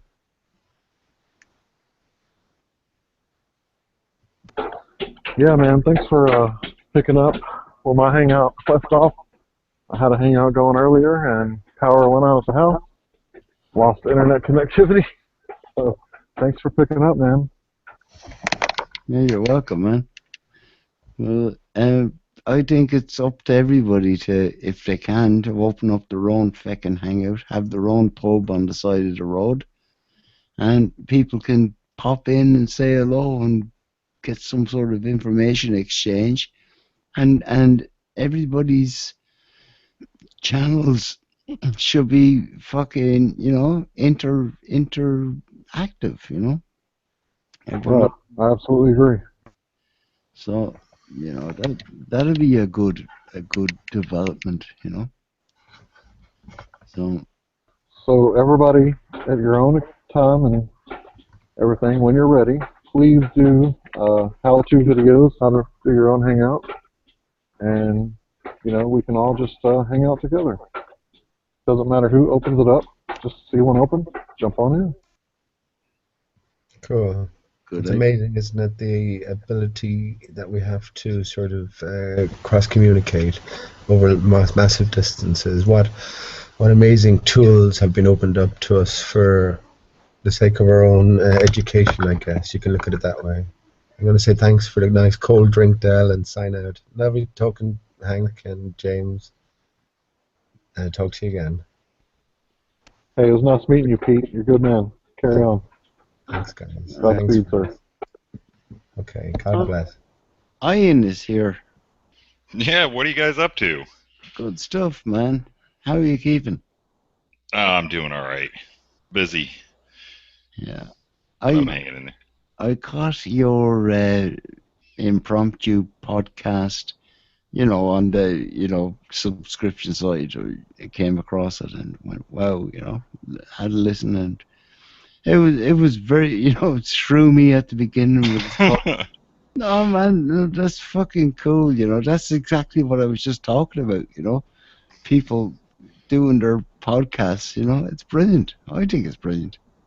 Yeah, it's all right. It's like throwing your doors open, I guess, and saying I'm having a party. Who wants to stop by? So you could it can get pretty eclectic. So That's the exact thing, man. You know, it's so many different views and opinions. It's brilliant. You know, that's why I say it's brilliant. yeah, it is. It is for me anyway. You know. Yeah, it's well, yeah, I got porn trolled too. So I had a little bit of that going on. Yeah, you see, fakers are doing that stuff when there is an actual information exchange going on. More than likely. Yeah, I don't know what that's about. That's the first time I've had experience with that personally, so it was a little strange, but how's it going there, Hank? Maybe he's on. Maybe he's away. Yeah, I'm away all the time. In and out, I am. In and out at home, in and out at work. But yeah, everything's going great, man. I'm glad you joined. Sorry that you got trolled. I was kind of fearing that myself, but when it happens, I'll just deal with it. Yeah, I was kind of surprised. Like I said, I never had that experience before, so what the heck.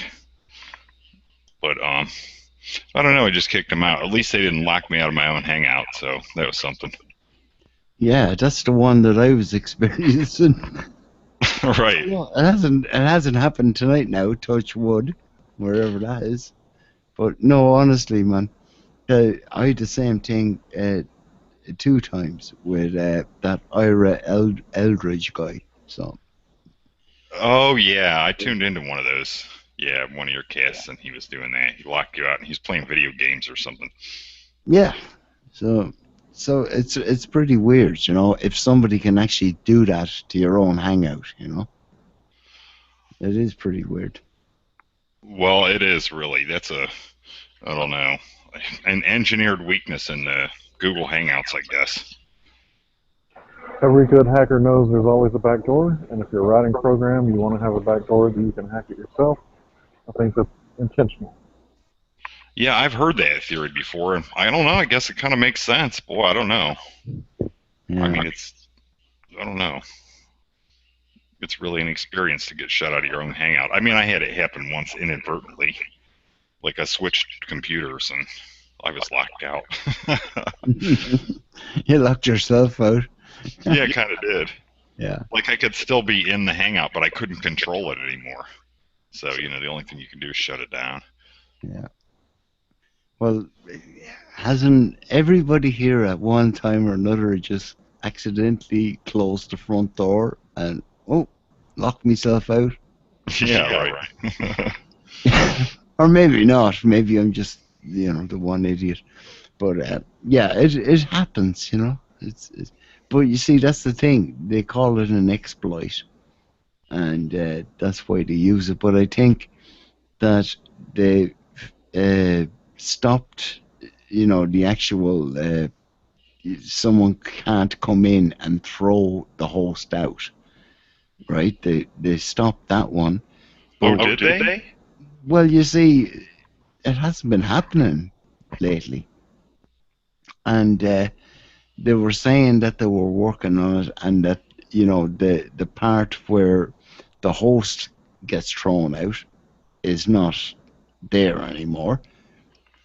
But there's something where, it's like a legacy thing where you can sort of, if you don't have a profile and you come into a hangout, you can still sort of, mute people and block them and do all that kind of bullshit. So it's still not fixed. Well, yeah, I was reading Snack in the side chat there. I did read about it on the Google pages, and somebody suggested that it was designed in the Hangouts because you had some Hangouts where the host was ignoring the guest, and it was a sort of method by which they could retaliate or something. I mean, as preposterous as that sounds, like I said, I think about it as having a party at my house, and, if you get out of hand, I certainly want to be able to throw you out. I mean, I don't care if it's because I don't like the clothes you're wearing or whatever. Yeah, and then someone comes in, shites all over your fucking carpet, and then, you know, starts throwing out your guests while you're disabled, you know? And why would they even want to be doing that? Right, I can understand, right, if there's someone who's a fucking ass or whatever. But for someone to just come in and do that to someone, you know, an ordinary person, you know, that's not cool. I don't think it is anyway. You know, and, you know, I saw that with the likes of, I'm not going to whinge about fucking Ira, but that, he just seemed to fucking do that, you know, to me for some reason or other, you know. Yeah, do you have some sort of beef with him or something? I never had, you know. He just appeared with his fucking video game, and that was the beef, you know. Wow. Well, I don't know. I heard you over on Flat Earth Debates a little bit today, Hank. He's not there again. No, it's not that. I'm listening. My phone's just deep in my pocket, then I have to turn it on and press unmute. Yeah, what'd you think? Am I doing the Flat Earth justice, or am I chill? Sure. I thought you did a fine job. I was laughing. I just tuned in for a little bit, and that was I think a lot of those people were from the Debate Coliseum. I'm not overly familiar with the place, but a lot of the people in the panel seemed like they knew each other. Yeah, I just love the fact that their scientific rebuttal was, well, you're a pizza guy. Right, no, I got that. No, you're a pizza guy, so therefore you can't make a case. Sure, I heard it. You're a pizza guy. I suppose there'd be nothing for any of us to talk about then. Right, how's the weather? Well, I'm not, you know, I'm not qualified to talk about the weather. Sorry, I'm not I a was meteorologist. What's that? I had to take a phone call. My bad. No, that's all right. How's it going? Good. Who do we got? Ian? That's me. Ian, whatever. Yes. I'm getting some terrible reverb. Why is that? It's because of the whale. The whale. Wait, I think it relented. Maybe that was coming from Dell. No, it's the whale. The whale. I don't get it. I know. I had my daughter fooled for at least a good 3 years there on that one. Okay. Okay. There's nothing to get. It's because of the whale. It throws everybody off. Oh, okay. Whoops. So what are you guys on to? What are you talking about? Bruce Lee still? Nah, that was just a brief moment of the... I don't remember too much about him. I just remember saying that I remember an interview with him and he told everybody to go out and get a gun. Right. He told everybody what? Sorry? Pretty much invented mixed martial arts. He put boxing together, wrestling together. He said you could do them all as one. Oh, yeah, like the traditional MMA now. Yeah, mixed martial arts. Yeah, right. That's funny. It's actually pretty close to how the Spartans used to fight. So when did he invent this? I know that he was real popular in the 60s and 70s, early 70s, but I'm pretty sure Krav Maga had him beat by a few years. Am I correct or incorrect about that? Krav Maga was invented in, during the World War II, I guess. Wow. Are you asking me, Hank? I guess in a way, you could claim that, yeah. Well, it's the Israeli fighting system. Americans use it to train SWAT people and law enforcement agencies, and I think Krav Maga is one of the most intelligent ways of fighting. Not to take anything away from Bruce Lee, they're both pretty much the same thing, but both devastating. Yeah. Bruce Lee knew he was a small guy. That's more like the Brazilian style, isn't it? Well, Sorry. Bruce knew he was a small guy, so he was all about the vitals. He hits you in the vitals. You wrestle with him, he gets you, the arteries. Is that sort of the Brazilian style? Is that what it is? It's a sort of mix. No, Krav Maga is it translates to close combat. So identify the largest threat, remove the threat, and then drop about 3 people, and everybody else will start running. So Krav Maga was designed for fighting 15 dudes in a row, like over and over and over again. That's how they train. So one dude will take on 15 dudes, rotate. The other dude will take on 15 dudes, rotate. That's how they train. Multiple opponents. Okay, I wasn't aware of that. Yeah, do research on Krav Maga. It's an amazing self-defense system. Right, yeah. They're coming at you with training in thought, though. They're not coming at you with, I'm going to fucking whoop your ass, Yeah. Did you guys watch the original MMA fighting stuff? It was like that sort of tough man competition, where anybody could get in there and fight, and it was one-on-one. I'm just saying, if all 15 was ultimately, their mind was set on whooping your ass, how's anybody going to stand a chance against 15 people against you? Well, you're not going to. I mean, I wouldn't suspect so. You'd be That's lucky to do TV that with stuff, children. probably. If you have a determined adversary, like that, 15 determined adversaries, I mean... Yeah, they got to be coming at you with training in thought.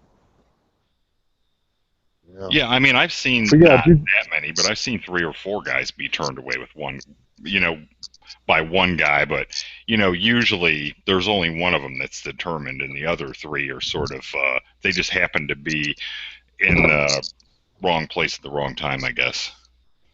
So Yeah, they're not the really Israelis do practice jiu-jitsu when they fight, but they do it a little bit different than MMA, because in MMA it's you versus one guy, and Krav Maga jiu-jitsu, you go to the ground with them, you break their arm, and then you stand up ready to fight the next guy in like 2 seconds.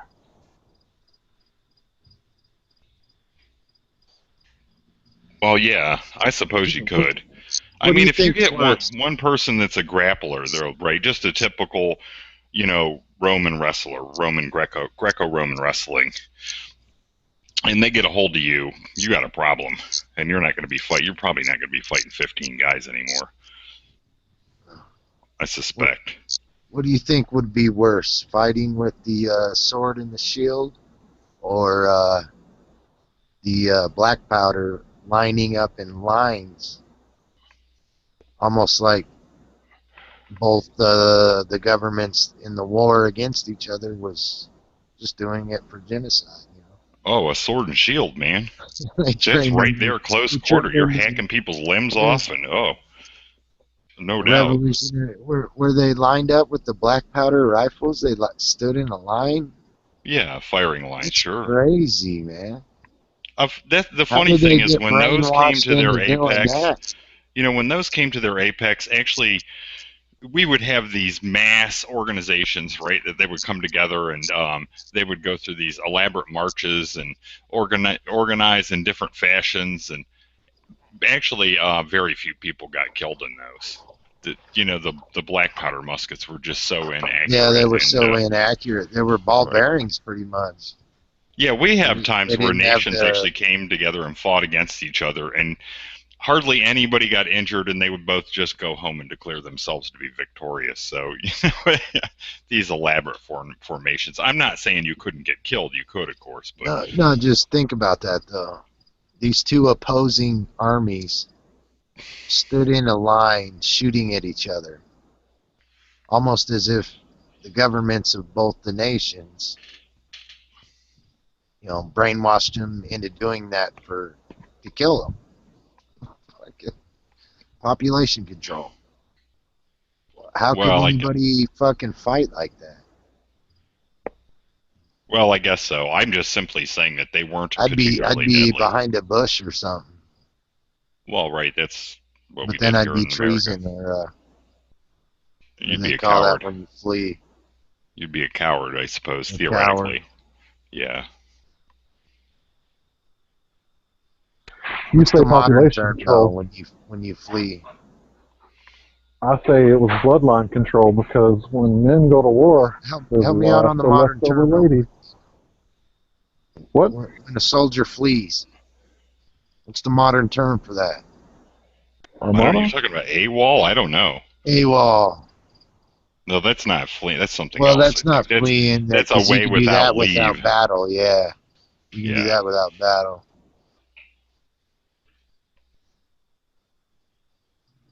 Yeah, I love history. Almost as much as I love science.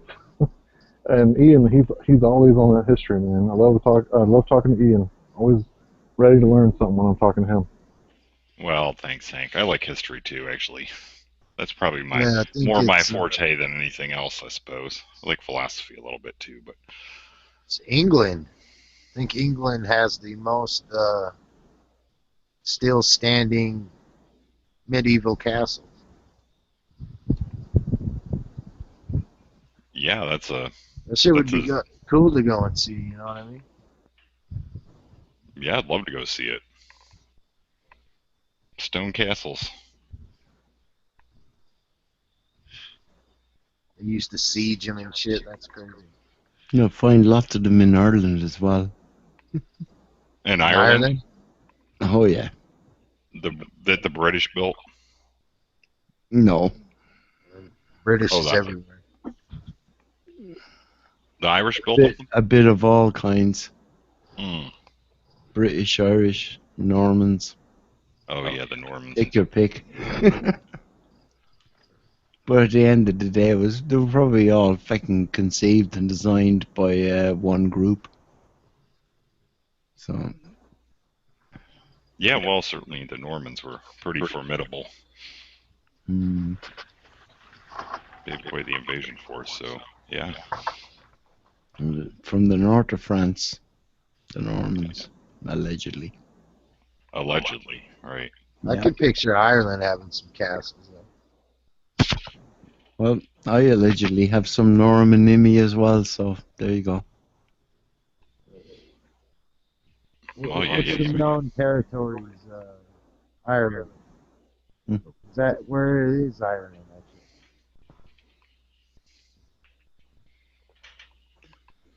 Sorry, man, I didn't hear that. Scotland? Where's Ireland? Where is Ireland? Where is anywhere? I'm terrible, man. I'll admit it. Geography, I'm horrible. Right, well, Especially for my age. can you see New York on your map of America in your mind? Yeah. And then you just start heading east, and the first thing you'll come to is Ireland. Allegedly 3,000 miles. I don't know. That's what they say. So it's its own country. That's the name of the country. Well, it's Ireland has a very rich history. Mm-hmm. Well, I'm telling you, I'm admitting I'm ignorant here. So, is it its own country? Is what I'm asking. Ireland. Yeah. Yeah, if you want to say it, yeah, it's an actual island. You know, Is the name of the country. east of America. You know. Son of a bitch, that's terrible. What? How many countries are there? Do you know them all? No, this a quiz. Well, Ireland's one that I don't know. It's Dell's pub quiz. I would say No, don't get me wrong, I've heard of it. I just don't know where it is. the Feckers would make you think that there's about 160 to 190 countries in the world. Yeah. But name Sorry, them. name them all. There you go. Name them. You know, there's the question. Or know them all. Yeah. James, aren't you a redheaded fella? What's that? James, are you a ginger? A what? You got A any ginger Irish man. blood Do in you have there? red hair? I don't know. No, I don't. No. When people ask me my race, My pops always told me to say I'm a Heinz 57. 57 varieties.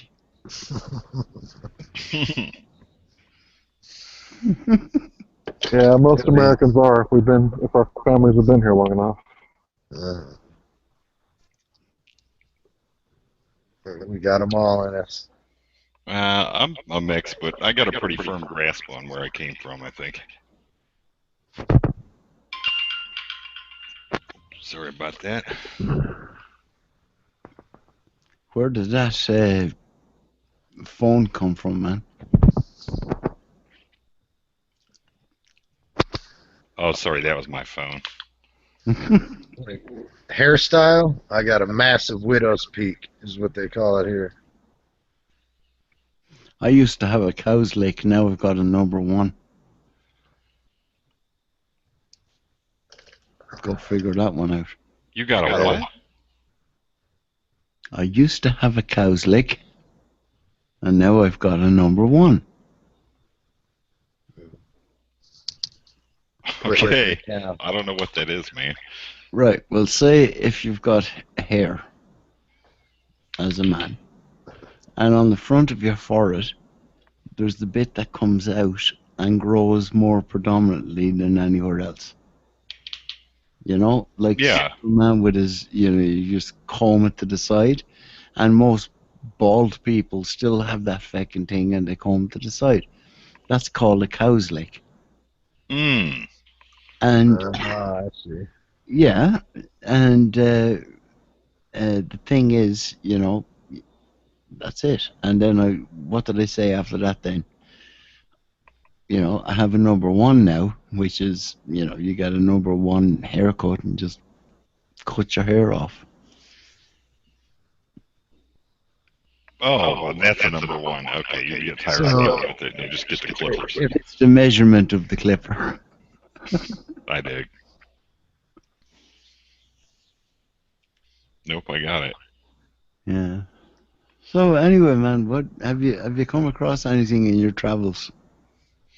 Who, me? Yeah. Boy, I wish I had something really exciting to share. I don't know, anything profound. I've probably been spending too much time listening to Hangouts. Right? I don't know. I don't know we're if I'm all picking up. guilty of that. Yeah. Yeah. Just when everyone gives up television, enter the Hangouts. That's right, enter the Hangouts. And admittedly, I'm not learning a lot of new stuff, or there's not. I don't know. I guess a lot of it's sort of rehashed information. Yeah, once you can get past the abuse and everything else on some of them, it's really weird. Oh yeah, well, like I said, the debate Hangouts, that's a real pleasure trip there. If you've ever been in there. If you don't mind me asking there, Ian, what's the shape of the Earth? Oh, I don't know. I don't know what the shape of it is. Maybe it sort of changes according to the perception of the time. Maybe it interacts with the mass psychology somehow, and the universe responds. How about that? Was that nebulous enough? Majority rules, huh? Well, kind of. I mean, maybe it does sort of have that interactive quality to it. Maybe this is the age of Aquarium. It was an honest answer, man. What's that? It was an honest answer. I was trying. I mean, really, I don't know. I got into the flat Earth, like, just because of the, your primary knowledge indicates it's a flat Earth. It certainly appears to be, and it's easier to make all the laws of physics work, it seems. So there's that, but there's lots of stuff I can't explain. I can't explain how the sun sets, and I have a lot of problems there too. So they've never been able to. They had to go through a bunch of equations to figure out how to. First, after so many equations, they realized the Earth had to be rotating on its axis. No explanation why. Yeah, a glober actually taught me how the sun sets. At the debate, they said, "Don't say the sun goes away and the light goes with it." And I was like, "Okay, yeah, that's really good. The sun goes so far away, it takes its light with it." Sunset explained.